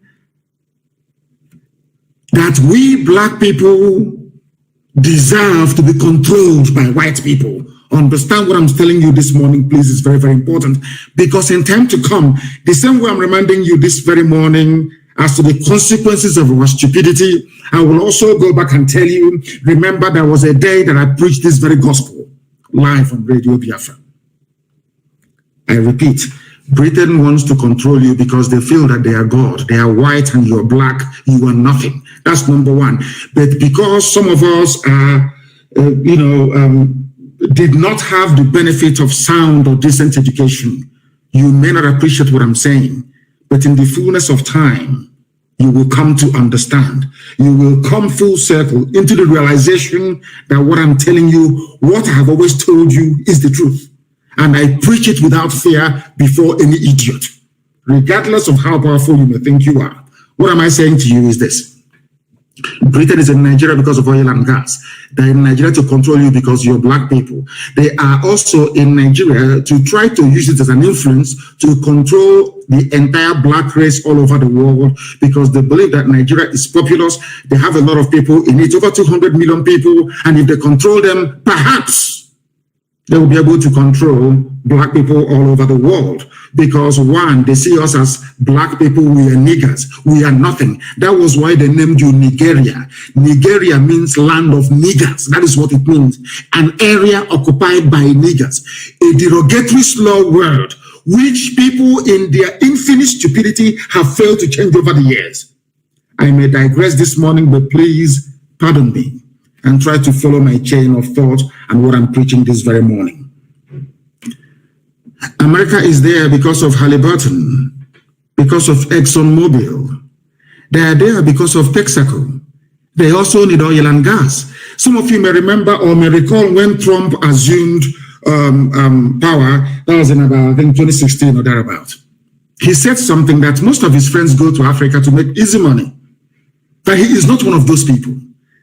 I now want to tell you the reason why the U.S. State Department released this very abominable report on the killing of innocent souls in Lekki. I also want to prove to all of you this very morning, it doesn't matter how many black people are serving in any administration in America. It doesn't matter. These are people they have conditioned to hate themselves. And they are the ones that sanctioned these lies. I have lived with white people for very many years. I know the way they reason. Some of you may be shocked, saying, oh, why is he saying this morning? Let me tell you one thing. At any period in history, a majority of white people will always support what is good. And repeat, at each given point in history, it doesn't matter how dark that very phase is. A majority of white people are conscientious. They hate evil. It is only a minority, a very wicked, evil minority, that will support what is happening in the zoo called Nigeria today, like the Africa desk of the State Department in America. We have confronted them many times. I have asked them, why do you people support evil in Africa? USA, yes. It is not the entire USA. I'm not saying it is the Biden administration, no. I'm not saying it was the Trump administration before this one, no. There is a clique, a group of people, highly corrupt individuals, manning what is called the Africa desk at the United States Department of State. They are the ones responsible for the evil happening in Africa. How? All of you saw that people were killed on that very fateful night at Lekki Tollgate when it was being occupied at the height of the NSAS protest. And I also want to bring to your attention this very morning, I'm sorry to say this, that there is something fundamentally wrong. I've been telling you this about black people and the way we reason. This morning, I want to bring to your attention that indeed there is something wrong with us and the way we reason. Let me read this report for you.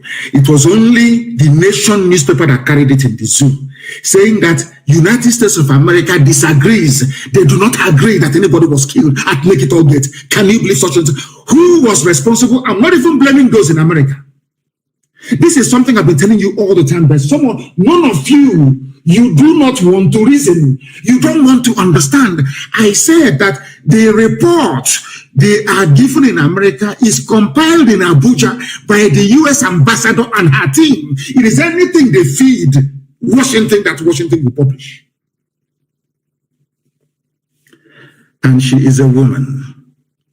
Now I'm beginning to understand the reason why, should I say, Eve was used to deceive Adam.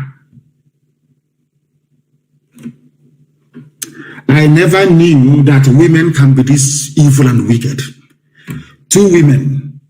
I am sure, had the U.S. ambassador been a man, such report couldn't have been issued. What is paining me is that the U.S. ambassador to Nigeria is a woman. The British High Commissioner to Nigeria is a woman. These 2 women are presiding over the reign of Satan in the zoo. Let me read you the report. I'm going to quote them verbatim. Everybody saw that people were killed at Lekki, but this is the junk that a whole United States of America came up with. Supposedly the conscience of the world. America has the grace it enjoys today because God created the USA to bring a semblance of consciousness into the dealings of man on this very earth. That is why they are the longest running civilization since man came into this very earth. That is why the USA enjoys the preeminence that it does. But it seems to me that Lucifer has taken over America. America is no longer a country that speaks the truth. America is no longer a country that stands up for the poor. USA is no longer a country that stands up for justice and what is right all over the world. America is now effectively in the pocket of Luciferians. Simple truth. The US ambassador in Abuja could not convey to Washington. We are in very serious trouble, all of us. In very serious trouble. And unless we rise up now in a popular revolution, if we continue to prevaricate, if we continue to dilly-dally, if we continue to waste valuable time, we are all finished. I'll read it for you. The United States Department of State report on Nigeria. This is what it says. On October 20, members of the security forces enforced curfew by firing shots into the air to disperse protesters. America is writing this junk. The Lekki massacre that we all witnessed, America is telling us, they were not there, they're telling us that the army came and was firing shots in the air. I told you that Fulani has $30 billion. They have bribed the US ambassador to Nigeria. That is why this wishy-washy evil report was issued. They are all corrupt. All corrupt, all of them, they're all corrupt. I continue to read for you. Listen very carefully, please. They fired shots into the air to disperse protesters who had gathered at the Lekki Toll Gate in Lagos to protest abusive practices by the Nigerian Police Forces Special Anti-Robbery Squad, SARS. Mind you that SARS was trained by Britain. It was Britain that set up SARS. It's UK that set up SARS under Obasanjo to harvest organs for sale. It was the United Kingdom that set up this dreaded SARS and gave them the training. It was Britain that gave them the training. So it was Britain that trained them to go through your phones, to extort money from you, to kidnap you in front of your parents, to take you to their dungeon, to kill you, to have it, because it was Britain that trained them and armed them. Britain, United Kingdom financed SARS. I want you to understand very, very carefully, please. Now, according to this US report, accurate information on fatalities resulting from the shooting was not available at year's end. A whole America, but you can come to the Sahel and rescue victims. Google can see inside my bedroom where I'm broadcasting from this morning. Google can, you have Google Map, you have everything. You're telling me the most powerful country in the world with the most resourceful intelligence agencies man has ever seen cannot ascertain how many people were shot dead at Lake. This is Fulani's $30 billion stolen from all of us. Speaking. They have the money. It was Fulani, the way they connived and colluded with Britain and now US State Department that led me to believe that truly money is the root of all evil. It solves a lot of problems, no doubt. But I'm telling you, when you face a man working at the US State Department Africa desk, a civil servant may be earning $2,000 a month, you give him $20 million. There is nothing he or she will not do for you. Their conscience will go through the window. I came this morning to take question and answers, but I saw this thing and I was beside myself with rage. That is the same country now that we are fighting Fulani bandits in and around Nsukka. Everybody can see that the Nigerian army are aiding Fulani bandits. These are the people that went and massacred our people in Ipob. We found them where they are, in and around Nsukka. We engaged them. We engaged them. Nigerian army came to fight on the side of terrorists and killers. Nigerian army fighting beside terrorists and killers to kill the victims of Fulani massacre. The State Department in America will not hear this because the US mission in Nigeria is corrupt, highly corrupt. They have been infected by the United Kingdom, infected by the British, highly corrupt. America is telling us this day that they do not know the number of people who were killed as at last year. That's what they're saying to us, that they have no accurate information. Amnesty International, a reputable, renowned, very cautious and conservative NGO, or should I say human rights group, reported that 10 persons died according to this US report during the event, but they did not take what Amnesty said. The US State Department, the American ambassador now in Abuja, a woman, the US State Department Africa desk, not the whole US, Africa desk, inside this, they are so corrupt that they could not even acknowledge the very conservative estimate given by Amnesty International. That is how corrupt they are. Amnesty reported, conservatively speaking, that 10 people were shot dead. Do you know that the US State Department basically ignored that very report by Amnesty International? We continue. But the government disputed this report. So because Lai Mohammed, that even the USA knows is a liar, disputed the report by Amnesty International, that is the reason why America will not accept it, that people died at Lekki. Because the Nigerian government said nobody died. That's why they didn't accept it. Unbelievable. They are now putting the government own report. USA, America. The government reported 2 deaths connected to the event. One body from the toll gate showed signs of blunt force trauma, which means the army did not shoot this person that they acknowledged died at Lekki. That person died as a result of being attacked by those who have come to protest, his fellow protesters or her fellow protesters joined in beating him or her to death. Do you know why they're playing with us like this?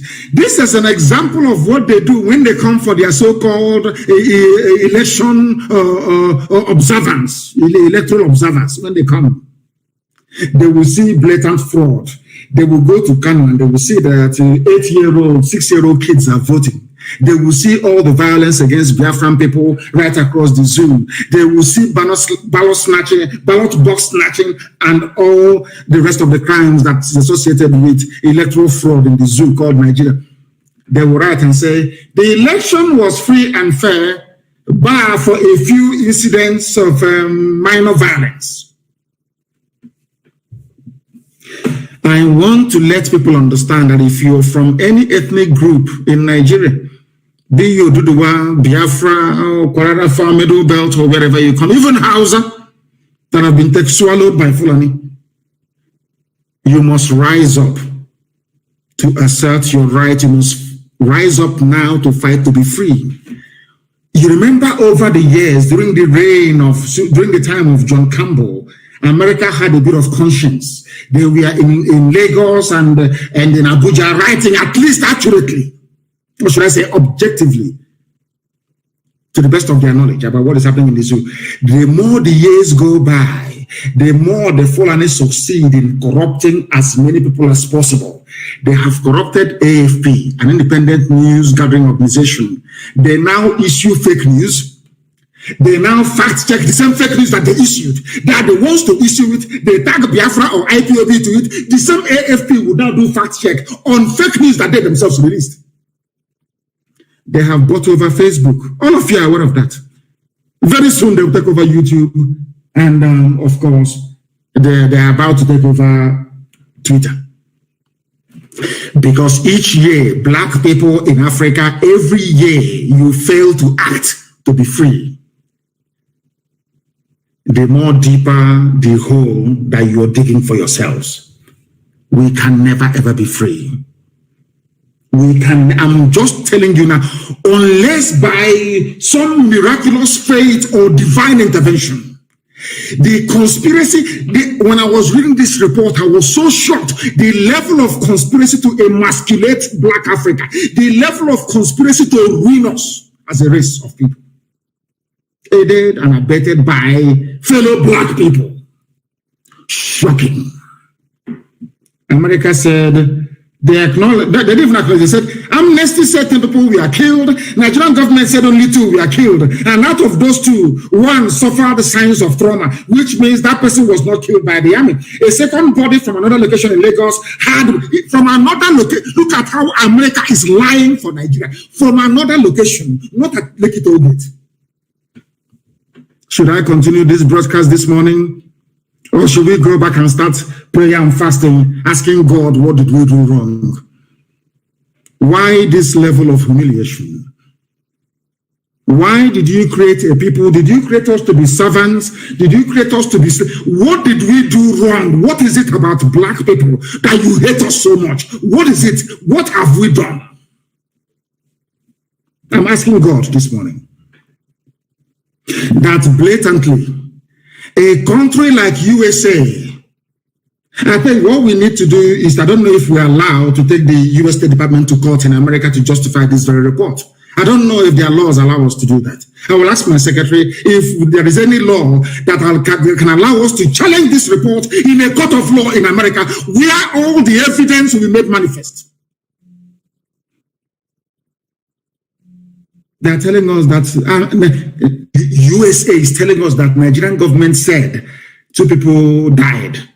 1 at the scene of the protest at the toll gate from blunt force. Listen carefully. I don't know how to explain to people to understand. How do I explain this that the brain of a Black man can understand what I'm saying? In what way can I explain this? I'm asking you people how. Now listen, America is effectively absolving Nigerian army of any blame for the shooting at Lekki Toll Gate because they know that the person that actually gave the order to kill the protesters is Katrina Lang, the the UK High Commissioner to Nigeria. That afternoon she was with Tinubu. Before she left Tinubu's house, a lorry load of thugs from Tinubu's APC left Mushi with cutlasses, axes, and machete to go and attack protesters. And that evening, the army opened fire on protesters. It was Britain, it was United Kingdom that arranged the massacre through Tinubu.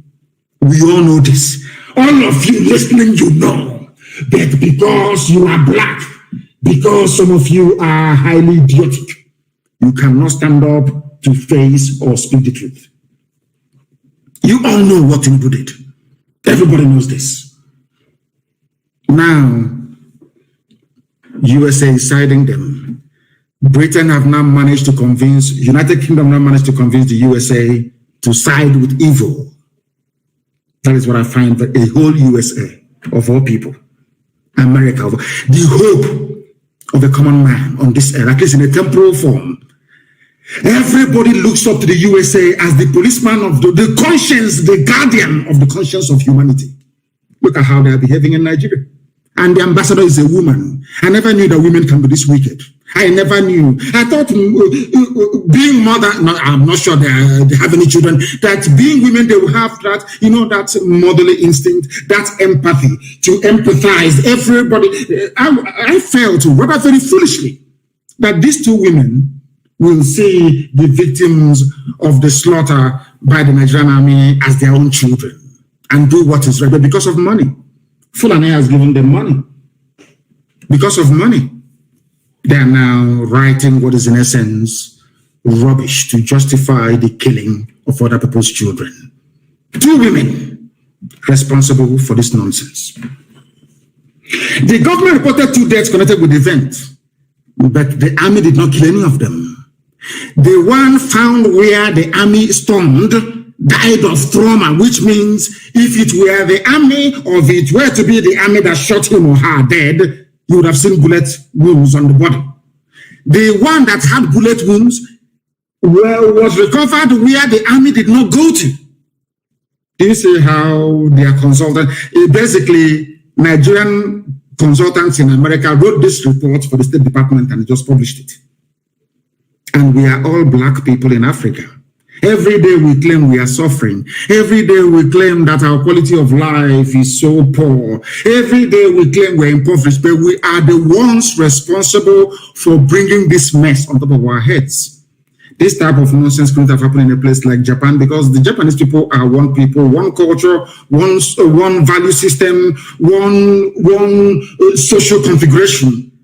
But in Nigeria, you don't have, Biafra is different from Oduduwa. Oduduwa is different from Arewa, Fulani Janjaweed. Fulani Janjaweed is even different from those in the Middle Belt. We are not together, we are not one people. That is why a white man can come in and tell us, after what we have seen with our 2 naked eyes, telling us that what we now saw is different. What you saw at Lekki Tollgate is not the truth. The white man has spoken. I weep for we black people, and I weep for Africa, because the problem is that it's like a black man enjoys suffering. A black man loves to be subjugated. It's like a black man loves to be a slave. A black man, I don't know what it seems to me that if our existence is not validated by a white man, we shouldn't exist at all. Lies by U.S. State Department Africa desk. A second body was found somewhere outside Lagos that had bullet wounds. I'm reading you the report itself. The government acknowledged, according to the United States government, acknowledged that soldiers armed with live ammunition were present at Lekki Tollgate. Now, who shot those people? That Amnesty said died. Let's say 10, for instance. It's still not the army. At year's end, the Lagos State Judicial Panel of Inquiry and Restitution continued to hear testimony and investigate the shooting at Lekki Tollgate. That's the end of that's it. End of story.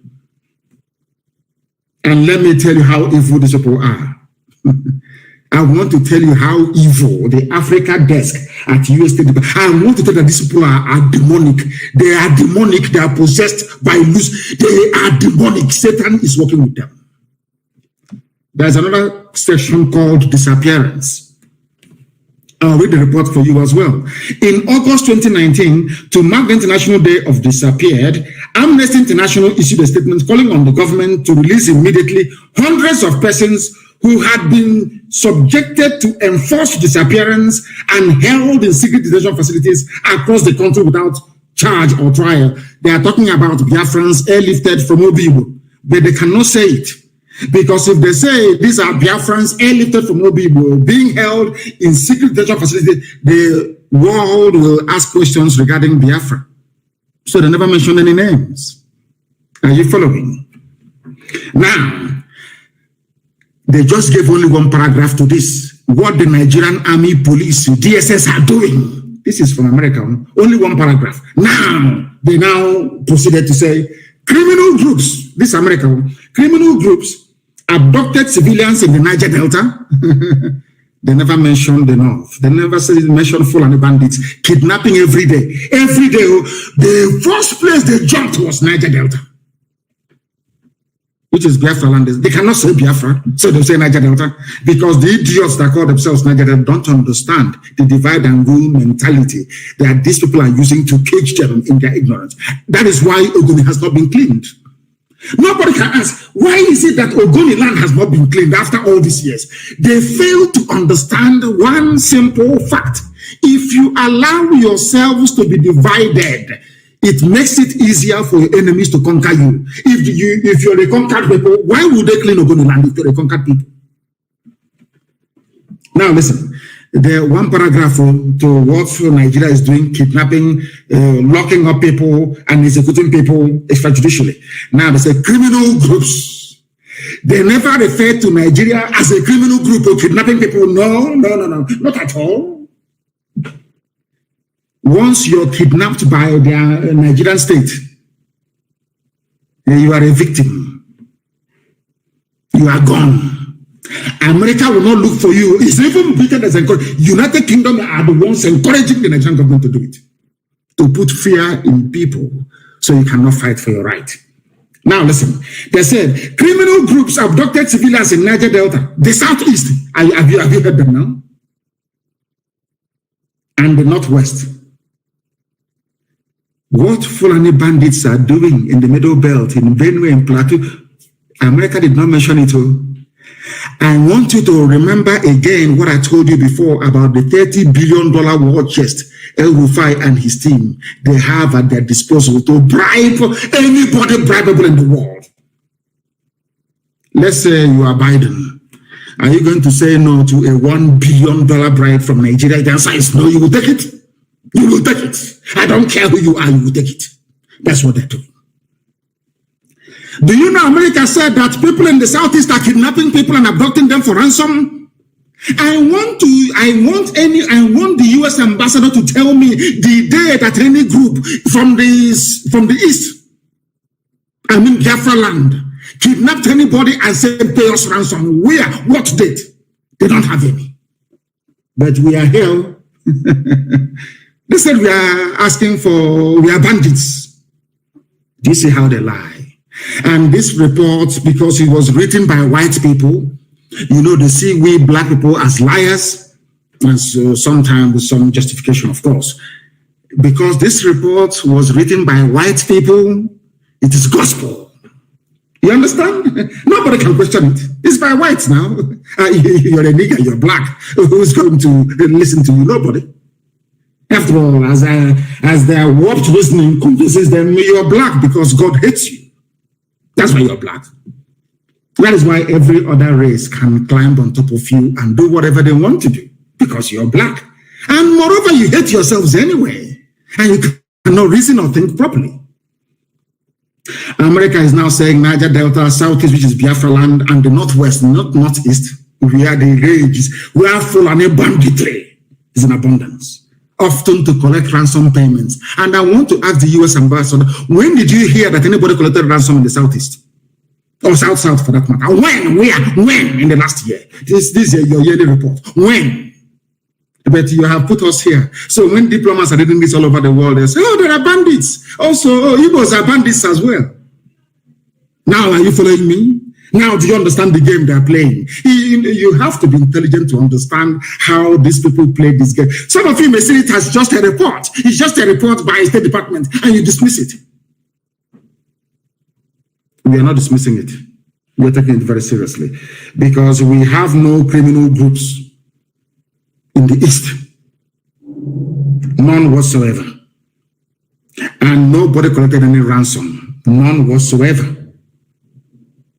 He said, and now, listen carefully, they said, now, for example, they now want to give example. America wants to give you an example of these criminal groups they're talking about in Niger Delta, in the Southeast.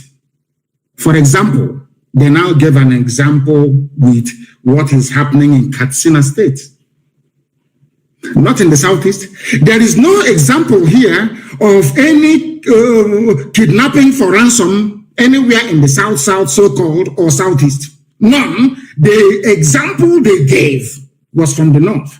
And now they came back and they said that Nigerian pirates, listen, they said before there was criminality, and mind that pirates operate in the sea, not on land.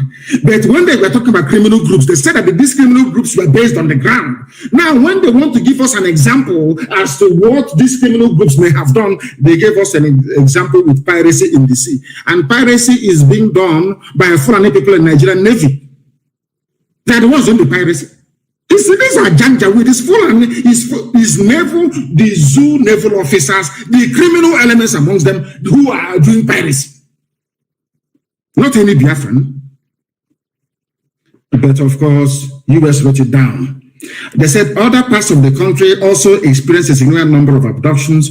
Prominent and wealthy figures were often targets of abductions, as well as religious leaders, regional government leaders, police officers, and all the rest of them. They gave us another example. The Emir of Potiskum, Alajumari Bubaram, and his convoy were attacked. They did not give us an example. This was last year of anything that happened in Biafra land, but they criminalized all of us. That's how they roll. Now you understand it? So when you go and you're saying to diplomats all over the world that these are what Fulani people are doing to us, killing us every day, they will say, oh no, but you people are also criminals. America said so. It's called equalization. So from being on the offensive, you now become defensive. And now you can now see how United States Africa Desk is trying to justify Fulani banditry in Biafra land. Because if you're chasing them, all of you are criminals. But we should fold our hands and allow them to attack us as they have done repeatedly, both in Ebonyi and also in Enugu State. That was why Sahara reporters of all people said that Nigerian army currently engaging ESN operatives in gun battle in Nsukka. And I have said this thing to Yoruba journalists all the time. You people are the cause of the suffering of all our peoples today. All ethnic nationalities, the journalists you have in Nigeria, you people are the problem. You people like the United States Africa Desk inside the State Department, you people are making it a lot more easier for our conquerors to come in to conquer us. ESN is not in any battle with Nigerian army. In and around Nsukka, no. We are battling Fulani terrorists. Now the Nigerian army came and joined them because that was their plan from ab initio to come to take over our land. Do you understand? They gave military uniforms to Fulani terrorists. They are not army personnel. They are terrorists. I don't know why some reporters will say that this is of Nigerian army currently engaging ESN. No, not at all. ESN is engaging Fulani terrorists that have come to rape, to kill, to pillage, to take over our land. And we have said no to that. They are the ones we are battling. Nigerian army now joined them, or should I say, gave them army uniforms, gave them weapons to be fighting indigenous people. But America will not report this. Now, if America will not report it, we force them to report it. Let me tell you one thing that you do not know. When ANC was fighting for the liberation of the black people in South Africa, they were called all sorts of names. Successive US governments put ANC on the terrorist watch list. Margaret Thatcher was insistent that she would not speak to Nelson Mandela, that Nelson Mandela is a terrorist, or was a terrorist then. Did it stop South Africans from becoming free? Do you know one thing? Because they knew what they wanted. They were very tenacious. They were insistent. And to their credit, They engaged white people, especially in the UK, to fight their cause for them. It wasn't black South Africans or black people in the UK that fought to collapse apartheid. No, white English men and women, white Scottish men and women, white Welsh people, white Irish people came out and said evil is evil. And apartheid fell. That is the mode, that is the mindset we must have at all times. We must engage local people, local populations to help us fight this invisible enemy. That invisible enemy are neo-colonialists, those in State Department, those at Whitehall in England, in London, using black people in Africa to present a narrative that will help in perpetuity hold us down in slavery. They are using black people to do this very work, this very dirty work. This is something you must understand and be able to rise above. I am now telling Sahara reporters and the publisher and whoever is there writing this junk, you people are aiding and abating the excesses of the Nigerian security forces. Let me also remind them, my Yoruba brethren, no, they are journalists. It is this type of journalism that made it possible for Fulani to take over your land. Not only take a lot from you, they took a lot from you. That's number one. Now they have sent some of you into exile in Benin Republic. It is this type of reportage, this type of journalism, junk gutter journalism. You never knew that Fulani were there terrorizing our people in Nsukka. All these years, you never reported that. They went to Ebonyi, killed us, ran to Nsukka because we said we'll find them. We have found them and we're engaging them. And Nigerian army have come to support them. The same way, that is how your own village, maybe somewhere around Ogumosho, will be taken over by them. You know the funniest thing? Shame won't even allow you to report it. That's why I said to Yoruba journalists, you say, the more you write all this, your junk in support of Fulani Janjaweedism, the day they attack you, shame won't allow. That is why there are Yoruba people in Benin Republic as refugees, but you cannot write about it because you are ashamed of yourselves. These are the things you need to understand. And I have, as I have said before, and I'll continue to say, black people should stop allowing themselves to be used by white people to work against their own collective national interest or survival as a people. Any day we realize this, we would have survived it. Now is the time for uprising. America will not save you. Britain will instead, they will join your oppressors to kill all of you. We must rise up, and the time is now.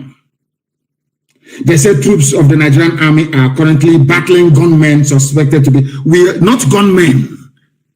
We are Eastern Security Network securing our land against Fulani Janjaweedism, or should I say, Janjaweed tendencies. The Nigerian army have joined them. That is why anywhere you have Fulani terrorist camp, nearby is a military barrack. Across the entire length and breadth of Biafra, anywhere you have the Nigerian army, nearby is a Fulani terrorist camp. And these are people that told us are from Niger, they're from Senegal, they're from Gambia, they're from Chad, they're from Niger. They're not Nigerians, mind you, that's what they told us in the beginning. I don't know where our brain goes to sometimes. I have no idea what happened. Hey, Lord have mercy. I have never seen a more idiotic race. I have never seen. How can will a white man allow himself to be used against his own country? Black people, why can't you reason? Why are you allowing yourselves to be used? Is it because there is something demonic inside you? Is it, what is it about you people? What is it about you people that you can never ever understand? What is wrong with you people? I ask. What is wrong with you people? Blacks, what is wrong with you? They can never reason very well. May Lord have mercy upon you. So those of them writing and saying ESN is battling the army joined them, and we need to battle them. You are joining terrorists to come and kill our people in and around Nsukka, in fact, Enugu and Ebonyi. And you want us to be quiet? You must be dreaming. You must be joking. So we can go on exile to maybe to Amazonia and become refugees inside Amazonia. Is that what you want? As Yorubas are now refugees in Benin Republic. Yoruba journalists, have you seen what you've done to yourself? Out of shame, you cannot report what is happening to your people, what the Fulanis are doing. Out of shame. And it's like a virus. The more you ignore it, the more it's eating inside you. The day they come out in the open, Yoruba land is gone. That is why I support every frontline Oduduwa activist. I support them with everything that I have. I will support them. They are the ones that have realized that you people are in trouble. But an average, corrupt, idiotic Yoruba journalist have still not realized what is happening. They don't know. The Ipaganiadams of this world and the hosts of this world, they have come to realize what is going on. But your average Yoruba journalist is still living in a fool's paradise. In a fool's paradise. That's something you must understand. So I want to correct this stupid thinking that we are battling the army. No, we are battling terrorists. If they're in Nigerian military uniform, if they're in front of us, ESN will battle them. ESN will battle them. All that time they were saying, oh, don't form Amoteku. Amoteku is bad. Yeah, our country, our unity, our unity.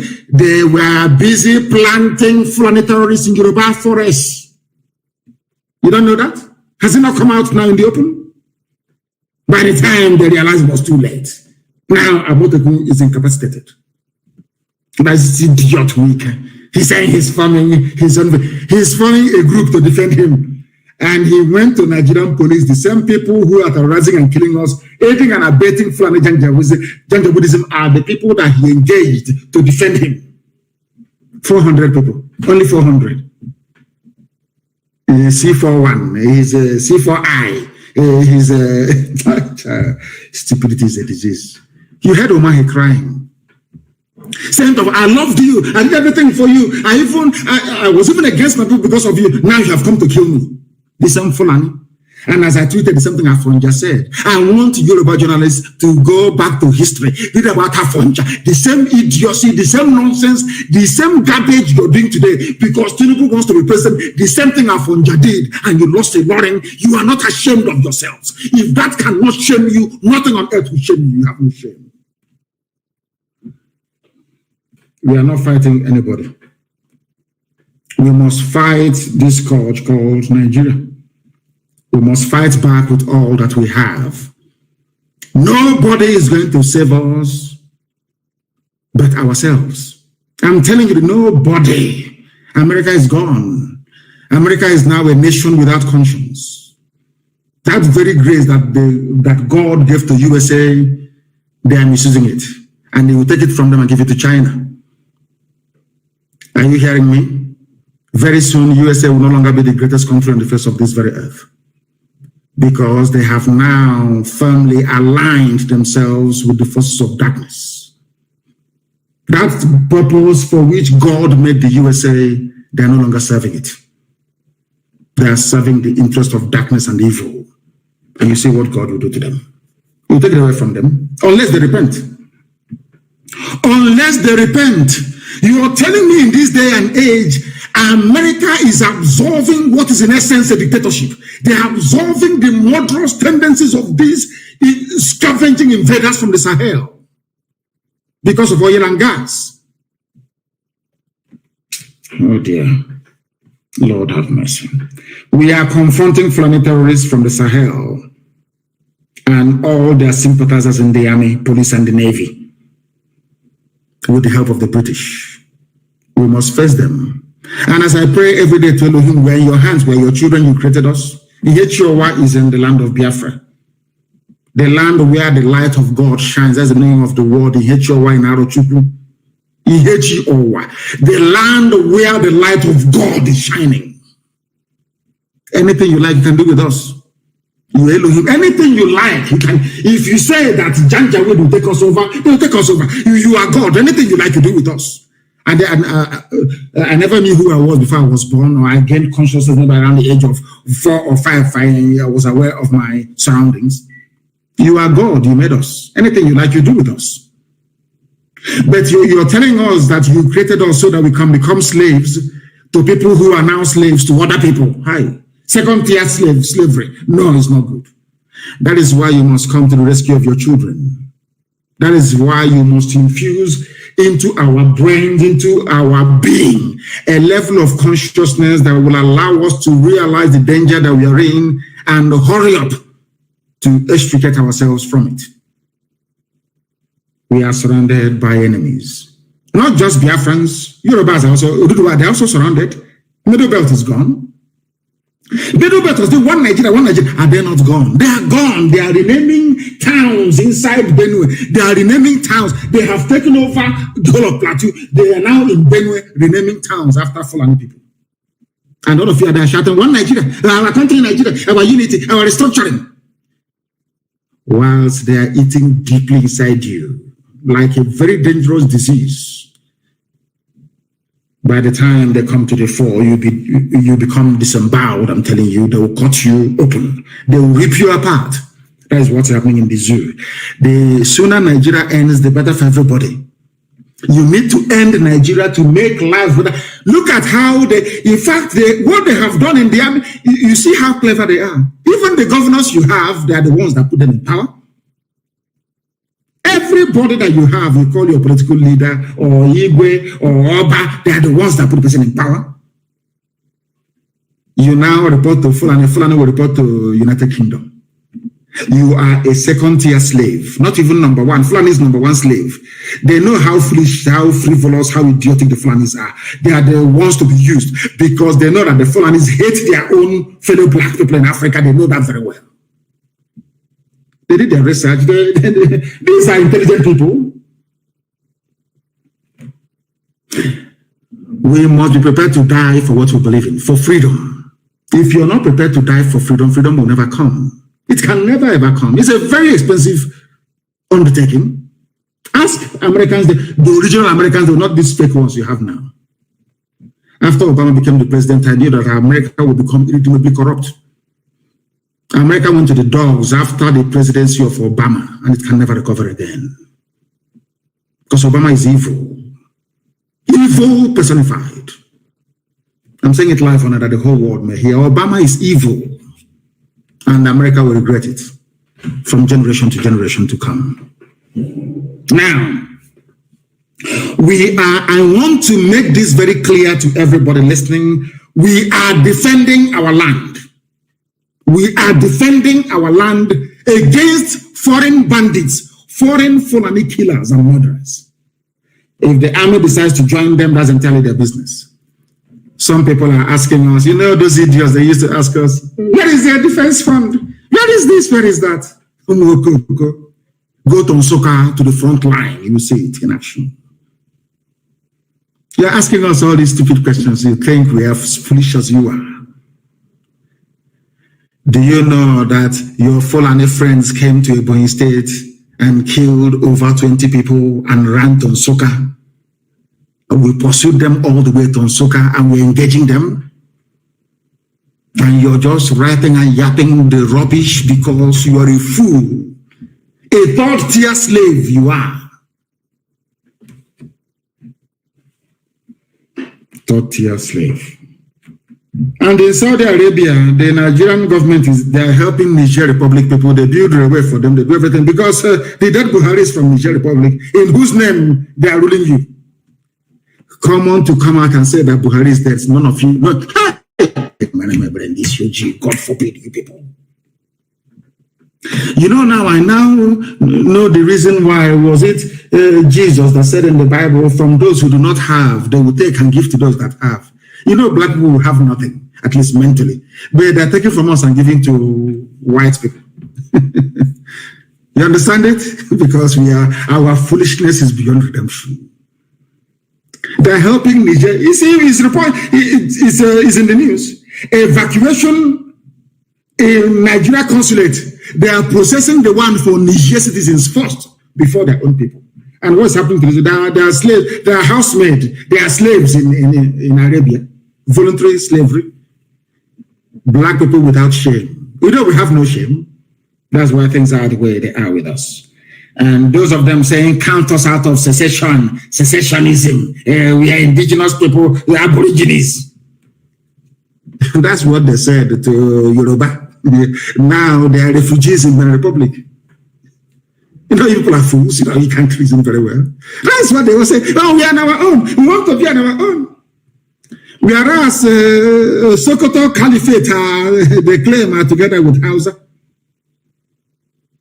All these dancing naked in public that you people are doing, are they doing it? They said, we are from Bayelsa, Rivers, Akwa Ibom and Cross River, Black. Coastal Aborigines say they are not in support of agitation for secession. And I keep asking them, people talk this nonsense, idiotic white people talk this rubbish about secession. Nigeria became a country in 1960. People were born in 1950, 1940s, 1930s.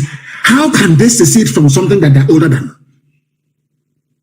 I don't know where our mentality, God forbid, what is wrong with the brain of a black man? How can I secede? I am older than something you're telling me to say I'm seceding from. My father, my mother, my grandparents, all of my uncles, they're older than Nigeria. Nigeria is only older than me by only 7 years. I am older than my people, my uncles are older than Nigeria. How can they secede from something that they're older than?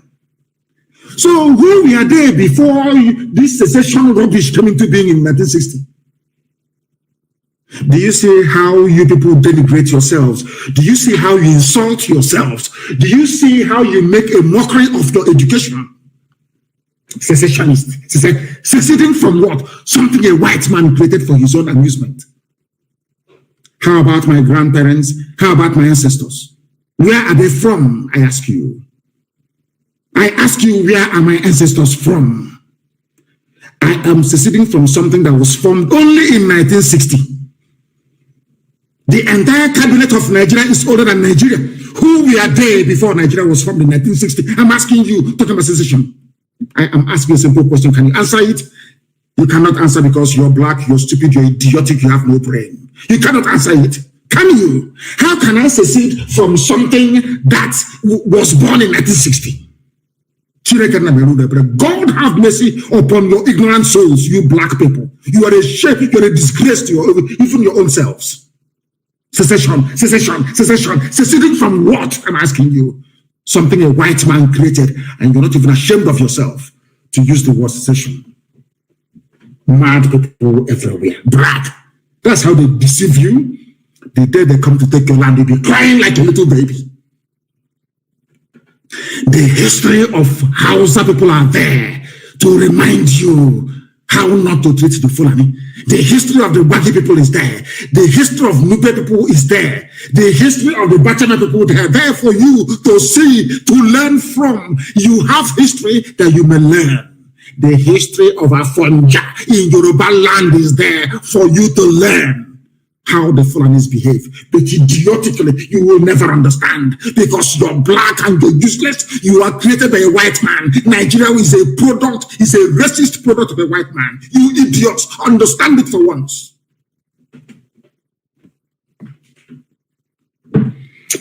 I have a few announcements to make. Some people are saying, before the announcement, some people say, Tinubu went to the north. I said, Yoruba and Fulani, they are one. We are one people. Somebody said the same thing a while ago, and the Lordin is gone. Kwara is gone. They've taken it. Yet you cannot reason. You cannot think. Yoruba and the Fulani, they are one. If Yoruba and Fulani are one people, why did they not allow Awolowo to become the Prime Minister of Nigeria or the President of Nigeria? If they are one people.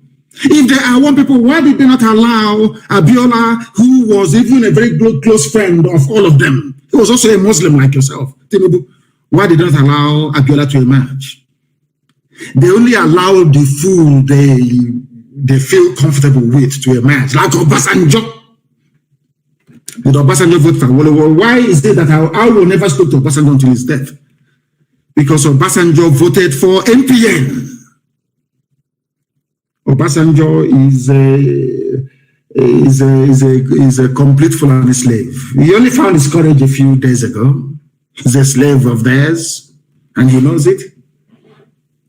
And maybe Tinubu wants to outdo him so they can give him the presidency. Stupid idiots everywhere. He said he went there because they are one, and they must remain one because they are in-laws. Your son is married to our daughter. And I want to ask the Oshomole, the wife of Oshomole is from Cape Verde. Is that not correct? Oshomole is a beautiful wife. From Oshomole, the monkey of Edo, is from Cape Verde. Now, is Oshomole going to say, because I'm married from Cape Verde Islands, let us be one country with Nigeria? Or Cape Verde should be a part of Nigeria? Do you see how they reason? What is it that the Yorubas have in common with the Fulani? Absolutely nothing. You're not even the stupid religion, because the Yoruba Muslim is more urbane, more sophisticated, more learned than the stupid Janjaweed idiot from the Sahel. You have nothing in common, but because you want power and access to oil. It reminds me of Apapa War of Antinkan Island. I remember when I will say, you know me, I speak the truth. I remember when some Yoruba people, out of spite against the Igbos and Biafra at large, they did a deal with the Fulanis. The only way we can allow, the only way we can allow the capital to move from Lagos to Abuja is if you say that every major freight coming into Nigeria must come through Lagos, so we can make money. Babangida agreed. They had a deal. They moved the capital to Abuja and then said that only Lagos seaports, the Tinkan and Apapa, will handle all commercial shipping into Nigeria. Today, there is gridlock. Today, they are choking. Today, they are begging. But you will not have one Yoruba man come out and say, open Warri Seaport, open One, open Iguacha, open Calabar. Never. They will never say it. But Apapa is choking. Every day is choking. Goods are being destroyed. The economy is losing a lot of money. I want the world to understand how these people reason. I speak the truth always. It doesn't matter who you are. As I've told the U.S. State Department, their Africa desk, they are more corrupt than Mobutu Sese Seko. They are white people, but they are as corrupt as Lucifer himself. In America, I will tell you the truth. You may not like it, but that is your business. Eventually, you will come and say, oh, what you're saying is correct. Tell me why America will issue such a wishy-washy report if their ambassador in Abuja is not corrupt. Just tell me why. And do you think the way to fight oppression is by saying, oh, don't say anything, oh, don't get them angry? Is that how to fight them? You meet it head on. You meet oppression head on, that it may flee. You shine light upon it that it may flee. So let's go and bring Cape Verde, where Oshomole's wife is from. Let's go and bring, let them be part of Nigeria, because they are our in-laws. See how foolish these idiots are. Fulani is married to Yoruba, and so bloody what? And so what? They are married to you, yet they put you in refugee camps in the Republic. They are married to you, they are occupying your forests. They are married to you. Useless people everywhere. From the same man. You will come out tomorrow and tell them, vote for me. I want the president of Nigeria. Your daughter is 60 years old. You are 69. You had your daughter when you were 9 years old. Yes? People, you know, black people, you astonish me. You know that in any other part of the world, having falsified his age, Tinubu should not be seen in public again forever until the idiot dies and is buried. But only in Africa. After lying about his age, some of you will be carrying it. He is 69. He is 69. But the daughter is 60 years old. I want... Let me forget you. You people, you make me sick. I just want to remind you of one thing. The first person to recognize that Nigeria should break up was a Yoruba man. I tweeted it. His name is Modiyu Adeniyi Oshinobo. 27 and he was killed by Fulani. Of course he was killed. I want Yoruba journalists to understand what I'm telling them today. Of course, so you are black, so that you know the evil nature of a black man will not leave you. That part that wants to betray, you want to serve another god. You know that thing in us. You know, we love foreigners. We want to serve them. We want to bow before them. Once you're white, you are God. Or even if they bring the picture of a dead actor, the actor telling you, "I'm not Jesus," you say, "Of course you're Jesus. I'll bow before you. After all, you're white." You know that mentality in being useless black people. That is affecting some journalists. I want Yoruba journalists to understand this morning, afternoon, night, depending on where you are. The first man to call for the division of Nigeria was a Yoruba man, Mr. Modiu Adeniyi Oshinowo. Why? He said, if Pakistan can break away from India, if they can disgrace Awolowo the way they did, sooner or later they will be defecating on our heads. They will be using our head as a WC, as toilet. This man said this thing in 1960, as you were celebrating your useless flag independence. A Yoruba man, a visionary, Modiu Adeniyi Oshinowo said, if we allow this nonsense to continue, they will come into our land and they will take it. And it's happening to you today. And Yoruba journalists is doing that. Proscribed IPOB, proscribed our nation, our country. Zoological Republic of Nigeria, a Yoruba man. Let me use your term, secessionist. The foremost secessionist in Nigeria is a Yoruba man, Mr. Modiu Adeniyi Oshinowo. I tweeted it. Go to my Twitter, you will see it there. Because you don't know history, you have no regard for knowledge and education. But here we educate you, we enlighten you, we bring to your understanding things that you would rather not know about. You run away from it, we bring it to your attention. Pakistan was with India, Bangladesh, all of them. Very soon Kashmir will be free. We are not one people. Why don't you get into your skull?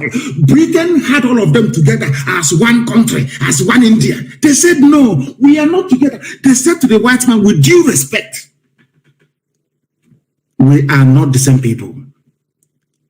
Hindus are different from Muslims. Pakistan is not the same as India. They left. Bangladesh left. Everybody on their own. And that is, of course, relative peace and quiet. You bring some vandals, some blood-sucking demons from the Sahel. You bring people who believe in monarchy, in bowing down before somebody. You bring Republicans from the East. You join them together as one country. Why don't you come bring Saudi Arabia and bring them into the United Kingdom and sell it to be one country? You see if you have peace in one day in your life. All of you read the Bible, you don't know anything from it. You read the Quran, you don't know nothing from it. Funny enough, the Torah is also the Quran and also the Christian Bible. The same story everywhere. You are in the Quran, you claim you are Al-Majri, you claim you are Janjaweed, you are Islam, you go to Mecca, you come back. But in the same book you're reading, Abraham called the nephew Lot and said, if we continue to stay together, your cattle is expanding, mine is expanding, your household, one day there'll be a clash. They said we're not having a clash between Fulani bandits and Eastern Security Network. Don't you have the Bible? Don't you open your Bible? All of you claim you're religious, isn't it? Those of you claiming one Nigeria, let's say they're seceding. I want you to please go and open your Bible. As foolish as you are, open your Bible, open your Quran this morning. In the zoo. Open it. Abraham was related to Lot by blood. By blood. I said by blood. At the time, Abraham said to Lot, his own flesh and blood, if we continue to stay this way, your headsmen will clash with mine, and there'll be trouble and bad blood between us. In order to avoid it, please, you are my own brother, my own flesh and my own blood. Let me divide this land into two. You, first of all, take one, and I will take the other one. That peace may reign. It's in your Quran, isn't it? But you want one Nigeria. Can Nigeria really contain all of us? The answer is no, because Nigeria was created by Satanists, a demonic white man and a deranged, a drunkard, a deranged white woman. You will never learn, will you? Here we preach the truth, the whole truth and nothing but the truth. You may not like it, but eventually you come to appreciate it. And I want to warn that Eastern Security Network do not issue any telephone threats to anybody. We don't threaten anybody. Our job is to defend our land, not to threaten anybody. If you have received any calls from a few pranksters, maybe it's April Fool, talking rubbish on the phone to you, please ignore them. It is not Eastern Security Network. We are the most disciplined, standing defense force we have in the whole of Africa. Disciplined to the core. Disciplined to the core. Our job is to repel the invaders into our land. Nothing more, nothing less.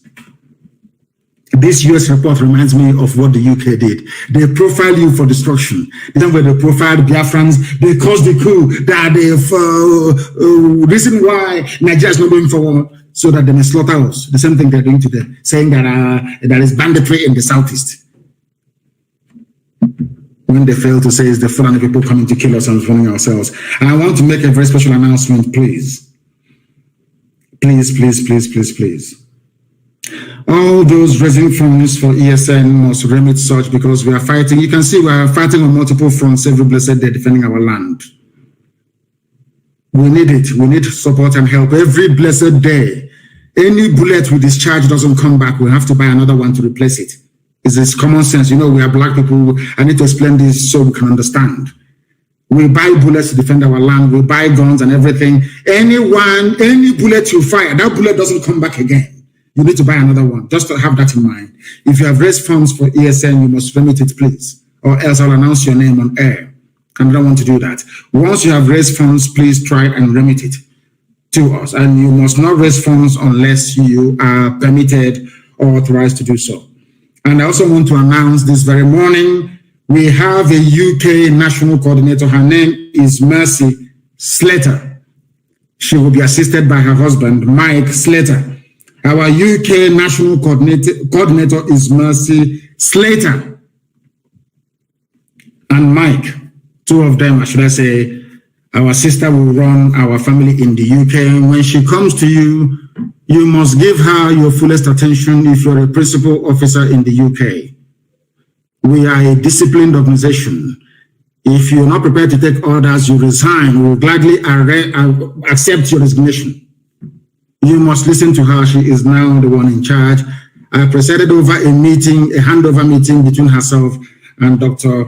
Lois Okachi, and that went smoothly.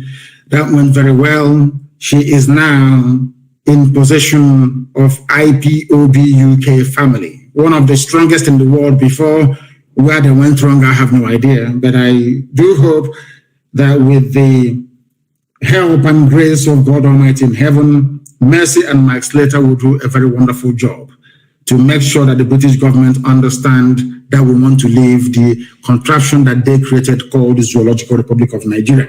Very important announcement, please. Very important announcement. And the police are always fond of parading people. They go, they arrest people, they parade them.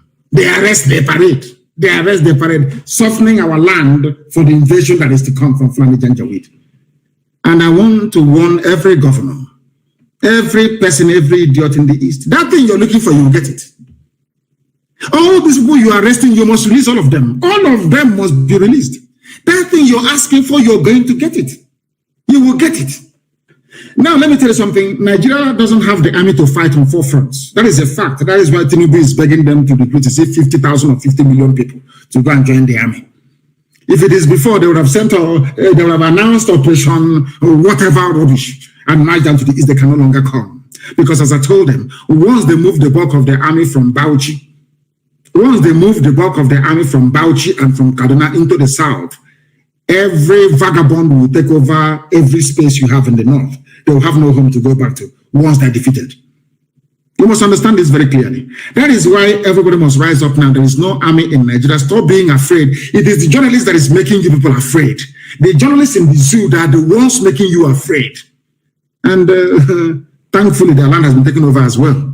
Yoruba journalists, they are the ones instilling fear and cowardice in people. They need to be very, very brave, that we may all be free from the ravages and the excesses of Fulani Janjaweedism. Keep parading. One day we'll parade you. Keep parading. Something happens, you go to the village, any young person you see, you arrest and you take to Abuja. You arrest and you take to Abuja. I know Britain is assuring you nothing will happen. You know, you can see the report from the USA. The world, they will suppress the news, the world will not know. We will call them the criminals themselves. That's what they're doing. And you think you will succeed? What is behind us is greater than all of you. And you will soon find out one thing. I don't care what others are doing. That's their business. If they want to be slaves to Fulani, bye-bye to you. But you see the land of Biafra. We are going to be free. And there's nothing any idiot can do about it. It doesn't matter how many armies you assemble against us. We are going to be free. And with that, we are now going to open our lines very, very briefly this very morning to take your calls. And as always, these calls will come via signal, please. As I've told you, I don't want our commanders on the ground to use a direct phone. I've told you this before. If you use a direct phone, they will track you, they will trace you, they will get you. I don't want you to use a direct phone line. Let people call you on signal, and that signal line cannot be the data line you're using. That's what they brought in me. If you don't know, let me tell you. I have a caller on the line. Can you hear me? Your name and where you are, please. Yes, Mazi. Good morning, Mazi. Good morning to you, please. Your name and where you are. Yeah, this is Jim Dike from Conroe, Texas. From Texas, please raise your voice for us. A lot of people are listening. Raise your voice for us, please. Go on. Mazi, can you hear me better? I can hear you now. Please go ahead. Thank you so much. We can experience, we see what is going on, and we know the outpour of emotion from all these things that are happening. I also want to lend my voice to what you have said this morning, having listened to all this, to our, my fellow Biafrans and all of us that are fighting this cause, to not feel discouraged. And our Duduwa brothers, sometimes we feel like they're with us. Other times, personally, I feel like things are not, coming on along the way that we expected from them. But with this report from the U.S., it is already evident that we have to fight as a people and not bother about whoever we feel is supporting us and whether they are with us all the way or whether they're not. So, Mazi, supporting ESN is a duty that we all have to do. We all have to continue to provide our support and make sure that we do it to the point that we achieve the freedom that we have all waited so long for. I wanted to ask again, Mazi, please, is it possible that we can all, the IPOB and every Biafran in the US, petition our whoever we can, to get this message across to them that what this report that they passed is not what the situation is, with all the evidences that we have in hand, to support this march towards freedom. And as well, when the 1 million man march that we have already, put a message across to the Washington happens, it will be much easier for us to communicate to the US that these reports and everything that is coming out from the zoo is all stage managed just to bring down the struggle of people that have so yearned for freedom. So that's as a question and as well a suggestion. Let me come in here. It's something that we expect all of you in America to do, because in America they respect votes. They respect votes a lot. We are many in America. Biafrans, we are close to 1 million people in America, if not more. If you add Oduduwa to it, we are pursuing 2 million people in America. We must go all out in force to let the legislators in America know, the lawmakers, there are good ones amongst them, to let them know that this wishy-washy report from the State Department is a lie. We call it a lie. America should send an independent fact-finding mission to Nigeria. We must make them understand that the ambassador is a corrupt woman. In Abuja, she is corrupt. We must be blunt and bold to tell them that the State Department Africa desk is not fit for purpose. It's not fit for purpose. They are liars and they're deceivers. And they're deceiving American people. That is how we bring to the fore the issues bedeviling the zoo called Nigeria. Because Britain is very clever, very, very clever. They know how to do this. Very, very clever people. They will go and use the status of their special relationship with America to twist every narrative. That's what they do. Look at them saying that there is a ransom taking in the Southeast when it's a lie. They did not cite one example. So we must go all out, and we are going to speak to our lawyers. They will prepare a dossier of the facts happening on the ground. Each and every Biafran, if you're in IPOB, if you're not, every Oduduwa, if you're Oduduwa Republic or not, you must submit that report to your parliamentarian wherever you are in America. Tell them that the State Department report is a lie. Call them liars to their faces. That's what we're going to do. Thank you very much. Thank you, Mazi. Mazi, one more question, please. Are we still in on the plan with for the 1 million man march this year? It depends on, COVID is the ruler of the world now. So the devil behind COVID will determine. COVID is everywhere. You have to stay 2 meters apart. You have to take the only vaccine in the world. You take one. After 28 days, you take another one. Even when we are small and we're being inoculated, there's only one vaccine you take. This one is now 2. You take one in the morning. Now, after 28 days, you take another one. Even at that, you're still wearing a mask. The whole thing is a complete mess. So we wait for COVID to decide. COVID is the one that decides what happens these days. So we are waiting for COVID to tell us exactly when our 1 million man march is going to be in the US. So we must have it. We must have it to let the whole world understand that what America is issuing is blatant falsehood. Thank you very much. That was how Obama went into Libya and destroyed Libya for no good reason. Destroyed Libya for no reason. Destroyed it completely. And today, Libya, the civilization has gone back 1,000 years. Our lines are open, of course. I'm not even sure. People are calling. Let me see if I can get the number that people may be able to join us this morning. +44, please, the UK number on Signal only. +44 77 61 82 53 46. For this morning, please, that is the number to get us on. I know a lot of people are trying to get through. A lot of people are trying to get through. If you call us, if you're a first-time caller, let me see if I can take this call. The caller on the line, I don't know if they're still there or if they have disconnected. I believe there's somebody called Dozier trying to get through to us. Please, if you call us, give us your question, ask your questions. All those questions you've been meaning to ask for very many years, you can ask it now. Once you ask it, then we can be able to answer you. I'm no longer hearing about defense fund. I don't know what happened to that idiotic line of reasoning. And I'm no longer hearing about them again. Or our money this, our money that. The caller on the line, can you hear me? Yes, I can hear you, you see. Please, your name and where you're calling us from. Okay, my name is Chidi Madu. I'm calling from Hong Kong. From Hong Kong. Please go ahead. All right. Please, you have to give me some time. I have a lot of questions. So I don't know if I should throw the questions and you respond. One at a time. One at a time. Under 2 minutes. One at a time. Yes. One at a time. All right.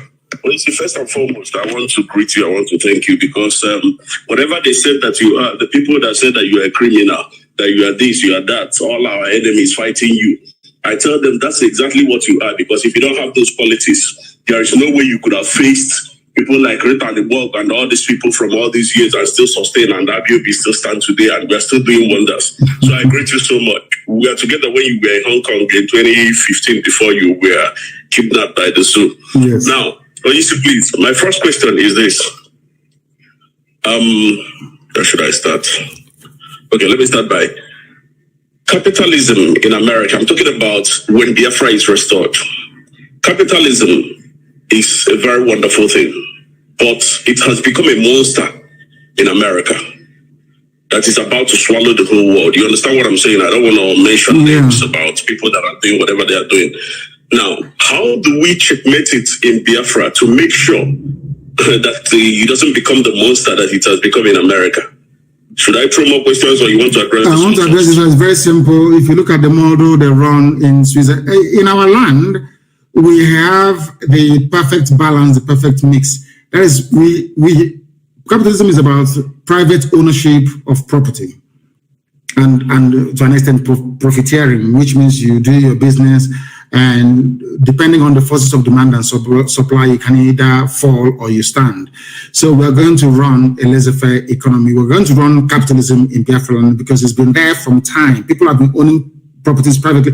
But we also have communal land, if you have forgotten. We also have land that we own as a community.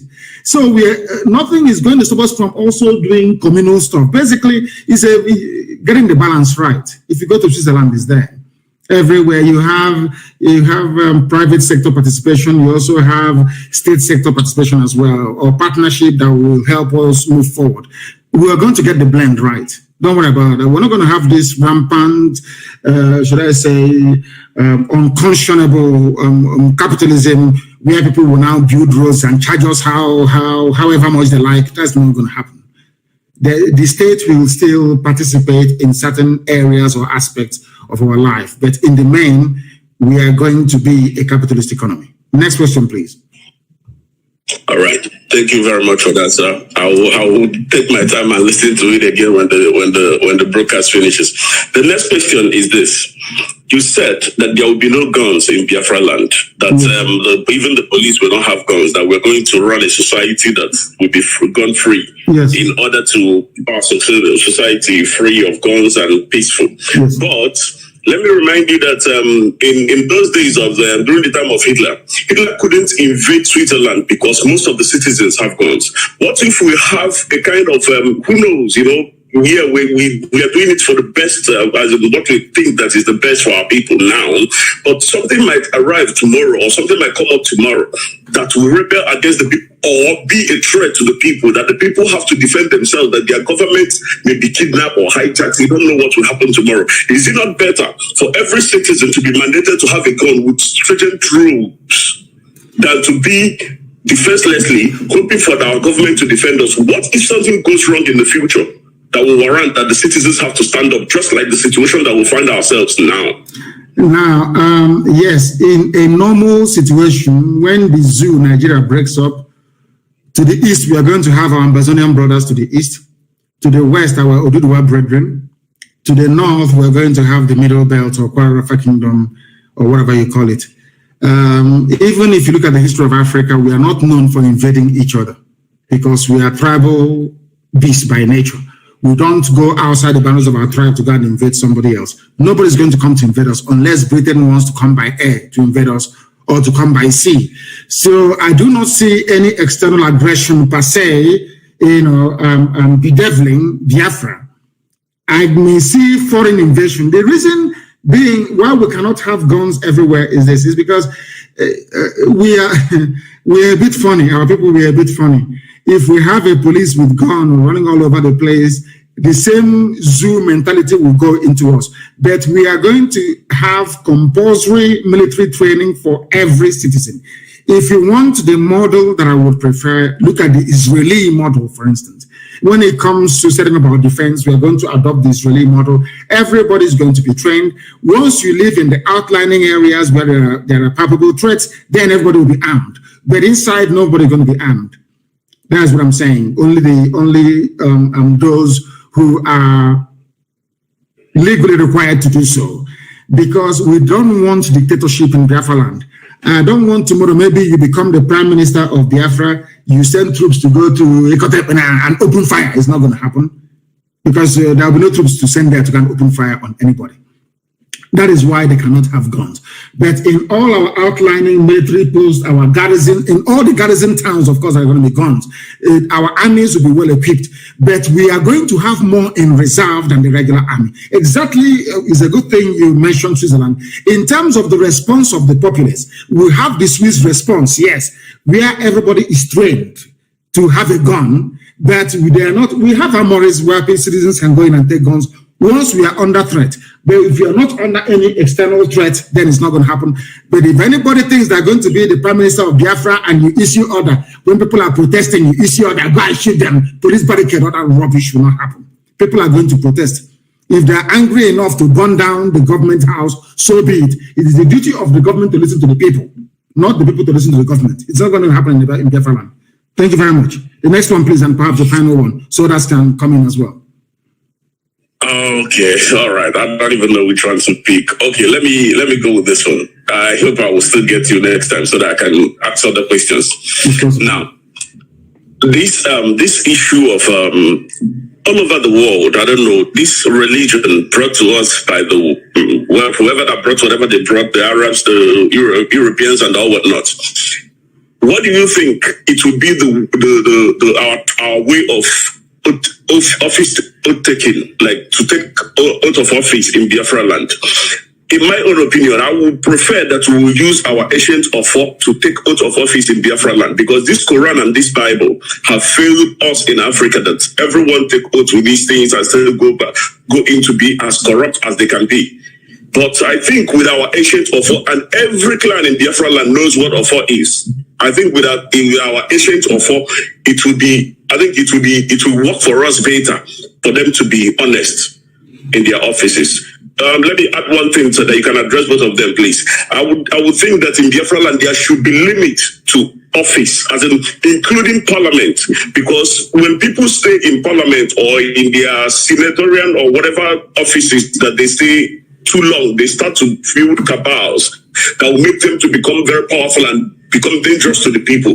Do you think that we should have time limits, at least 2 times, even parliament or any position at all, that you will not continue? Anything you have, I'll start with the last one. Anything you have in any office you occupy, 8 years is the maximum. After that, you get away from there. Another person will go in there, and after becoming, let's say, a district head or a governor, so to speak, you can no longer contest to become a parliamentarian. It's not going to happen.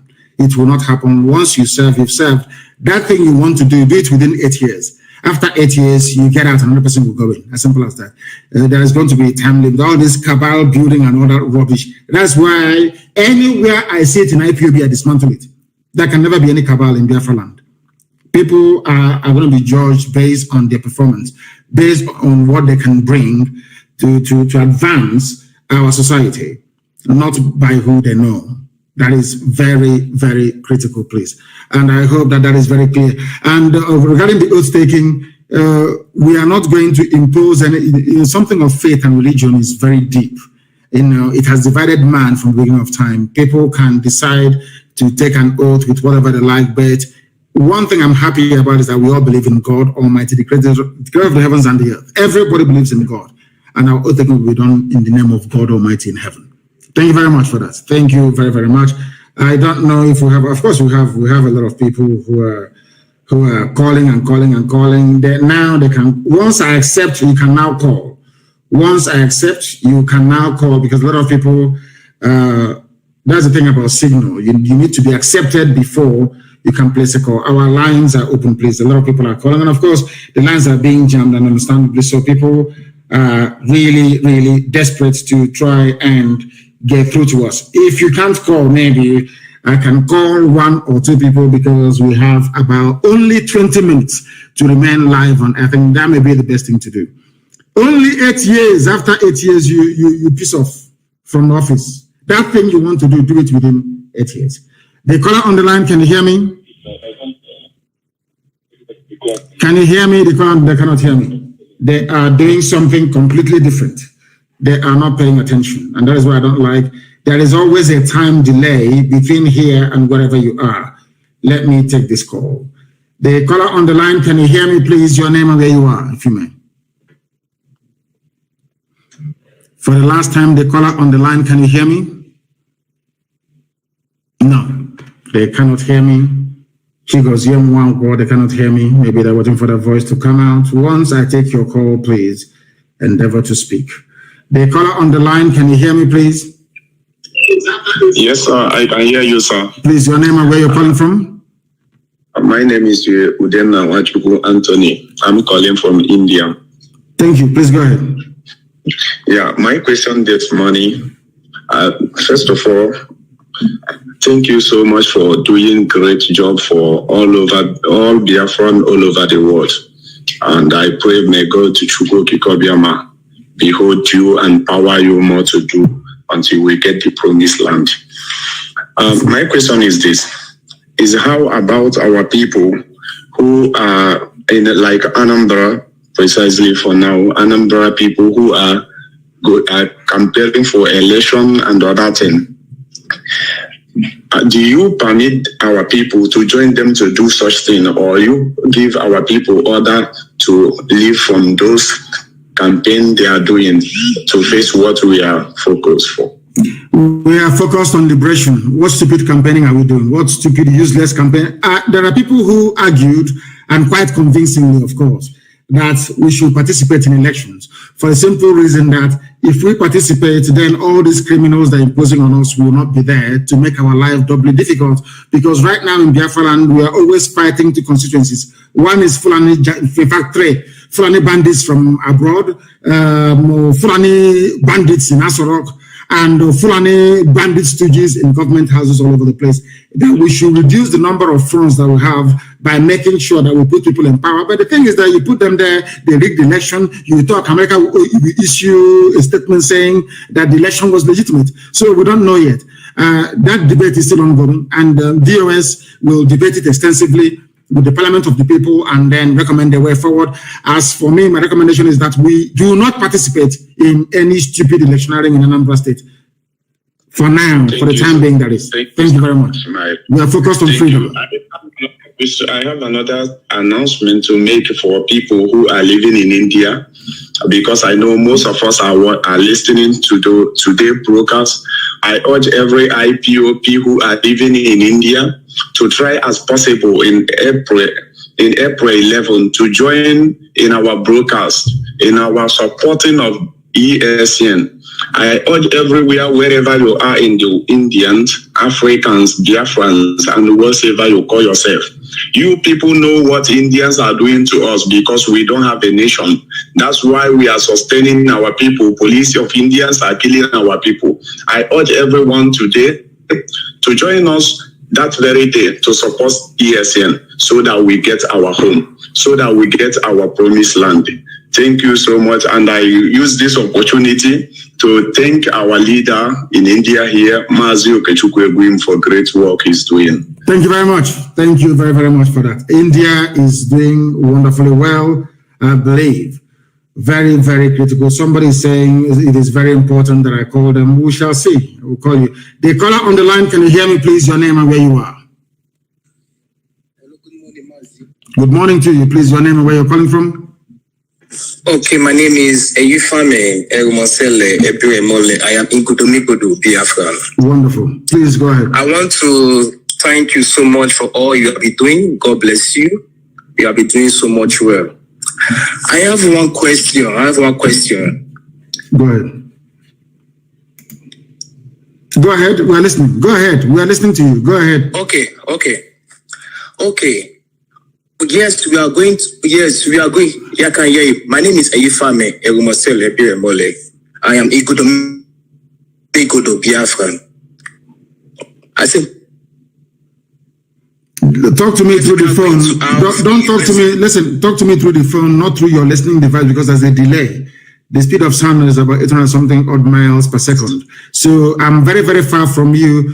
Before you can hear my voice on the system, it will take a few seconds. But on the phone, it is direct. As you can hear me, the world is hearing you. Please go ahead and say what you want to say. Okay, we are going to have a referendum. And in Gudomigodo, we are kind of divided. Some say they want Biafra, and some say they don't want Biafra. So what if those... Go ahead. Can you hear me? His line is breaking. Yeah, go ahead. I can say you. Like those of us that want Biafra. Yes. What if the votes that doesn't want Biafra is more than those of us that want Biafra? So now Biafra has been restored. Are we going to have a new Igodomigodo in Biafra land? Since we are divided. Some say want Biafra, some say they don't want Biafra. So those of us that want Biafra, we're going to live in Biafra and form our own Igodomigodo and leave our borders behind. So that's my question for this morning. Then I'll answer it this way. You campaign and you go to a referendum and it goes, the majority says they don't want Biafra. Then Igodomigodo will not be part of Biafra. Because the majority will always carry the vote. It's one man, one vote, one woman, one vote. If that is it, it is your responsibility and duty to campaign. That is where you have a campaign to win more people over. But I do know that if there is a referendum today, people will opt to come, Igodomigodo will opt to come with Biafra. I know that for sure, because they know that Biafra is the light of Africa and indeed the light of the world. They want to come with Biafra, of course. So don't be too despondent. But in the case where Igbo turns to and says they don't want Biafra, then we have to respect the wish of the people. Whatever they want is what we're going to give to them. Then people like you can now migrate towards the same Edo. I think Igbo is naturally Biafra anyway, which is Ewanke. Then you move slightly to Ewanke to be part of us. Okay. As simple as that. And I'm sure Ubiaja, which is Eshan, will come with Biafra anyway. Yes, so you're talking about the main Bini Kingdom itself, inside Bini City, Bini Kingdom itself, inside Bini City. That's entirely up to them where they want to go. But I do know for sure that Isoko, Urobo will come, Ubiaja will come, and all the other outlining ethnic groups that will come with us. That's what I know for sure. Okay. I'm not sure that Bini City itself would come, because Biafra will be a republic only if some special arrangements can be reached. Because Biafra is going to be a republic in every way. Every man must be born equal before God and before the law. Okay? Okay. Thank you very much. Thank you so much. Thank you very, very much. Igodo is also with us, of course. Biafra is every. Forget about all the nonsense that some idiots we are Aborigine of Cross River and of this. I feel sorry for them, but men at work, even in Akwa Ibom, men at work. Biafra is everywhere. There is nothing anybody can do about it. Are they going to arrest us? Yes. Are they going to do all these things? Yes. But in the end, Biafra will come. And as they're arresting us, we're also arresting them. Mind you, we're also arresting them.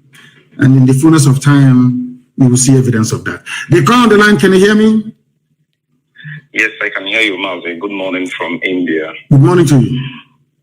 My name remains Mazi Nnamdi. Mazi, I don't have a question. I just have an announcement to make. Though one of our brothers from India called, but Mazi, the reason why I'm calling is to urge you, because to be honest, we are putting work on the ground regarding our fundraising event on the 11th of April 2021. That is next week, Sunday.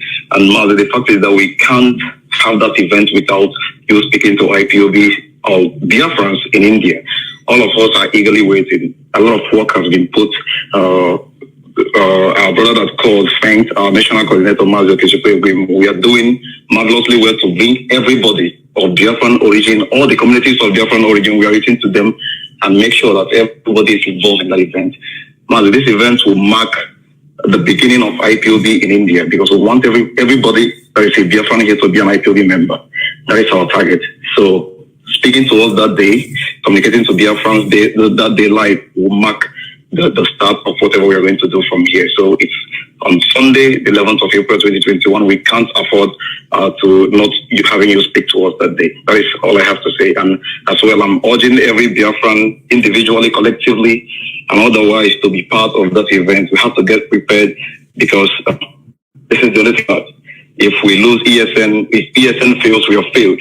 And at this time, we cannot afford to fail. That is all I have to say. Thank you very much for that. And I'm sure our people now understand it, unless they want to be refugees in Amazonia. And in Amazonia, there is also a war going on there. Unless maybe we want to go into the sea and drown. You know, if you don't support ESN, the next option is that you will go there, will take your land from you and you go on exile. If in doubt, ask my Yoruba brethren, they will tell you, those of them who are in the Republic. They call on the line, can you hear me? No. They are not paying attention. I don't want to be listening to my voice. I do not have the desire nor wish to listen to my voice. Let me take this call. The caller on the line, can you hear me? Yes, Mazi, I can hear you. Good afternoon, sir, my leader. Good morning from here. Your name and where you're calling us from? Yeah. My name is Mazi Nnamdi. You're calling from Cambodia. From Cambodia, please go ahead. Yeah, Mazi, I just want to appreciate you for the good work you have been doing for us. I just want to also contribute to the person that was asking about the people from the people that disagree to go with Biafra. The Biafrans will be more than them that accept that they are Biafrans.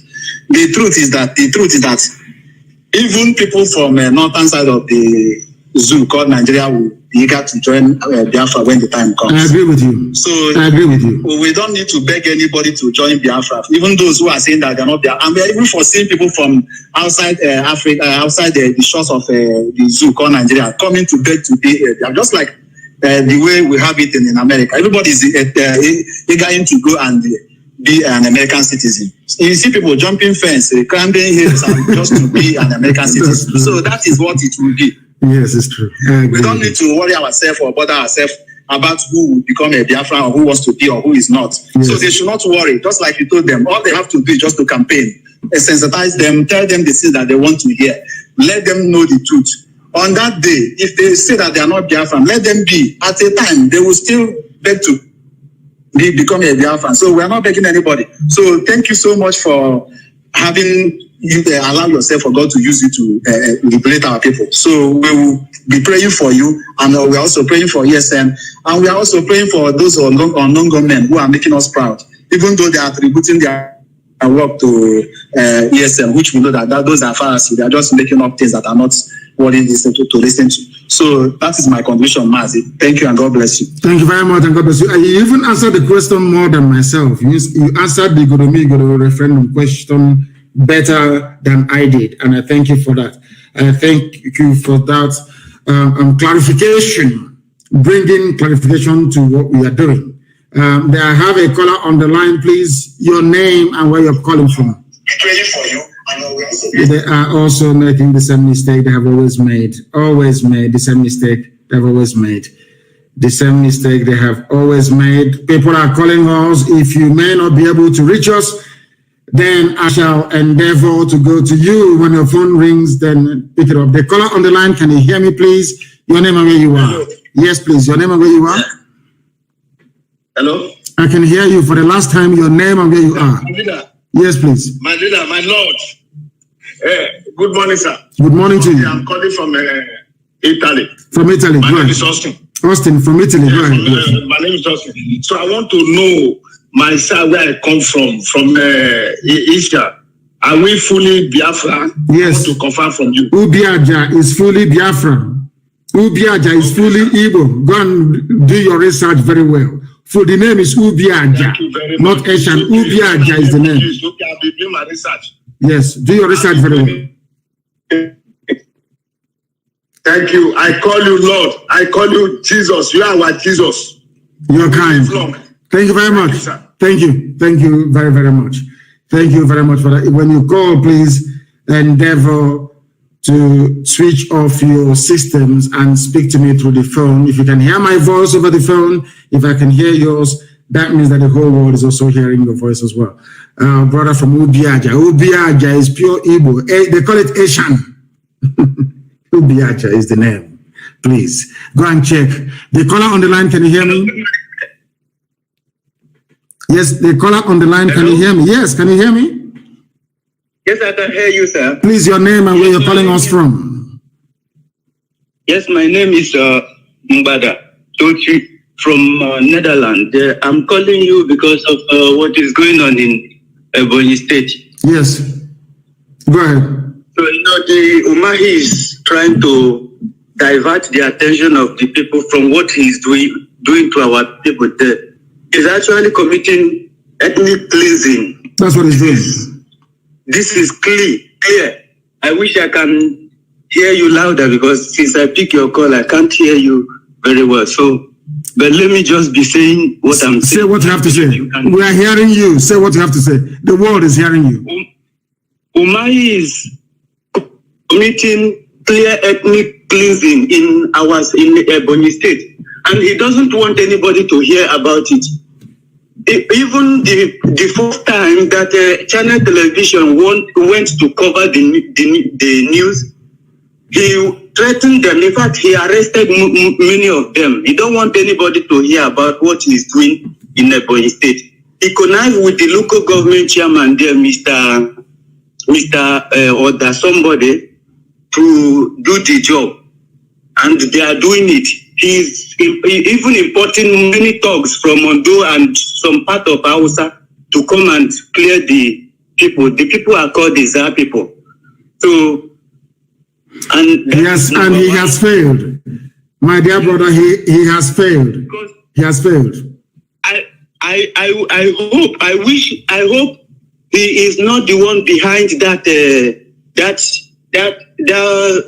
Fulani this thing that just happened, because there was never a Fulani attack, such attack before. Only now that there was a pressure for him to stop this genocide, that they know that he have a hand in that ethnic cleansing.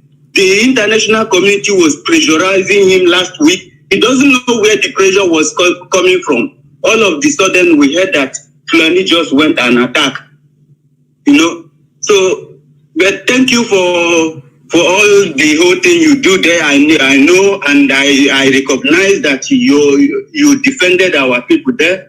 And we'll proceed them to Nsukka. We'll find them and we'll kill all of them. We'll proceed them to Nsukka, and their army is protecting them. The Nigerian army are effectively protecting terrorists in and around Nsukka. I am informing the governor of Enugu State, Ifan Ugwani, to let him understand what is going on. The same 82 division responsible for the slaughter of the innocent people, even that the USA report did not mention, they are now defending their fellow Janjaweed in and around Nsukka. They will all fall there, that I can assure them. And they are mad people. With that, we have come to the end of our program today. I do apologize because I spent a lot of time preaching. But next week I will be back. In fact, today is Friday, Good Friday. I will be back again on Sunday, actually. So put it down, I'll be back again on Sunday night, 7 p.m. this time around. 7 p.m. on Sunday, I'll be live on air to continue the propagation of this gospel of redemption.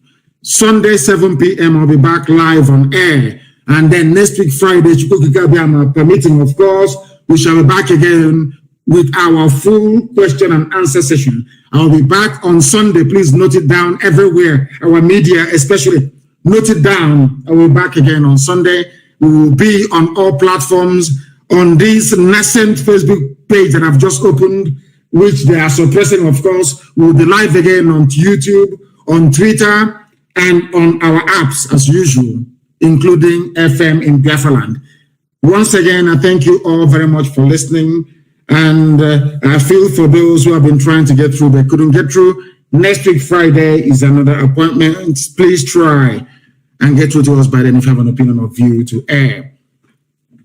Once again, thank you very much for listening. With all the love in my heart, from me, from here, it is good morning. Viewers, welcome to this historic day. I am Simon Ekpa, an activist of the indigenous people of Biafra. Today, we are bringing to you a historic press briefing of two leaders. We are bringing to you this historic press briefing, and today history will be made. On this note, may I bring in these two leaders who have defiled everything the corrupt terrorist African leaders has brought upon the people. May I use this opportunity to bring to the studio the leader of the indigenous people of Biafra, the undefeatable leader, a man with 9 lives, the man who have defied all nature, defied all terrorist activities of the Nigerian government, the man who have made it possible for us today to be very resilient and very brave to request and agitate for the freedom of the people of Biafra. A man who defeated death. The day the Nigerian government invaded his house and shot dead almost over 100 people. Today, he is leading the world's most powerful movement for the freedom of Biafra people. He is the leader of Indigenous People of Biafra, IPOB. IPOB has become one of the world's most powerful movements for the freedom of indigenous people. The IPOB are scattered almost all over 120 countries of the world. Welcome, Mazi Nnamdi Kanu, the Ohamadike of Biafra, to the studio. Simon. And thank you, all the wonderful people of Biafra listening and watching right across this very planet Earth. And also, I welcome my dear brother, Dr. Cho, who is here with me today, and my greetings to the very resilient and resolute Amazonian people. And I can assure each and every one of them that by the end of this very process, one outcome is inevitable. That is the liberation of our nations. I thank all of you once again, and I do hope that this evening will provide a very compelling insight into what we have in store for our respective peoples in terms of what we are doing to restore God's kingdom upon the face of the earth. That very part of this world that have hitherto been neglected. Thank you very much. Thanks a lot. Welcome to the studio. Welcome to the studio, the undefeatable leader of the Ambazonia Liberation of War, Dr. Cho Ayaba. Dr. Cho Ayaba has as well defeated all the terrorist governments in Cameroon. Today, he has given the opportunity for Ambazonians to be very resolute in their quest for freedom of their Ambazonians. Let me use this opportunity once more. Thanks for having me. First, let me thank my brother, Mazi Nnamdi Kanu, the leader of the indigenous people of Biafra, for taking this bold step so we can stand shoulder by shoulder and together to face the ultimate systems that have put our people under subjugation. I want to thank our people, Ambazonians, for showing their understanding to this alliance, and we will be speaking to their fears and aspirations and hope.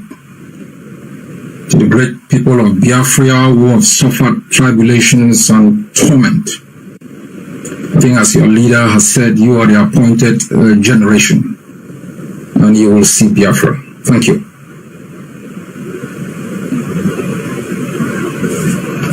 Dr. Cho Ayaba, for that wonderful speech and opening speech.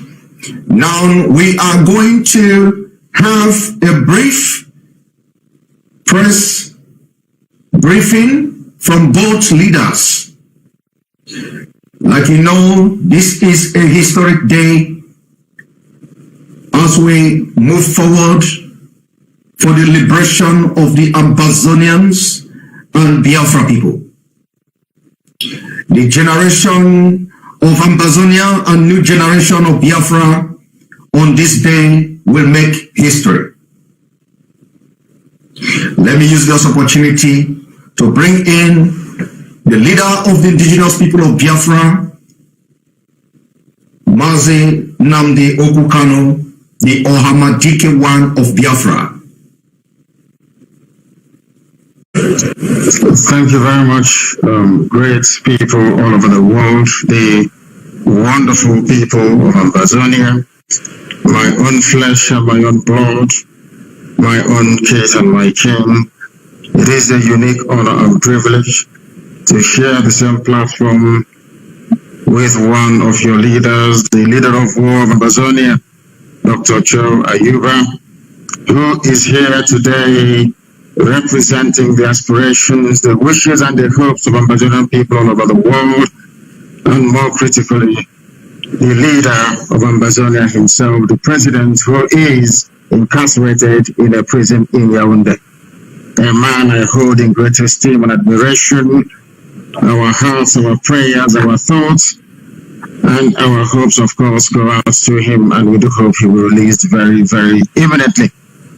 My dear people all over the world, Biafrans and Ambazonians, we stand on the brink of history on this very day. Today is the 9th day of April in the year of our Most High Elohim 2021. It is a day that will go down in history. The history of Biafra and Ambazonia peoples, and indeed the history of Africa at large. Just a day that our peoples came together with close ranks, identified our common problems, and crystallized it in a speedy emergence of these very two nations. We Biafrans and Ambazonians have resolved from this very day to do what we must do and everything humanly possible to ensure that we change not only the narrative, but to begin the process of the eventual reclaiming of our long shared collective heritage, a shared heritage that goes back to the beginning of time. Today we are indeed on the brink of history. A lot of people never wanted us to get together. A lot of people never wanted us to identify with one another. Those who are benefiting from our misery and our pain, today we have reduced all of them to nothing. Because genetically and culturally, Biafrans and Ambazonians go back to the beginning of time as original peoples of southern Nigeria and southern Cameroon. Geneticists have sequenced and dated the DNA of Biafrans and Ambazonians and discovered them to be one of the oldest DNA on planet Earth. The earliest culture builders on planet Earth, known to archaeologists and anthropologists as the Bantu peoples of Africa, originated from within the regions of Biafra and Ambazonia. We are old people. We are the people of the ancient. From these very Biafran and Ambazonian regions, the Bantu homeland and the cradle of human civilization, the great Bantus migrations of 1500 BC to 2000 BC took place to introduce our collective civilizations to other corners of Africa and beyond. The history of our two peoples, Biafrans and Ambazonians, has indeed been intertwined and shared from time immemorial. Our forefathers were very much aware of this shared heritage and destiny of Biafrans and Ambazonians. And at different times in history, the coming together of Biafran and Ambazonian peoples under collective leadership and cooperation has produced radically rewarding results. We should perhaps mention a few examples here. Examples of the powerful and rewarding results that Biafra and Ambazonia partnership could produce, we are seeing in the liberation of Haiti, a former slave colony of the French between 1791 and 1804 through a historic revolution. Our people are noted because they are warriors. Ambazonians and Biafrans alike fought side by side as one people in Haiti that made Haiti the first black nation on this very earth to shake off the shackles of slavery and domination. This is the origin of such extant Asian phrases as Igbo Gramon and Igbo Nene, as you have today in Haiti. Similarly, during colonial invasion and the subsequent colonization of these regions, which was nothing but a sophisticated form of slavery, our peoples, Biafrans and Ambazonians, fought colonial enslavement with everything they had. The exploits of Ekumeku, the secret society of freedom fighters in Biafra land that engaged the British invading colonialists for over 3 decades is still very fresh in our minds. Again, it was to people from Biafra and Amazonia that the burden of ending colonial occupation politically in the region fell on their shoulders. Hence, we have the activity of the Nigeria Council, the National Council of Nigeria and Cameroon, NCNC, of course, well superintended by Dr. Nnamdi Azikiwe, which was coordinated by nationalists from Biafra and Amazonia as reference in the anti-colonial movement that would produce the present Berlin Conference design states like Nigeria and Cameroon, which unfortunately Biafrans and Amazonians are suffering untold hardships under. The sufferings and pains of Biafrans and Amazonians are carefully and diabolically designed neo-colonial schemes to ensure that our peoples, who are natural leaders of the Black world, never develop or make any progress, consequently leading to the subjugation of the entire African continent in perpetuity. This diabolical neo-colonialist scheme has not succeeded because the colonial enslavers simply decreed it into existence. No, it was succeeding because some fellow Black people or Africans decided to make themselves willing tools in the enslavement of the rest of their brothers and sisters, and this is something that we are determined to bring to an end. This trend is by no means a recent trend. It is indeed a trend that is as old as the Arab enslavement of Africans and will be perfected through the European enslavement and colonization through invasion of the rest of Black Africa. In Africa, there are groups whose whole economic existence and their worldviews have evolved around their collaboration with those who have no value for African lives and want to destroy Africans by every means. That is how the phenomenon of the Fulani terrorist proclivity have been created over the ages to destroy everything that is African. It is a proclivity that has engendered the existence of not less than 6 or 7 terrorist groups that are owned and operated by the Fulani people, terrorizing people and grabbing their lands across West African sub-region, as well as the areas bordering the entire Gulf of Guinea. It is a proclivity that has been enabled by some evil people, both outside and inside Africa. Both Biafrans and Amazonians have been victims of this evil. And today, going forward, we have resolved to bring it to an end. Over the years, our grandfathers and our grandmothers have stomached this terrorist proclivity in the hope that it would go away somehow. But it's clear to all that after so much turning of the other cheek, because when they slap us on one cheek, we turn the other cheek for them to slap as well, and payment in blood, these bullies never ever became reasonable. Instead, it has emboldened them. This is part of the reason why Biafrans and Amazonians are coming together this very day to confront our collective enemies together. We are also coming together to rediscover our shared biological and cultural heritages. Extant anthropological studies point to the cultural unity of Biafrans and Amazonian peoples because we are one people. Anybody who is doubting us should please consult their genetic studies and DNA mapping, which point to a singular origin of both Biafrans and Amazonians. It is therefore only logical that this day would come. We are grateful to Almighty God in heaven for determining that this alliance must be formed so that God's own people will be set free, as only Him has decreed. We are indeed on the brink of history.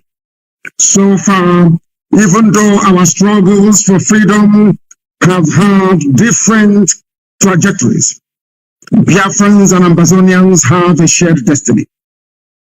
Our collective destiny is to once again lead the continent of Black Africa to achieve the type of civilization that humanity will marvel at, just like our Bantu ancestors did when they civilized the whole of the known world around them. In the coming days, we Biafrans and Ambazonians will be communicating to the world in sequence, and as the need arises, our blueprint for cooperation, preparatory to the re-emergence of our nations, just like the Almighty God in heaven, Chukwukika Abiyama, has decreed. In this vein, I hereby welcome every Biafran, every Ambazonian to a new dawn of our shared destiny and collective leadership of our peoples to lasting freedom.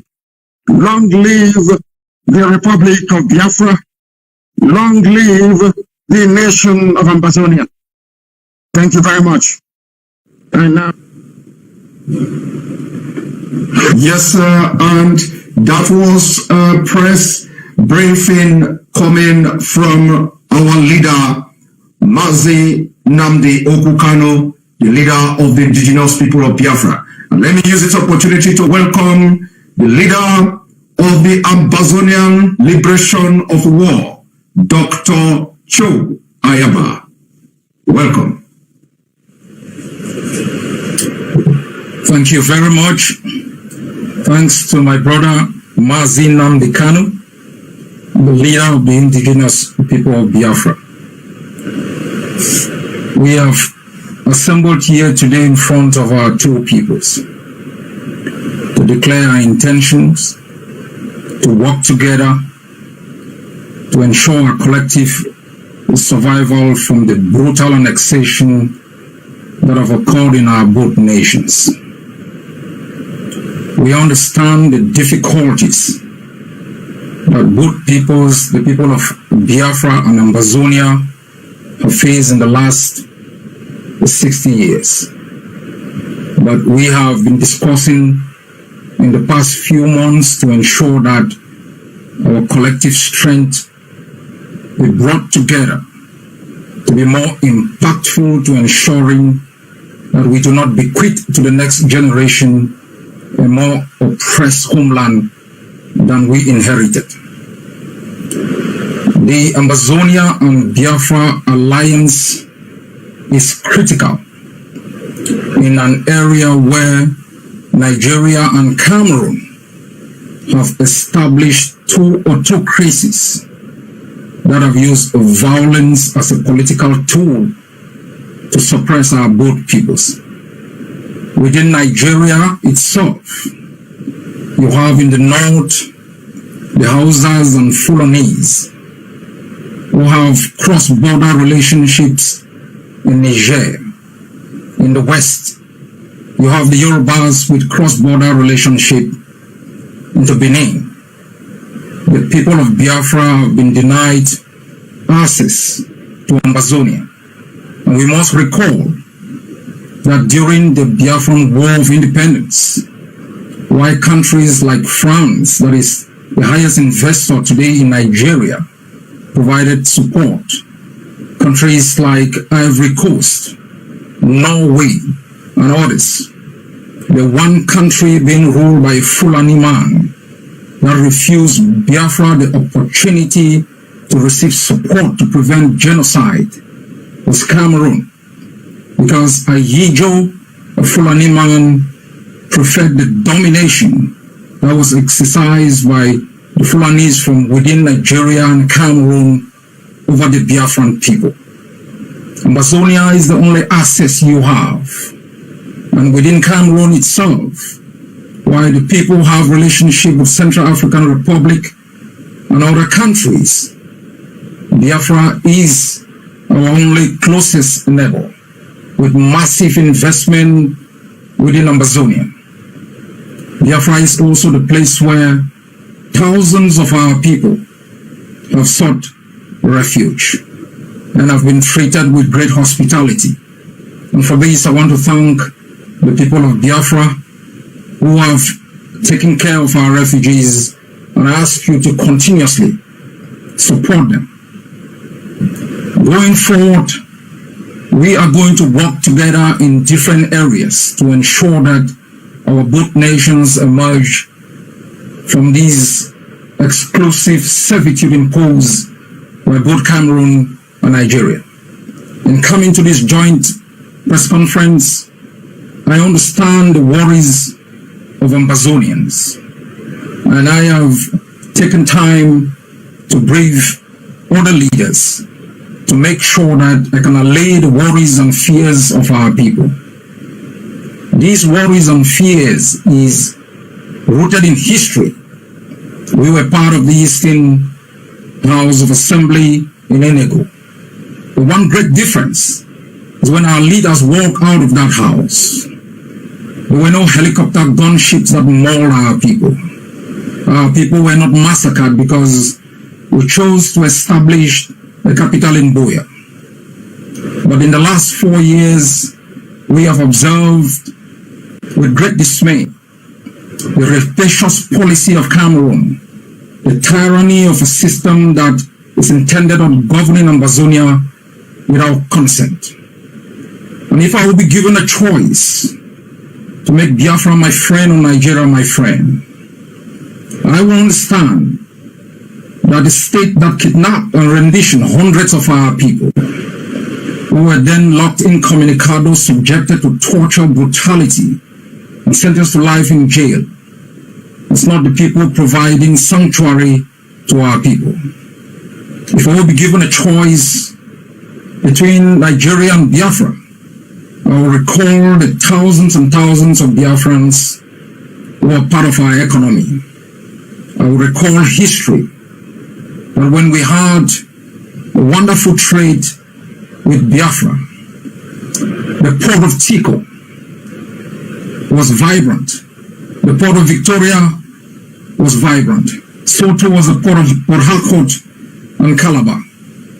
But the Fulanese that have been governing Cameroon at that time dismantled our economic infrastructure and made it impossible for bilateral trade between our country and Biafra to take place, subjecting our population to impunity, making it impossible for any cross-border relationship. As you have said, we are one people, interculturally linked. But I also want to remind Ambazonians that I take your concerns seriously. That is why this alliance is split into 3 phases.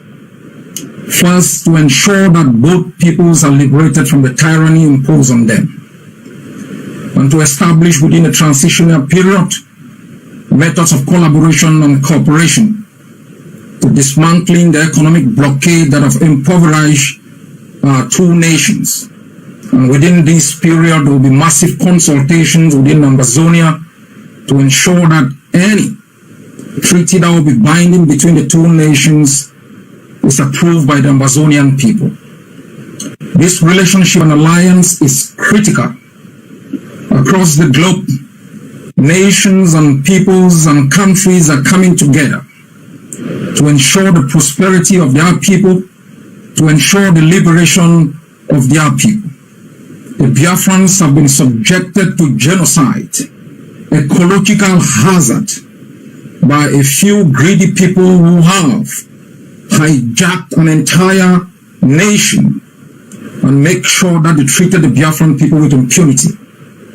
For the past 60 years, Cameroon rolled its tongues into Ambazonia, subjected our people to economic deprivation, political asphyxiation, cultural intoxication. Those who spoke were murdered. Those who escaped were hunted like games, rendition, and incarcerated incommunicado in the jails of the occupier. For us, the Ambazonian people, we have resolved in the past 4 years to match Cameroon method for method and ideal for ideal, to make sure we arm ourselves to the teeth, to ensure that the brutality that our people have been subjected to in the past 60 years comes to an end, so that we can establish within our own borders economic and political systems that are indigenous to our own cultural and political realities, that our leaders are accountable to our people, that our bounties will be exploited for the development of our people and those who believe in our own values, that our nations will never again, the nation of Biafra and Amazonia, taken hostage by a few greedy men, women raped, children subjected to misery, and our men turned into boys. The era of domination that benefited a few within our continent and beyond its shores, leaving millions destitute, leaving millions moving across the Atlantic, dying in the ocean, must come to an end. We must redefine the contours of the continent. For the notion of Pan-Africanism must be redefined to ensure that self-determination of nations that have been caught under political systems that do not represent their interests becomes the norm. Before there was Nigeria, there was Biafra. You cannot allow yourselves to be taken hostage by a few men who've decided to rape your soils for their own interests. So too are Amazonians. We don't seek this alliance as an aggression against others. We seek this alliance as a means of self-preservation against tyrannies that have curtailed for both peoples our right to survive within our own shores.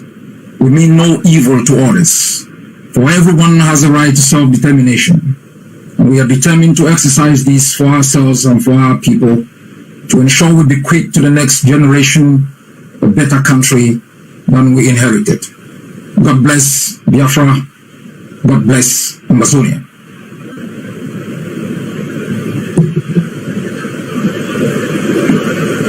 Thank you. Thank you very much for that wonderful speech coming from Dr. Joe Ayaba. I would want to ask just one question, but then I think it would be very, very imperative, to ask two questions. I wanted to ask one, that both leaders will address, both of you will address this question, but I want to ask individual question because, this is a historic event. And I want to seize this opportunity to ask these questions. Now, for our leader, Mazi Nnamdi Kanu, the leader of the indigenous people of Biafra, the Ohamadike one of Biafra, I want to throw this question to you. Maybe not question per se, but let me throw this question this way. Just a few days ago, I came across an article written by New York Times. And this article said, and I quote, more than 1,800 prisoners are broken out of jail in Nigeria. Gunmen bearing machine gun and grenade storm a prison in a restive part of southeast Nigeria. Many refer to as Biafra. Letting loose any inmate who wanted out. Now, I'm going to also take a line from this same article which says Biafra in the same New York Times, and that article say it has been 51 years since the end of the Nigeria Civil War, in which people of Eastern region broke away from the rest of the country.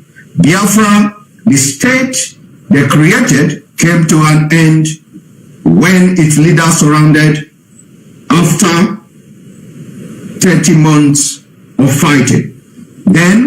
But the Biafra dream is alive and well. And when I listen to both of you, I listen to Dr. Cho Ayaba, I see the same agony, the same story, the same kind of experience. I also have come across an article which says that some of the Ambazonian leaders who sought for refuge in Nigeria were arrested secretly and repatriated back to Cameroon against international law. Now, why I made references or try to read from this report is because a lot of people may have somehow a different opinion, divergent views about the historic alliance between Biafra and Ambazonia. I want the leader of the indigenous people of Biafra, our leader Mazi Nnamdi Kanu, what assurance are you giving to Biafrans, knowing fully well that New York Times, for the very first time since the beginning of the restoration struggle for Biafra, they are now recognizing Biafra in the east side of Nigeria? Can we hear your opinion on this? Yeah, thank you very much, Simon. And once again, let me commend my dear brother, Dr. Cho Ayaba, for this event this evening, morning or night, depending on where you're watching us from. I did say many years ago that a time will come when they will talk about us. And that time has come. And they are talking about us because of what we have been able to exhibit over the years. Consistency, determination, resoluteness, and of course, above all, being ideologically, philosophically, and spiritually consistent in what we're doing. Because the word secession, I do not recognize. The word, should I say, extremism, I do not recognize either. Because as I have always argued, you cannot secede from something that you're older than. The white man came and decided to create Nigeria. Nigeria is not the creation of God. And if we continue along this same line, including my dear brothers and sisters of Ambazonia, then ultimately the world will recognize what we are yearning for and do something about it. If they fail to do something about it, we will do something about it ourselves. Because one thing is certain, when did Cameroons come into existence? You heard our dear brother there, the leader of the war of Ambazonia, telling us that these some Ambazonians are looking at today. At the time they were in Enugu, attending the same Eastern Constitutive Assembly in Enugu. The man you're looking at, Dr. Cho Ayaba, and all Ambazonians at a time had their political representation. It is a very good thing. I saw the map that was displayed when Dr. Ayaba was speaking. Look at it very carefully. You will see that when it came to us, it used to be called the NCNC, National Council of the Cameroon, or National Council of Nigeria and the Cameroons. When they say National Council of Nigeria, they were referring to Ambazonia. Ambazonians were part of us in Enugu before. Somehow, the powers that be determined that they should be cut away from us. That we are no longer one people. What gives you recognition is truthfulness. What gives you recognition is consistency. What gives you recognition ultimately is the ability to let your enemies understand that you will sacrifice anything sacrificable to get that which is right for your people. And that is why we are getting a mention in New York Times. As you would say, you did not mention CNN because the same thing happened to CNN, even quoted me for the very first time. I'm not sure they've done that before. CNN quoted what I said regarding the attack of unknown gun. I wouldn't call it an attack. The granting of grace and freedom to people who are illegally incarcerated in Nigeria. And I do hope as time goes on that the same level of consistency and spirit of never say die will go into all ethnic nationalities within Nigeria and beyond that are yearning for freedom. Thank you. Thank you very much. Thank you very much for that insight on that report. Yes, I didn't come across the CNN report yet.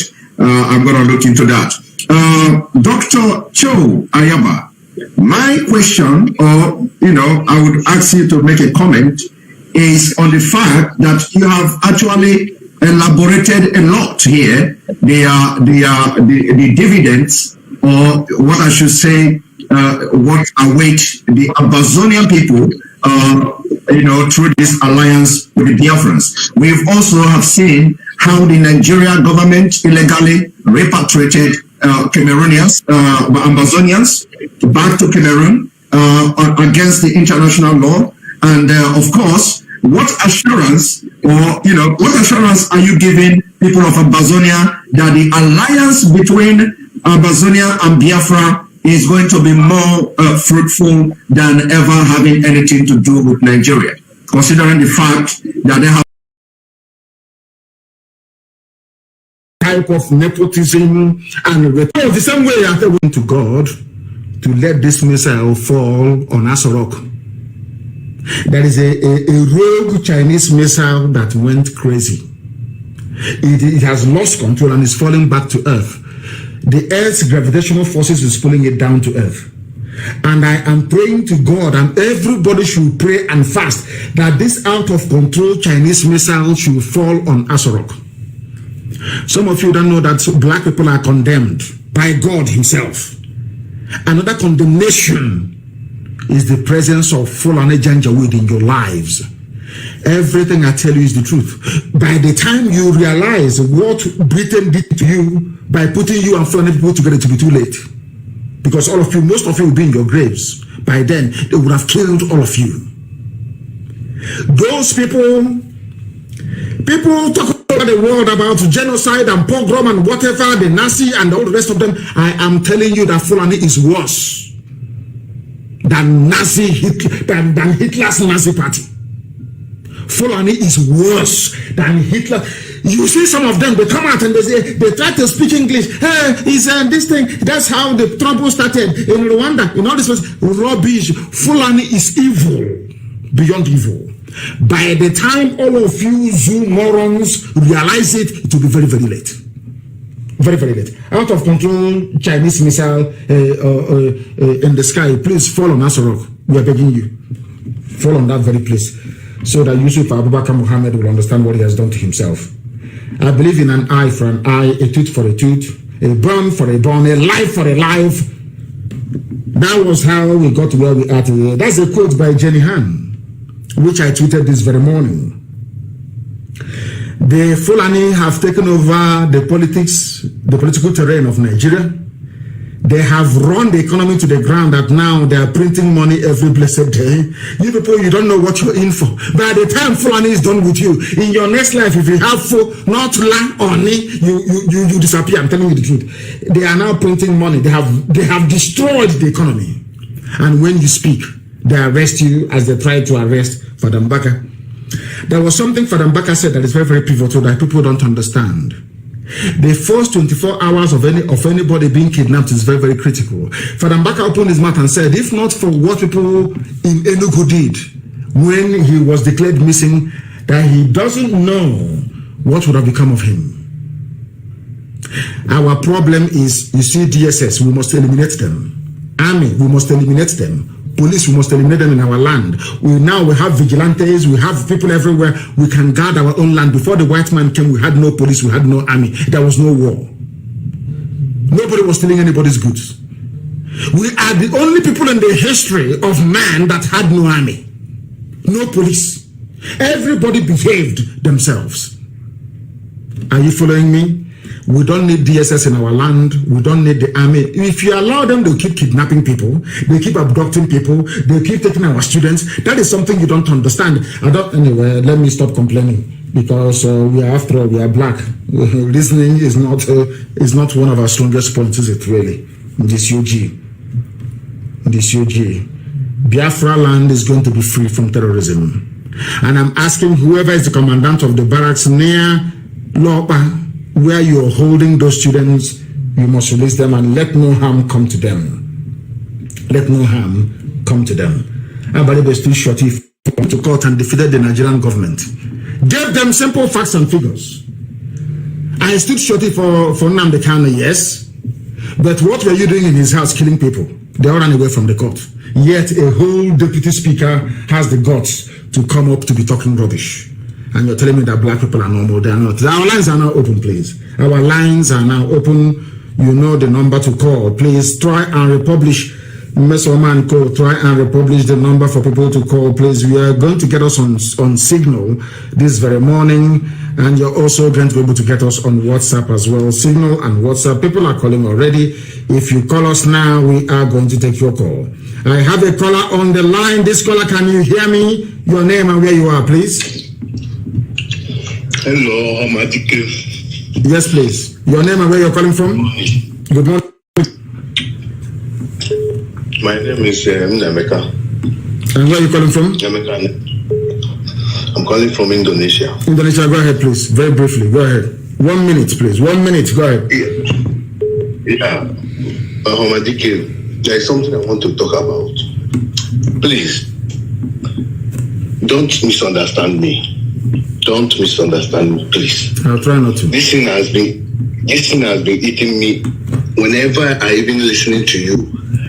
I'm not only listening to your words, but I'm listening to your anger. And that anger himself, that anger you are feeling, I feel it times 100 in me about those governors.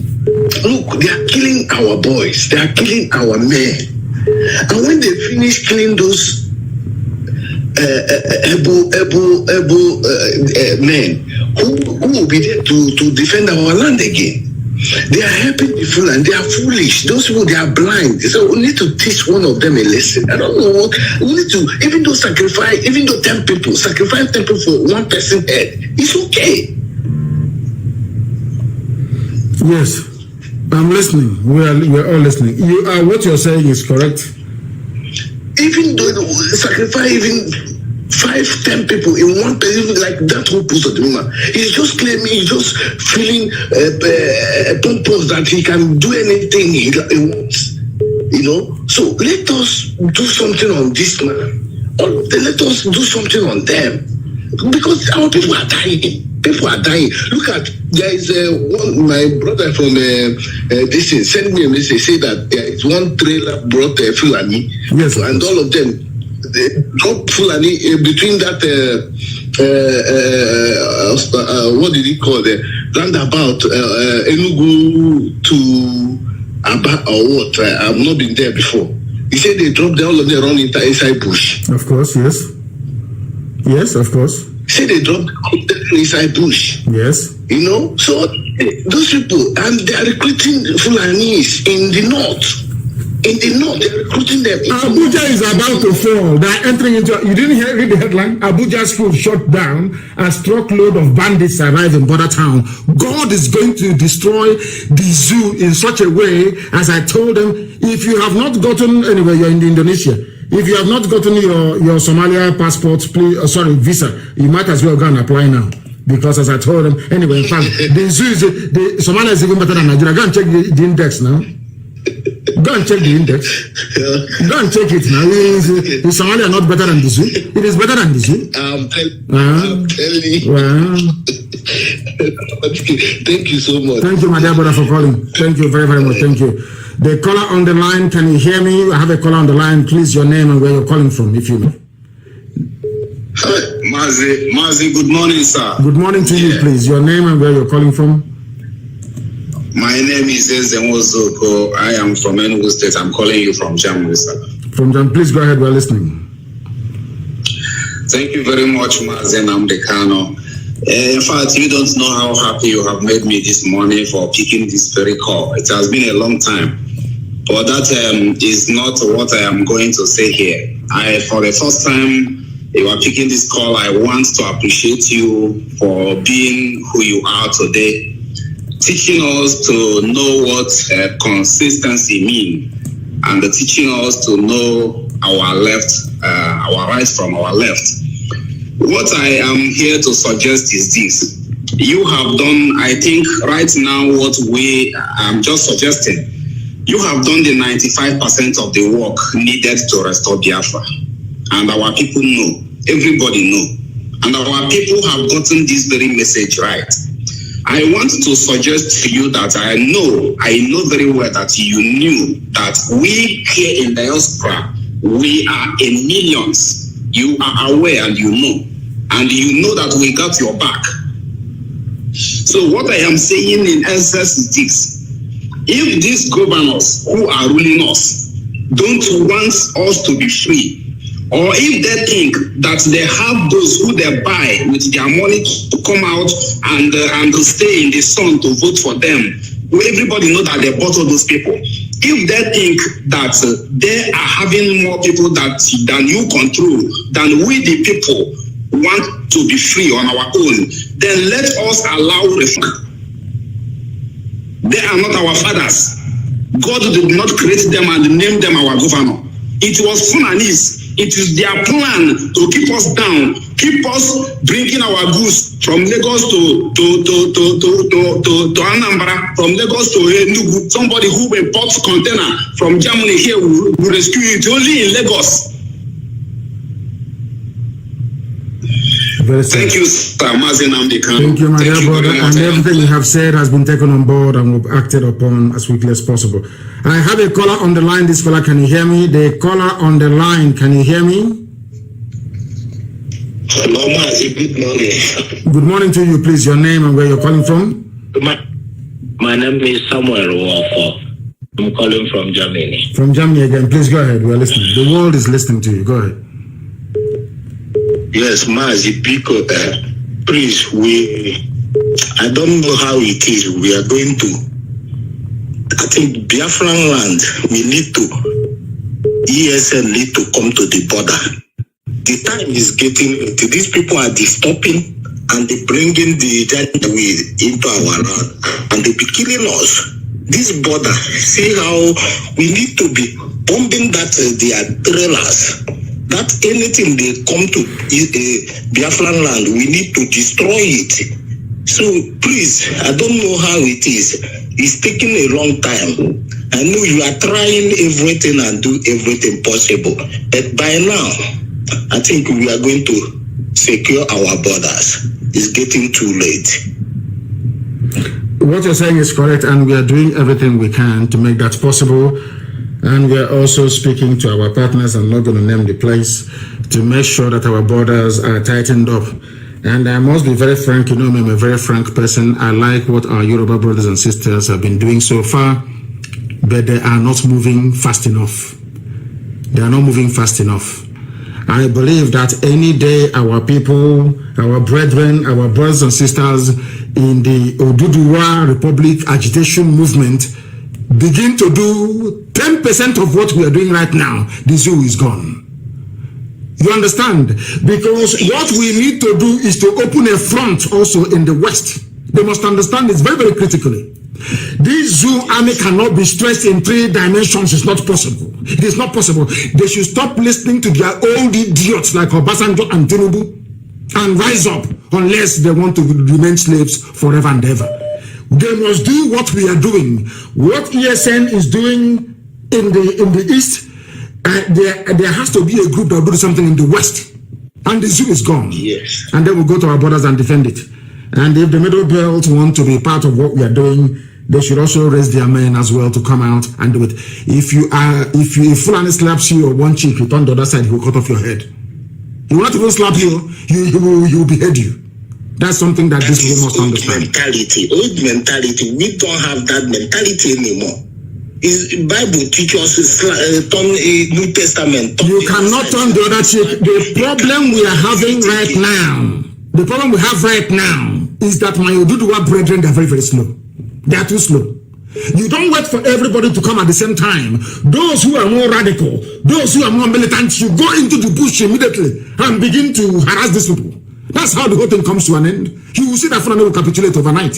If you keep listening, 2023 is our turn, insecurity, Fulani will kill all of you. before you know it, because many more fighters are coming in from the Sahel. Thank you very much for that. I have another caller on the line. This caller, can you hear me, please? Your name and where you are. Yes, good morning, Mazi. Of Biafra land again. I greet you, Biafrans all over the world. My name is Onyedikachi Ejase. I am from Orumba province, Biafra land. And I lived in Germany for 7 years, 8 months now in Switzerland. And they are suffering everywhere in the world. Mazi, let me not take your time.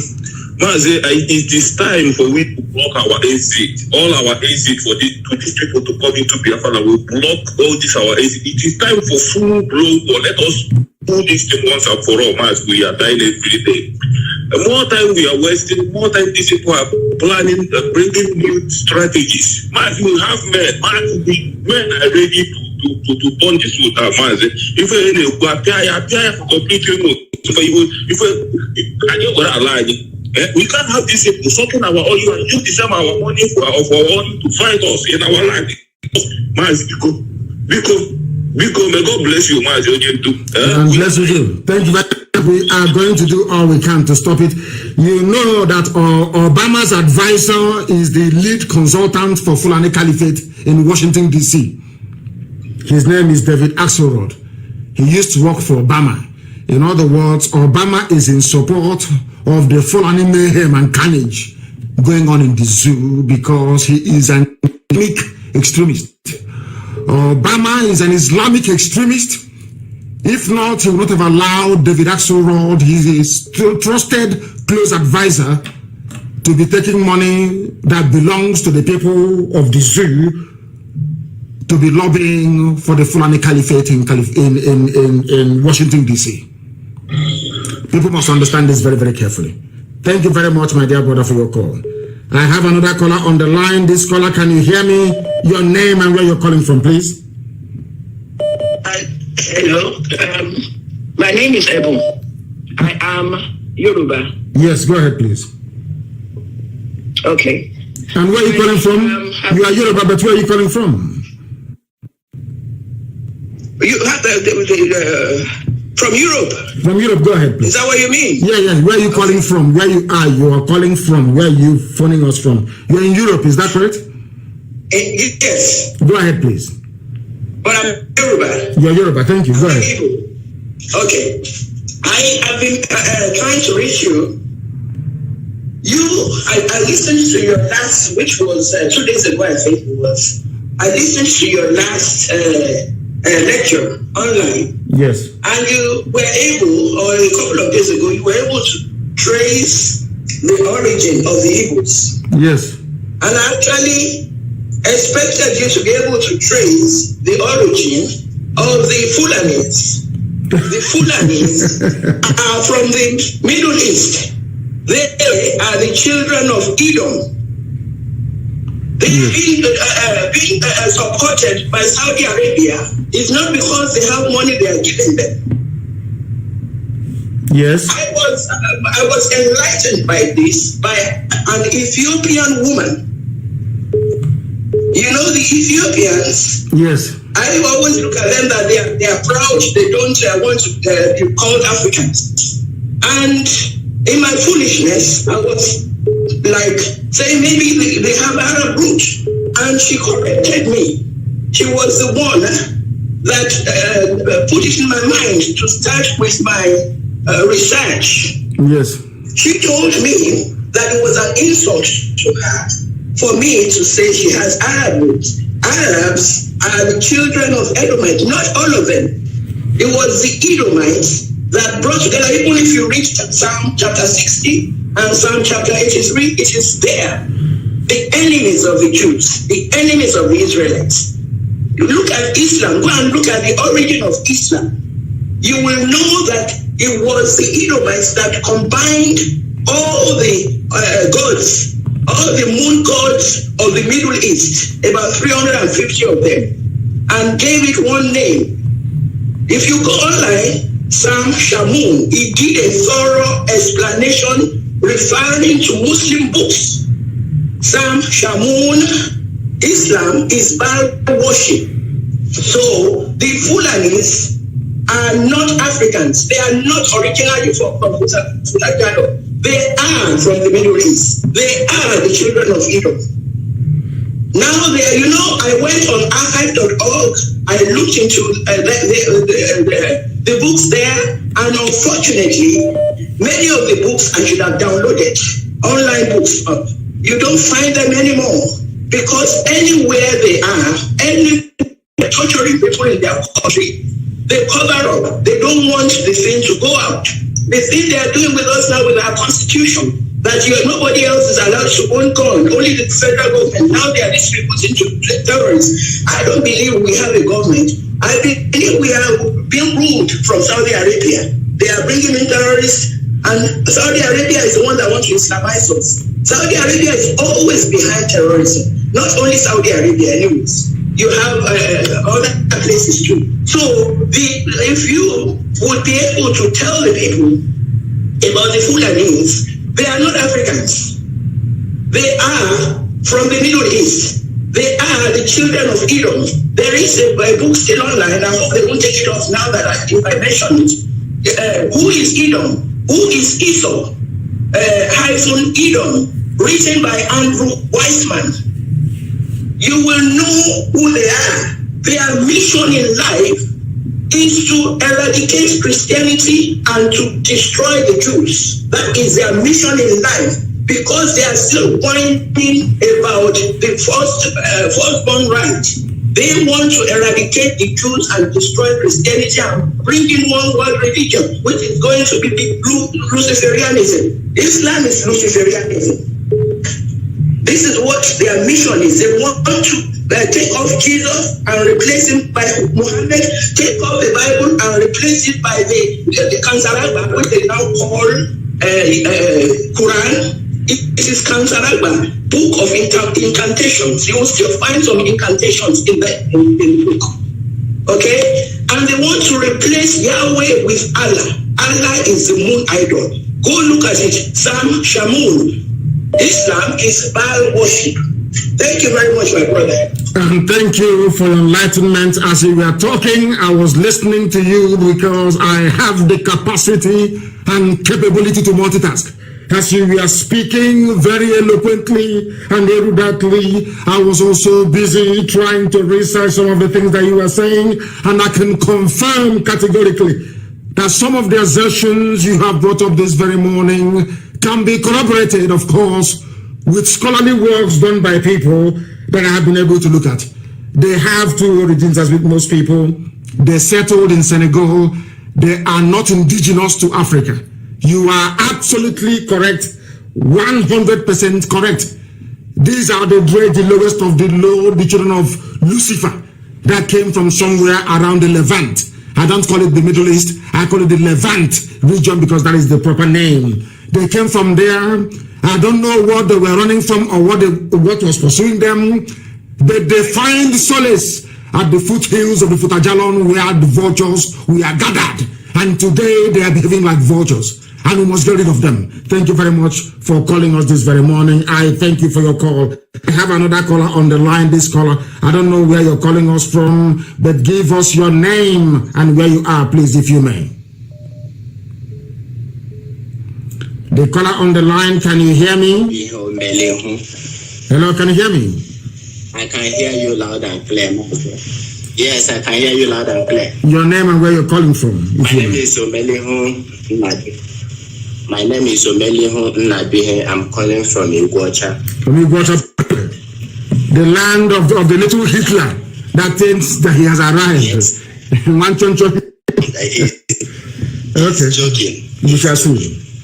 Sir, in fact, I am so happy. After the zoo, when they kidnapped you, this is the first time I was talking to you after the zoo kidnapped you from Nigeria, from the zoo Republic of Nigeria. Yes. So we are happy, we are delighted. In fact, my family, we have been following you.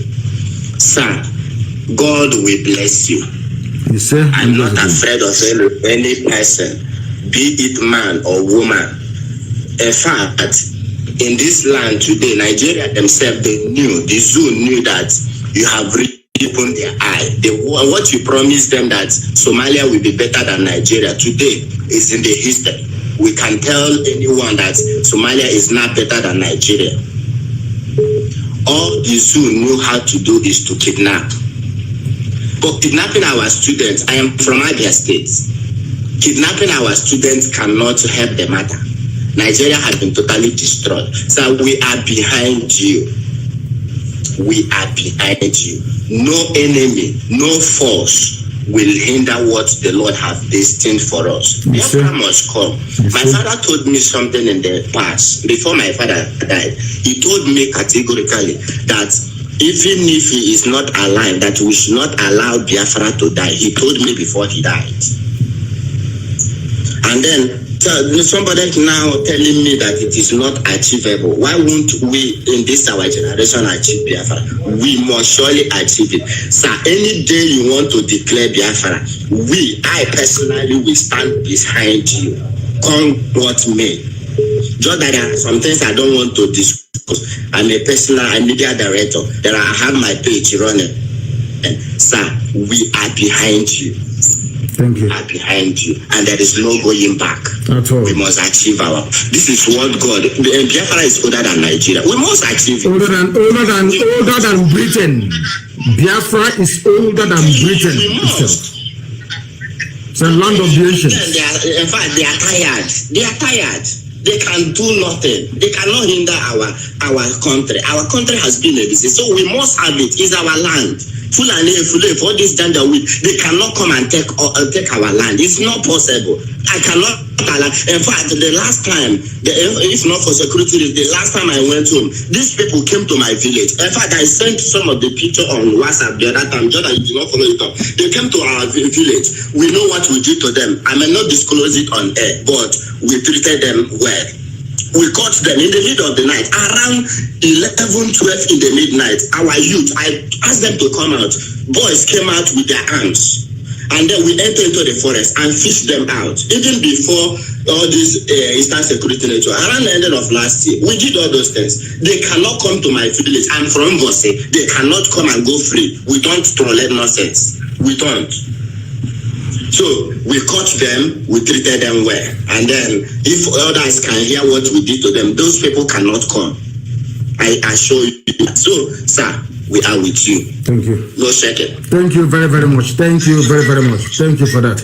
I have another caller on the line. I don't know if this caller can hear me, please. Your name and where you are. It's me. My name is Mazi. Thank you for answering my call. God bless you, Mazi. Long life. And we are with you, Mazi, 100%.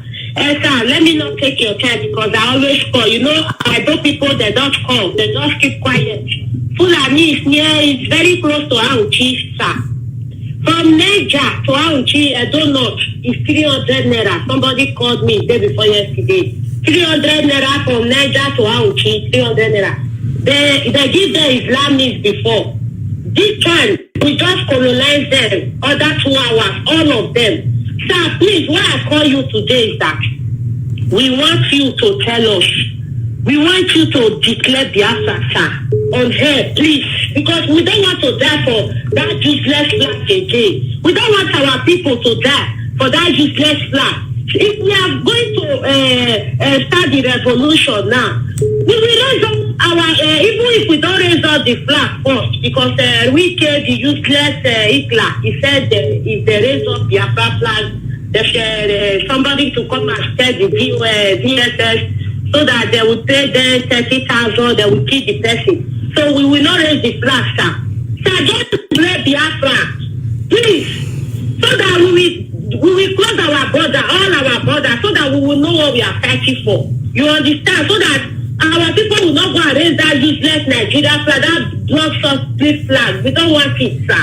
Please, that is my own contribution. We don't want you to just tell us. We are all of us, we are Biafra, we know already. But we want to start. But we don't want to start for one Nigeria anymore. Because you see what happened in Lekki?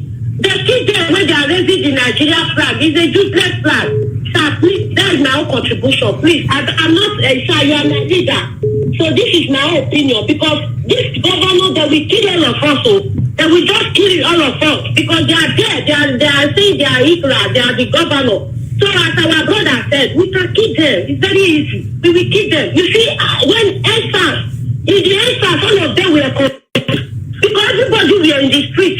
Even our own women, our men, they were in the street. All of them were confused. They were running around, sir. Please, we don't want to die for Nigeria flag because the zoo flag is useless. It's a killer flag, sir. Our women, they are suffering. In Libya, they are telling them. Let us fight and know what we fight for, sir. Please, that's my own contribution. God bless you, sir. Thank you very, very much. Thank you. I have heard what you've said, and we shall, of course, take it on board. Thank you very, very much for that. I have another caller on the line. This caller, can you hear me? I can hear you. Good morning to you. I am trying to get you on speakerphone if they will let me. If they will let me. Yes, please. Go ahead, your name and where you're calling from. I am calling from Imo State, Imo State, the Zoo Republic. Hold on. Imo State is in Biafra land. Please go ahead. What is happening in Olu? Yeah. Tell us what is happening in Olu today. Yeah, Olu since yesterday around 5:40 p.m. in evening.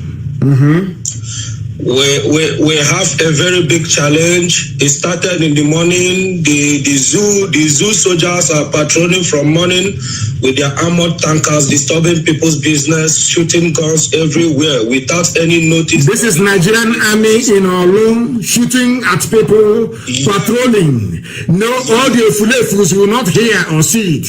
All the Fulefus all over the world, they will not hear it. I want the British High Commissioner to understand it. I want the US Ambassador to understand this. What they're doing in Olu. Please go ahead. They are shooting guns right from the building materials in Olu. Then drop one tanker there, one armored tanker there in Banana Junction. Then drop. What is happening to your line? Oh dear me.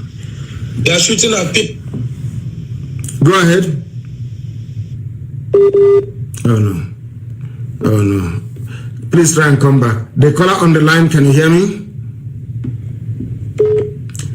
I have a caller on the line, can you hear me?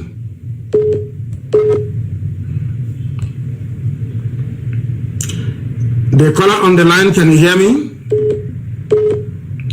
There is this caller on signal. I don't know why I'm not saying anything from the UK ending 2808. Can you hear me?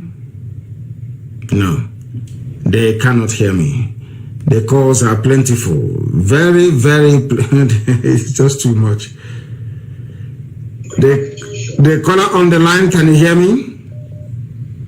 Yes, I can hear you, Your name, please turn down your system. If I hear my voice again, then I will cut you off. Your name and where you are, please. My name is Nnamdi Kanu. I'm calling from India. From India, please go ahead.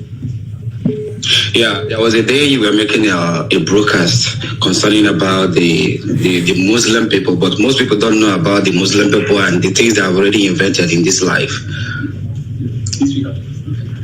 Sorry? Hello, sir. Yeah, what did you say? I said there was a day you were making a broadcast concerning about the Islam. Yeah, you mentioned about the algebra and the ice cream. Yes, of course, Islam, yes. Yes. I just want to also let some people to know that the invention of helicopter was the diagram was first of all found in Egypt. I agree with you. Yeah. Secondly, I just want to thank you so much for your good works and every other thing you have done in our life to make sure that Biafra is restored fully as a supreme nation. And also want to thank you so much for the life that God has already given to you, and you keep on giving you more life and more strength in whatever you are doing to make sure that the nation is being restored. Thank you very much. Thank you, sir. Thank you. Thank you very, very much. And something came up very seriously that I need to attend to, and unfortunately we are not able to continue with this broadcast this morning. Something came up that I must attend to very, very urgently. It is a very urgent situation and we must attend to it right now, immediately. Please, you must bear with me. You must bear with me. Something came up, we're attending to it. It is a very... Again, the number is +447761 825 346. If you call us on that very line, we are going to be able to take your call.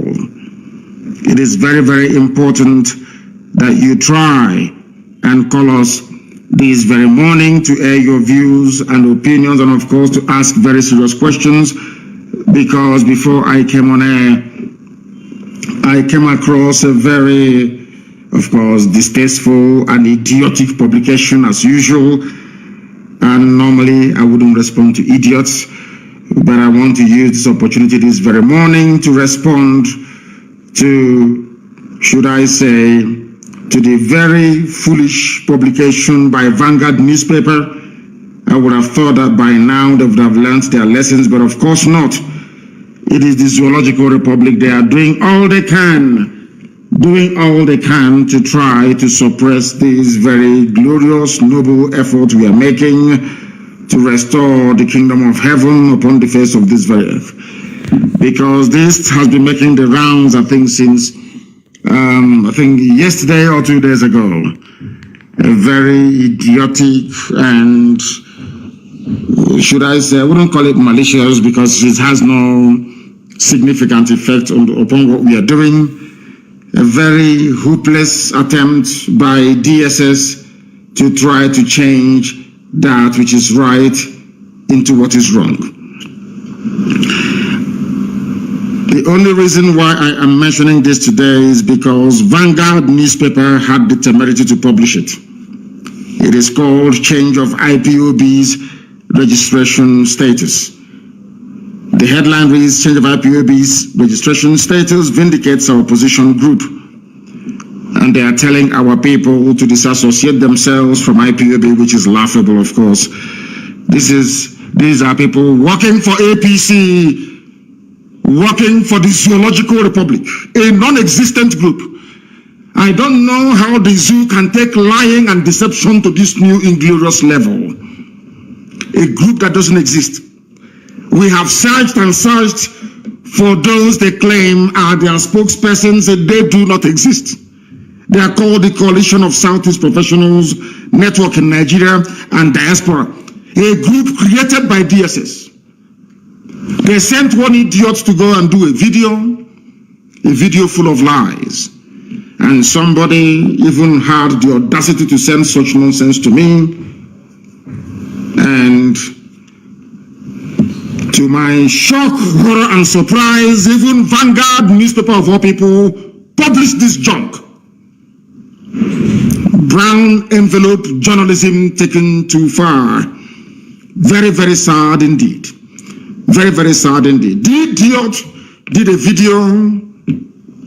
Those of them now recruited and working for MI5 in conjunction with DSS in the zoo.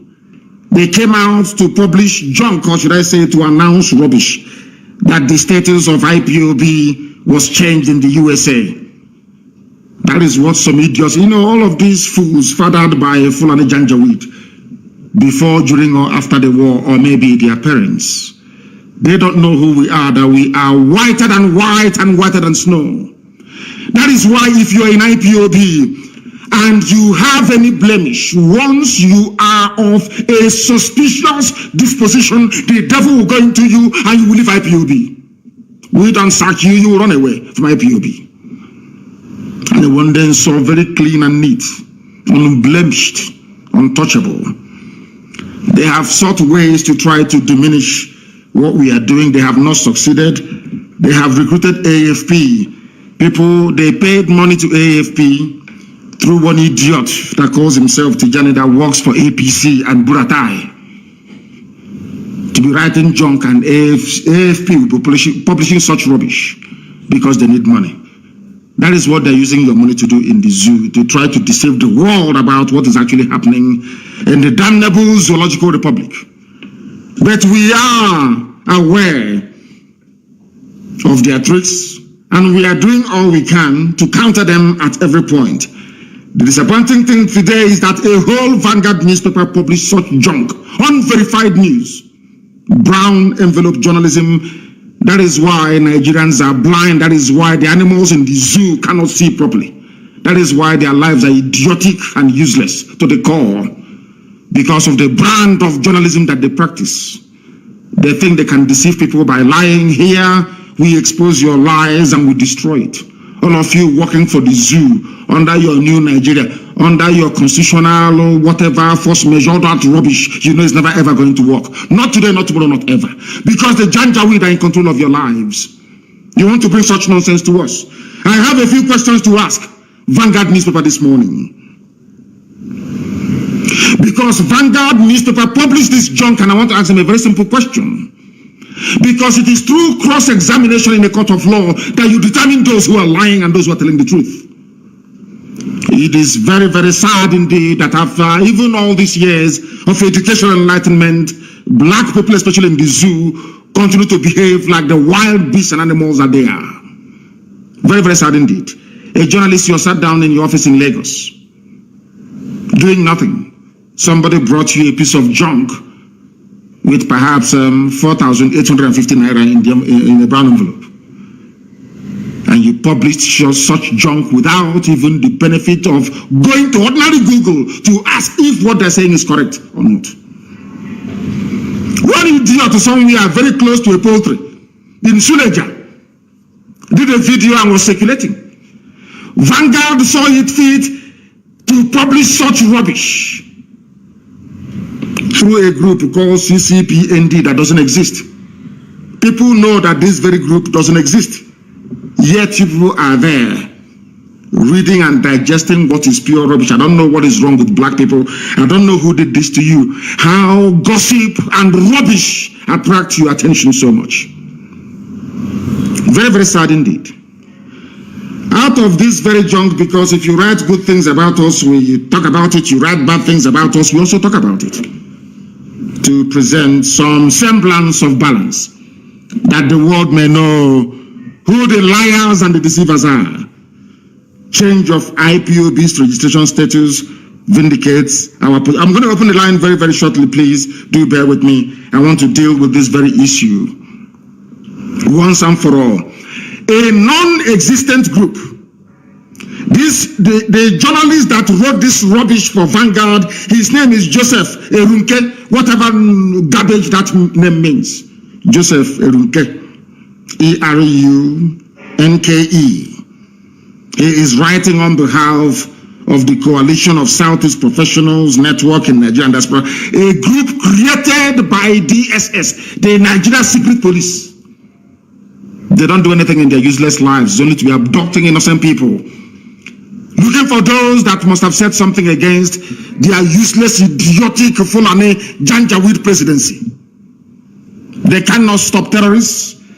They cannot stop the subversion and sabotage of the zoo economy, which is what they were set up to do. All they do is to be going about arresting innocent people, and they claim their intelligence agency. That's all they do. And at their spare time, all they do is to create and fabricate groups that do not exist. That is why the life of a black person is full of lies and deception. Very, very sad indeed. A group that doesn't exist. Vanguard hasn't even asked DSS, please, can you tell us who is in charge of this group? As any sensible, decent journalist will do. They will not do it. It's to sit down in their office, accept a brown envelope and start to publish rubbish. They said they're commending Buhari also on development of the region. I'm sure that some of you must have seen the news about the narrow gauge. Do you know what the narrow gauge red line is? Some of you are celebrating, saying you will celebrate Amechi. From Abuja to Lagos, Lagos to Sokoto, they all use broad gauge. Some of you, I don't know the type of school that you went to. It is a thing of shame, to be honest with you. There are some of you don't even know the difference between a narrow gauge and a broad gauge in railway. Very, very sad indeed. They said they're going to rehabilitate your railway. Rehabilitation, not construct a new broad gauge, but a narrow gauge, the same that Britain used to move our produce to the seaport in Iguacha before shipping it abroad. I do not know what is wrong with some of you. Honestly speaking, I have no idea what is wrong with some of you. But here we are going to educate you until you become enlightened, even if we have to do it by force. This very group that doesn't exist, created by the Nigerian government to attack IPOB and to attack the entire Biafran agenda and of course my good self. They said that I changed the status of IPOB in England, that I changed it, and that I put my name and that of my wife on the registration of IPOB in the United Kingdom. Something that is a blatant lie. A blatant lie. Deception peddled by idiots working for the zoo, hoping for a new Nigeria. They are working in collaboration with those of them who are deceivers and liars, telling you about a new Nigeria. Through Biafra agitation, you get a new Nigeria. There are mad people everywhere, lunatics everywhere. This maybe. They claim that Kanu changed the documentation of IPOB as a business organization based in London and owned by himself and the wife. Vanguard could not bother to just Google Companies House, United Kingdom. Every business registration in England is registered with Companies House in Cardiff, Wales. Every business registration. A whole Vanguard newspaper could not go to type in to find out if this stupid nonsense from DSS is true or not. They couldn't do it. Because they know we are growing stronger. They know we are waxing all over the world. They know that ESN has come to stay. They know that our people in the diaspora, they are funding ESN. They know, understand it very well. They want to get into your heart. They know as an Igbo man, some of you are very stupid and idiotic. Once they talk about money and business, all your antennas will rise up. Without asking them, please, can you show us proof? Where is this registration you are talking about entered into? You claim it's in England, then show us the proof. Anybody this morning can go to Companies House, UK. Go to Google, type in Companies House, UK. Search for IPOB and search for the directors of all the registered IPOB concern you have. IPOB is a community interest group. It is not a business. Nobody registered anything. Neither myself nor my wife, nobody. They said it's on the 16th of January. I challenge anybody to go. Look at how DSS, as stupid as they are, look at how they are lying, like little children. Little alabajiri children who are full of lies, and they are takia. They think they can deceive people. You don't know I'm alive, you cannot deceive people. You cannot. Mbakwe said, you cannot, you see ordinary rat in the house cannot steal something from somebody who is awake, only if you're sleeping. You bring all this your stupid, idiotic lies and you want people to believe you. A group that doesn't exist. Nobody has ever asked the question, who is the leader of the, why don't they grant live interview? I am live and direct and the whole world is listening. A fake group. Designed by DSS and given to some of you claiming you're fighting for Biafra, some of you being deceived by MI5, some of you idiots that have only power and glory and money making at heart. You are not freedom fighters and can never be. Not today, not tomorrow, not ever. Because as a freedom fighter, you are called to serve your people. You don't arrogate that very position to yourself. All of you using Biafra to be working for MI5, using Biafra to be working for the zoo, all of you will be disgraced comprehensively and totally. I'm telling you, and you will all die a very shameful and miserable death. All of you peddling this junk, that some of you are even so idiotic, one fool actually sent it to me. Is it true? Can't you go to Google and Google UK Companies House and go to IPOB and see those who are registered there or not, and see if the name of my wife is there or not? That is why Africa is backwards. People don't even do